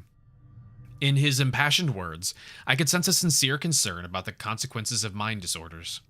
In that same article, Hanwell's notable technological advancements in his field, a discipline in which antiquated practices are often ingrained, elicited a feeling of excitement that I hadn't experienced in a long time. The fine trajectory of this kindred spirit compelled me to write him a letter. Disenchanted as I was about ongoing problems in my local medical center, which I concluded was managed by closed-minded individuals, would dictate the rest of my career. We agreed that increasing reports of developing mental abnormalities were a consequence of a degenerate society, that minds operating outside the boundaries of morality would inevitably deteriorate until no shade of humanity was left. There was a mutual agreement that the fabric of our culture, our breed, was eroding. As admired professionals, we have an obligation to guide our peers into the blistering light of cognizance. We see and perceive what others don't. We are not taking action would be a shameful disgrace to our human condition. We continued talking about how a mental hospital should be managed under the strictest of conditions, and how a symbol of solemn authority was of the utmost importance for ensuring smooth operations. Suffice it to say, I became enchanted with Walter Hanwell's grand vision, his endless quest to correct the course of society, beginning with those who had lost their way in the most profound and visceral sense, the decay of their own minds. I see.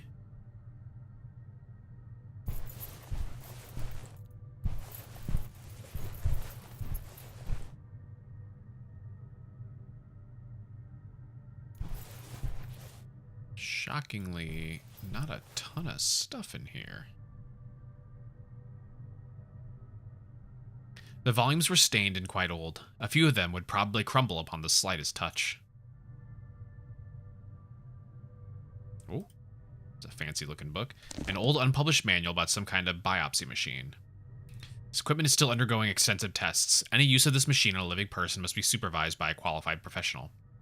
The Strab is a novel device capable of extracting a brain tissue sample without performing a craniotomy. It makes use of the empty space around the patient's orbital to reach areas of the brain without damaging the eye or causing long-term facial paralysis. Cool. Depending on the cranial structure of the patient, the coordinates of the transorbital device may need to be reconfigured in order to determine the correct angle for the procedure.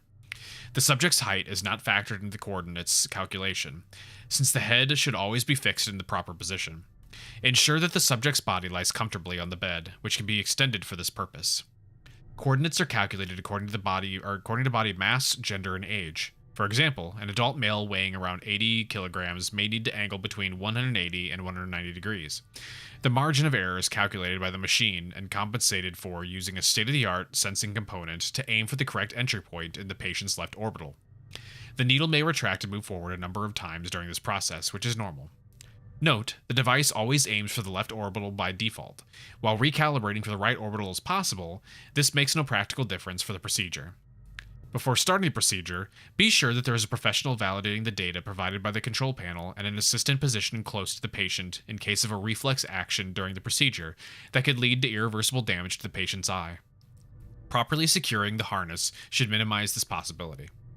For a successful procedure, follow the steps below. Turn on the equipment using the control panel. Rotate the principal knob to the appropriate unit that corresponds to the patient's cranial dimensions. This will set the target coordinates. The person assisting the professional, I feel like this is something we're going to have to actually do ourselves. The person assisting the professional should evaluate whether everything is in the correct position, particularly the harness. It is recommended to also check the position of the extractor needle in the bed. The supervising professional at the control panel may pick up the wired activator and press a button to set the procedure in motion. Wait until the extractor needle finalizes the procedure and is fully removed from the patient's orbital. If blood leaks through the puncture, wipe it with a disinfected towel. There is no need to treat the puncture. Once the machine completes the procedure, the fluid containing the sample will be located in a sterilized receptacle behind the extractor component. It then can be taken in with a standard syringe, but be sure to properly sterilize the syringe so as not to contaminate the sample. Inspect the patient's orbital for any unexpected damage, then have the patient remain seated on the bed to recover from any dizziness. The brain sample is ready to be examined under a microscope by a qualified pathologist. The procedure is expected to last 5 to 10 seconds, depending on the lobe from which the sample will be extracted. Focal depth must be accounted for in this calculation. Following the procedure, the patient may experience impaired vision and difficulty articulating facial muscles, but these effects are expected to subside within an hour at most. Can't wait to do this. Cool, cool, cool, cool, cool, cool. Thank you for adding that to my thing, because I have a feeling we're going to have to come back and need that information.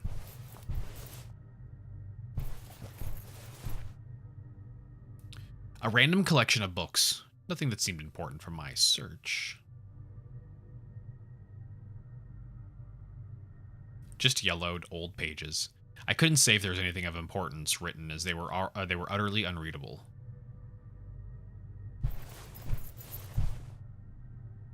This one's all like blocked off.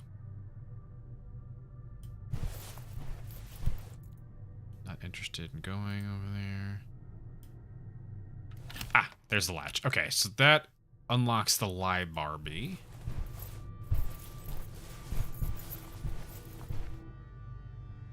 I think there's an investigation point on the chandelier. Ah. I trusted the chandelier was still firmly secured. Okay, that doesn't help at all. Oh, also thank you for hydrate.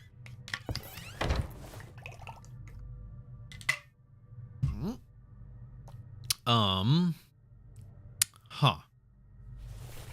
Where is our boy at?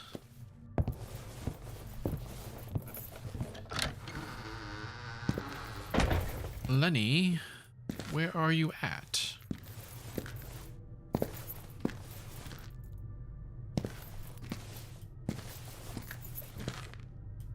Did you go upstairs? We're not supposed to go upstairs.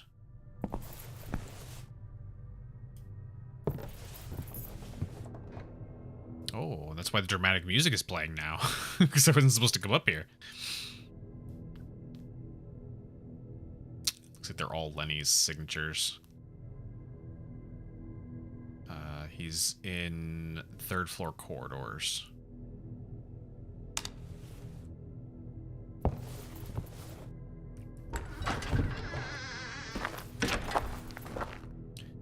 The solarium used to be a clean place, or a clean and peaceful spot to relax amid the sunbeams. Quite the opposite of its present and sorry condition. I felt a brief sense of melancholy.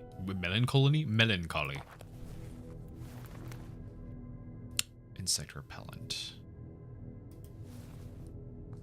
That I'm not keeping, apparently. Interesting. I kind of expected that to be an item that would come in handy.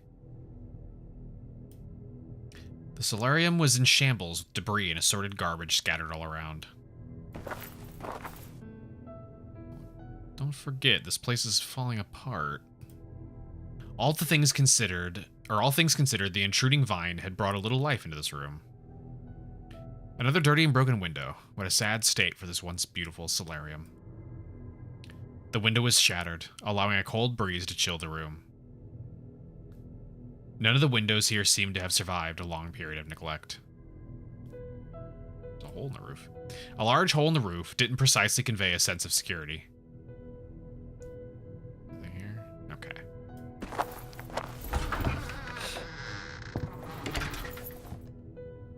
Actually, hang on. What was going on? We're here. So, immediately to the side is the morgue. There's also a museum and office of the director. Let's go actually to the right then, since this is a dead end.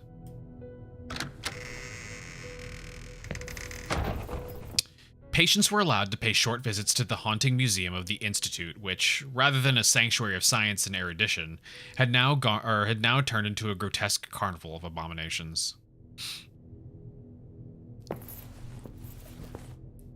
Were those ears? But why? So you can hear better. This exhibit displayed hands of various shapes submerged in some kind of liquid. Why would you allow your mental institution patients to come into a room full of body parts? It seems like a terrible idea. There's a jar with something odd inside. An organ shaped like a pastry? Hideous. Or delicious. An abomination of nature. A baby with a gut-wrenching birth defect. Damn. What the shit on the baby like that? Didn't even do anything to you. Like, how would something like this is the kind of thing that would just immediately just be like, yeah, no, this is just gonna make your patients like lose their fucking minds. They're gonna think something's super up. Typical glass side for putting tissue samples on. Okay, I'll take that. Them tweezers. Can I take this too? What is that? Convenient spot for placing a glass slide to pick up samples. What? Do I just put it in now? What do you mean? No? Okay.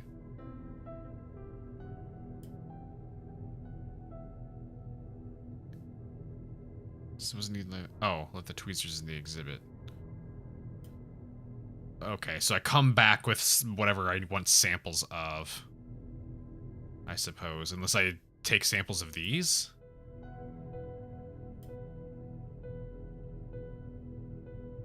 No?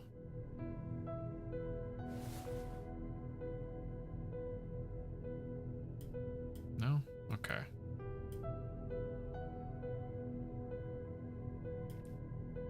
It looked like some kind of animal, another twisted feature of this gloomy museum.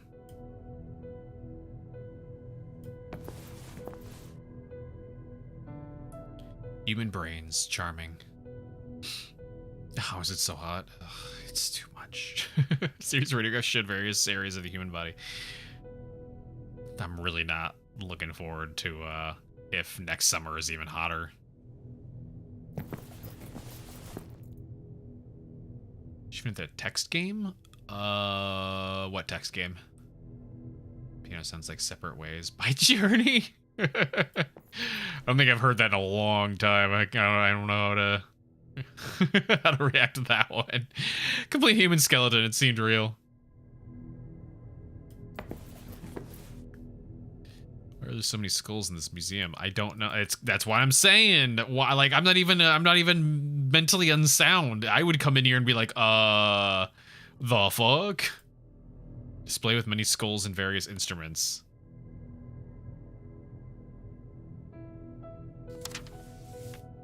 There we go. Rebecca. There's a bunch of text. Oh, Simulacrum? Yeah, we finished that one. Or Simulacra. Yeah, we finished that.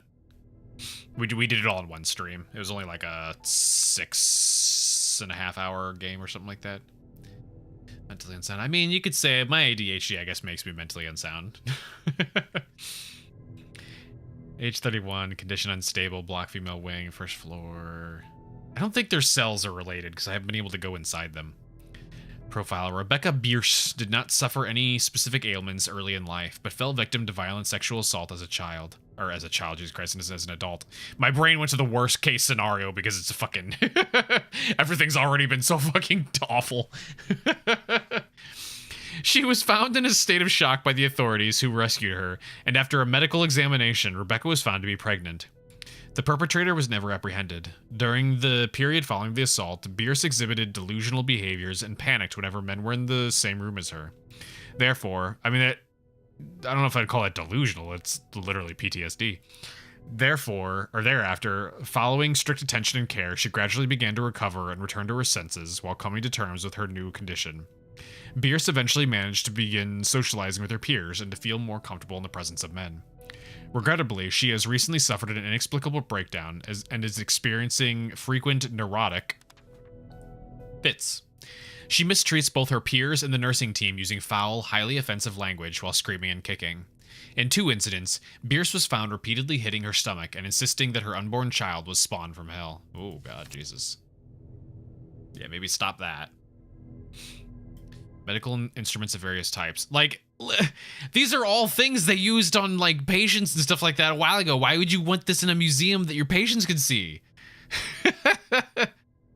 Like, this is insane. This is bonkers. Like, hey, aren't you guys glad we're not going to dig your brains open anymore? It's a threat. It really does feel that way, doesn't it? Oh, good Lord.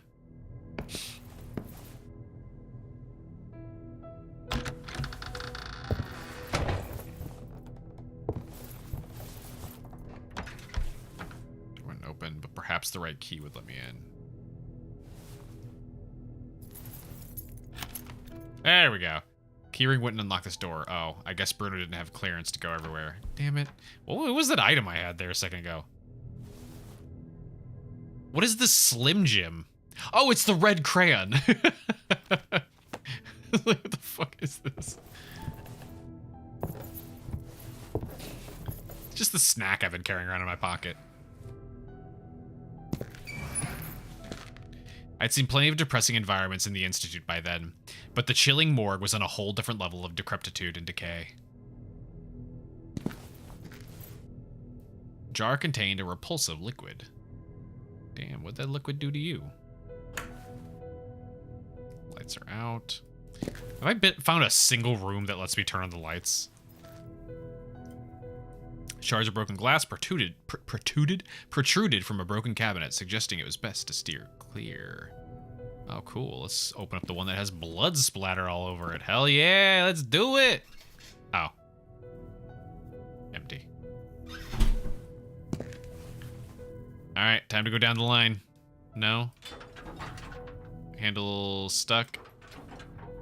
Wouldn't open. No.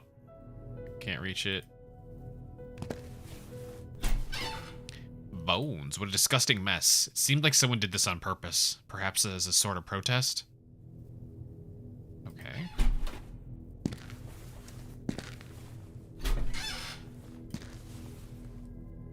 There's nothing these numbers meant to me at present. Well, for the sake of future us...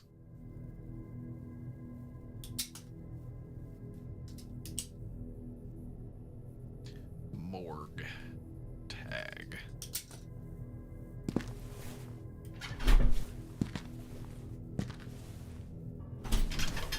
Nothing. Too high. We opened that one already. There was nothing in there. There's another tag. C080.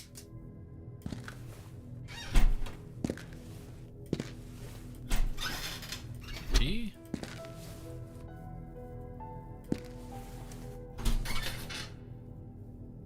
Seemed like a stock of blood, or a blood, perhaps meant to be analyzed. And a block of cheese? Or a piece of bread? What the hell's there moldy bread in here for? Yeah, where do you keep your bread? It's right next to the bottles of blood. You know, where everyone else keeps it. You got a bread box, I got a blood box. It's also where I keep my bread.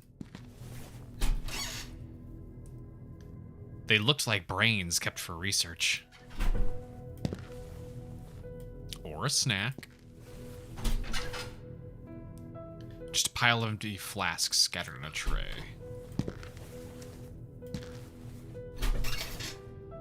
Empty jars, thank goodness. And empty. The hook wouldn't move by itself. It seemed to be part of a mechanism. I see. The bouton? The hook behind me seemed to move a bit. It was evidently part of this mechanism. No. Don't need to move anything at present. Okay. Well, I turned it on for nothing then. What else we got in here?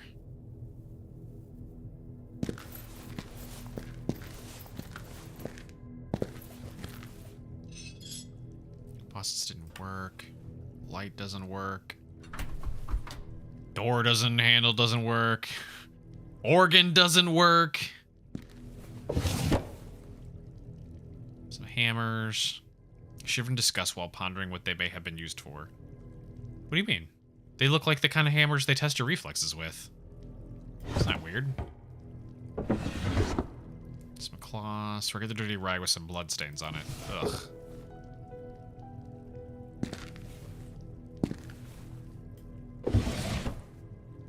Looks like a broken saw or something. A strange contraption occupied a large part of the drawer. I don't want to know about its purpose. Random junk was scattered inside this drawer.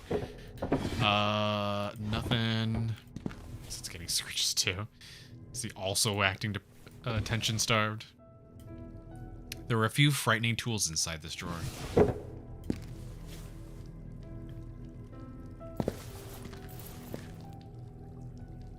Difficult to discern what was on the scale. A brain? Why would anyone leave this here? Well, they forgot it because they don't have their brain, obviously. Book provided some details about the bodies in the morgue. Names, tags, and some notes. Cool, cool. Kind of thought it would actually come in handy there. Nothing.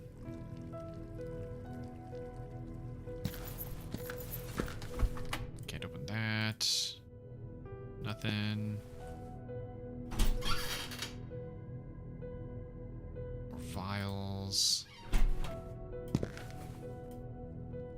Yes, yeah. Sounds about right. It's never enough. Bunch of boxes stacked with a waste of space. Bunch of boxes with dividers. More just random crap. More random crap. There's a padlock. Some random stuff. Okay. Small moving table, likely used to transport instruments during autopsies. Had nothing on it. Huh. So this is going to become a puzzle room, I would assume.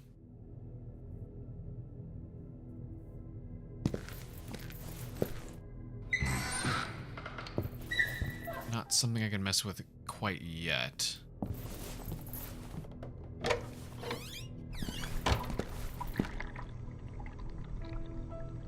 Foul smell from the broken urinals permeated the whole room. Oh. The water. It works. Water seemed clean. This is the first room we've ever had running water in. Alright, remember this. Because I'm sure I'll need to wash something in here at some point.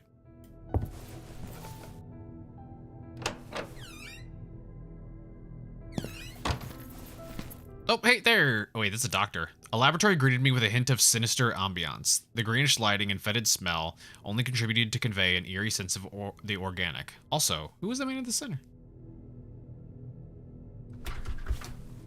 Canvas jams seem to have been in disuse. Okay.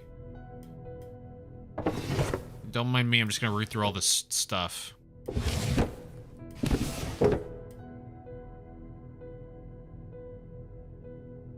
It's over. I had to stop because he was over it.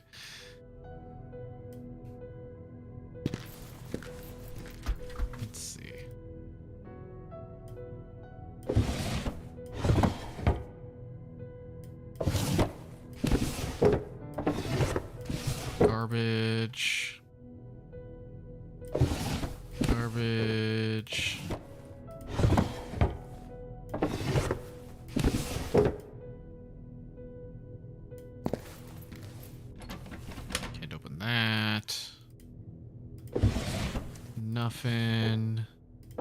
Man, we're finding just drawer after drawer of nothing.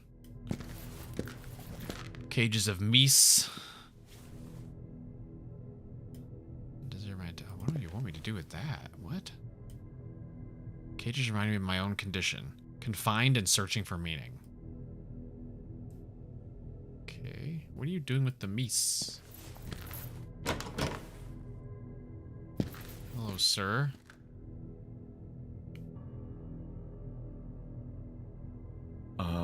Hello? Am I interrupting something? Who are you? I'm a former member of the Institute. I came here tonight to look into some docket. Well, this is highly irregular. Did Julia let you in? She did, actually. As you can see, the building is not in a condition for you to go anywhere you please. Oh, but I'm only going to the allowed areas. This area is not allowed. Sorry, my mistake.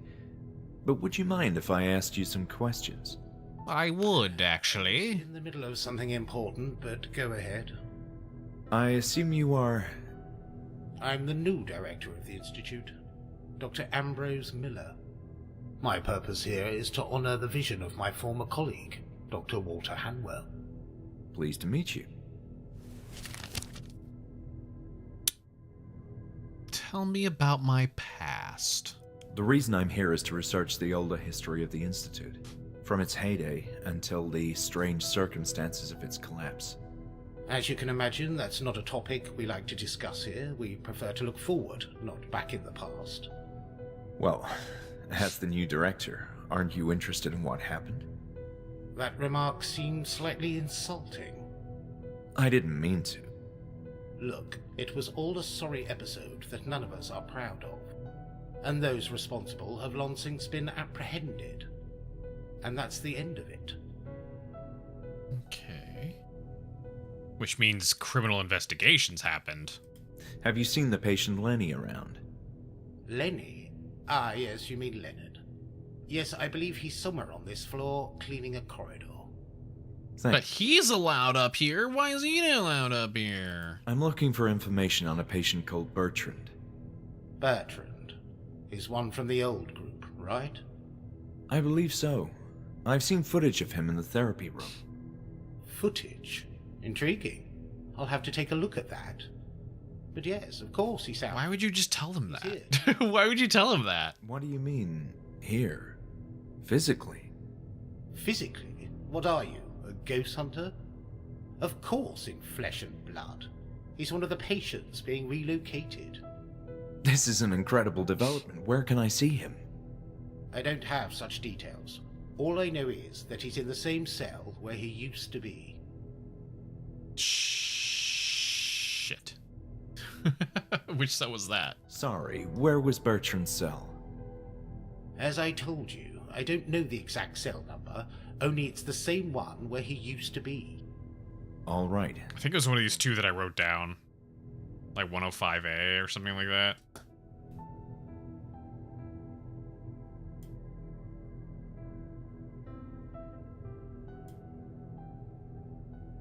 What condition would you say can lead to chronic hallucinations? In my experience, extreme stress. For example, panic attacks. Abuse of illegal drugs and other substances too. But most likely it would be something related to the brain, a physical problem, such as an imbalance of neurotransmitters. Schizophrenia can cause hallucinations as well. Thank you for the thorough explanation. Are you familiar with the term Group E? Yes, that's a therapy thing. Patients were organized into small groups and encouraged to discuss their fears and problems in confidence.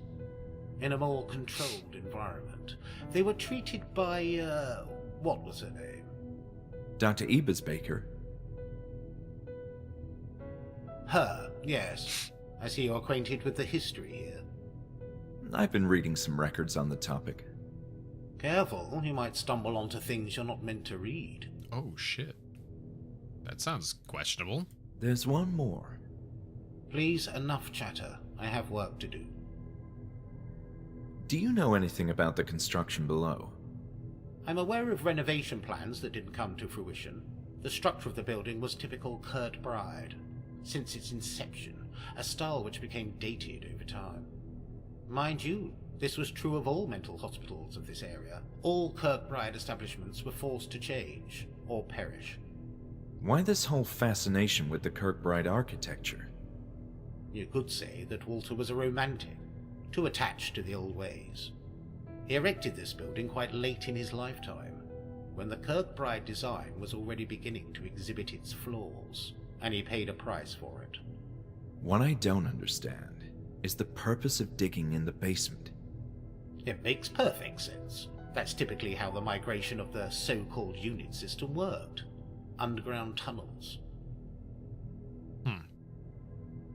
You mentioned that Bertrand is back in the Institute? Yes, the same cell as before. That's nothing new. I'm wondering how a network of underground tunnels is so attached to the concept of a unit system. To begin with, the unit system is a term that didn't catch on.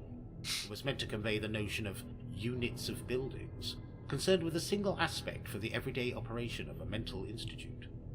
One building for administrative offices, another for surgical interventions, then male and female infirmaries separated, and so on. The hospital border in Buenos Aires is a good example of such a system of buildings. I forgot to ask something else. Underground tunnels were used in I'm sounds. sorry. They were corpse tunnels, yeah. You need to concentrate. There's a bunch of those. I forgot to ask... Okay, nothing I can get from there. Check out this red crayon! This crayon. Yes, a typical way to keep patients entertained.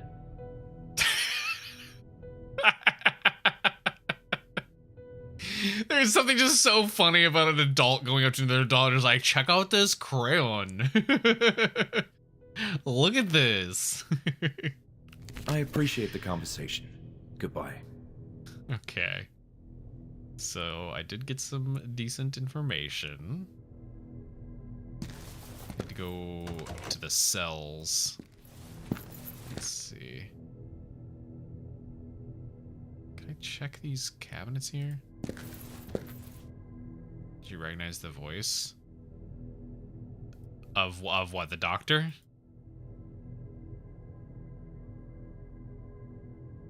I can't get to the other side of the things. Yeah, no. I did not.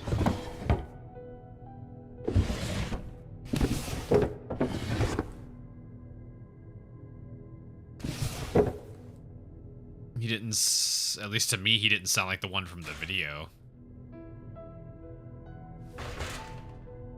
Oh, it's Jerry. Oh, you just meant the voice actor.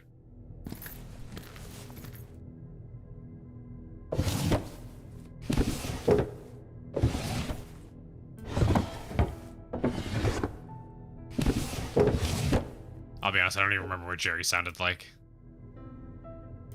I thought you were saying like the dude's voice was something that I'd heard before in this game, and I was supposed to recognize where like he was somebody else or something, or I'd heard his voice in like a recording.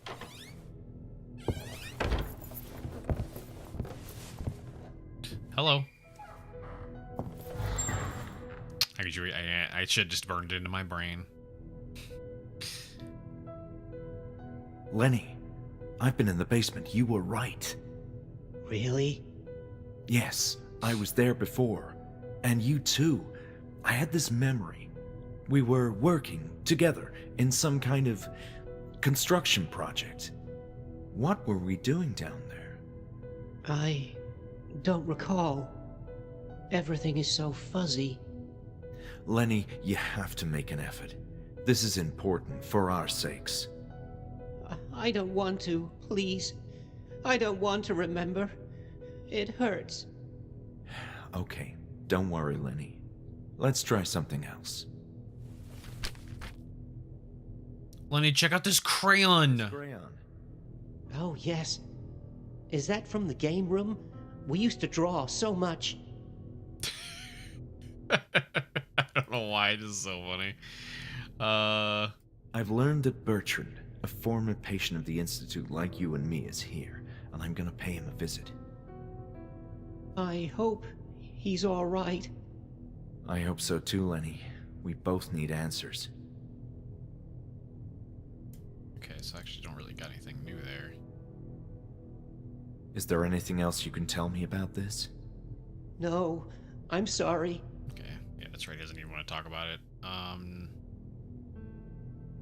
Did you ever meet the former director of the Institute, Walter Hanwell?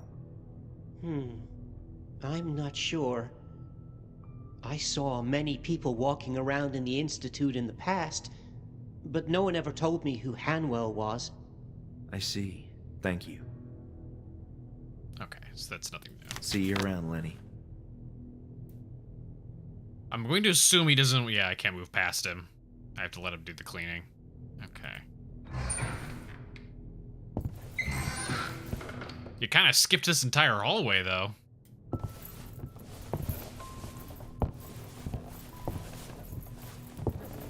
Okay, so... Oh, can we go... We're not supposed to go up this far, but... Oh, never mind, I have to wait for him to clean.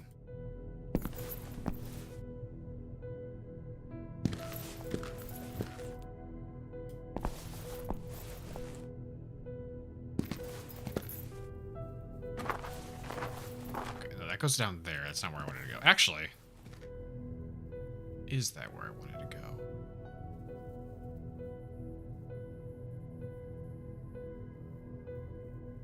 I can't remember if I tried the keys down there or not. Oh, shit. Actually. Oh, also thank you for the hydrate.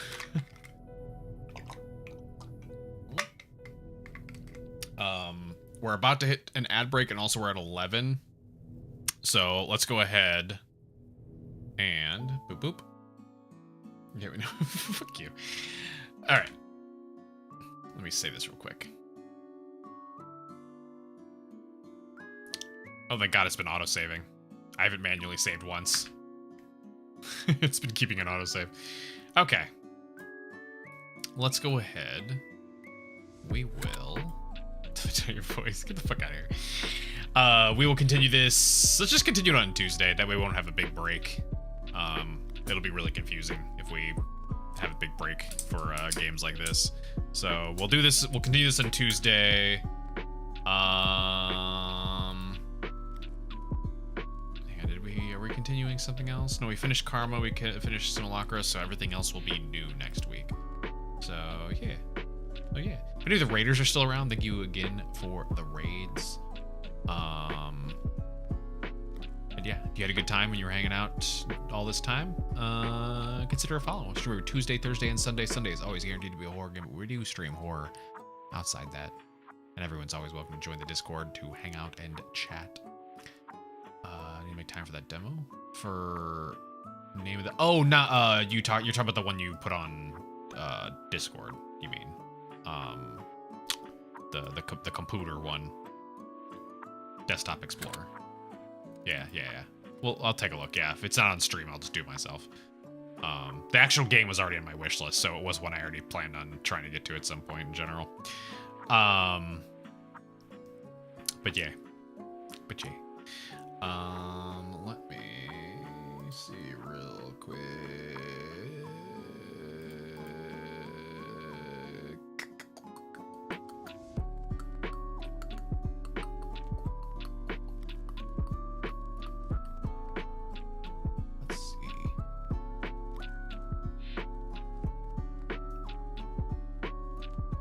We could do...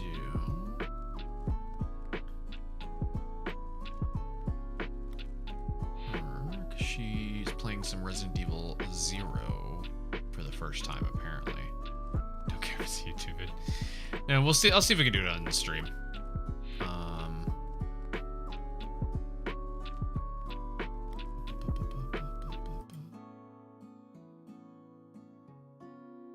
If Discord will stop dying here. 2-star, hello. Cute emotes, thank you. Love your mom, thank you. This one's just an adoptable one. The original one is gonna be coming soon. Well, it's finished. We're gonna be debuting it soon. But if you want to see what the new one is gonna look like, you can see it on my Blue Sky. But yeah, unfortunately, you showed up at the end of our stream. Yeah, like I said, we will continue this on Tuesday. And yeah, other new games on Thursday, Sunday. So. All right. As always, I appreciate y'all stopping by. Thank you. Y'all have a good night. Good night, goodbye, goodbye, goodbye, goodbye, good night, goodbye, good night, goodbye, goodbye, good night, goodbye.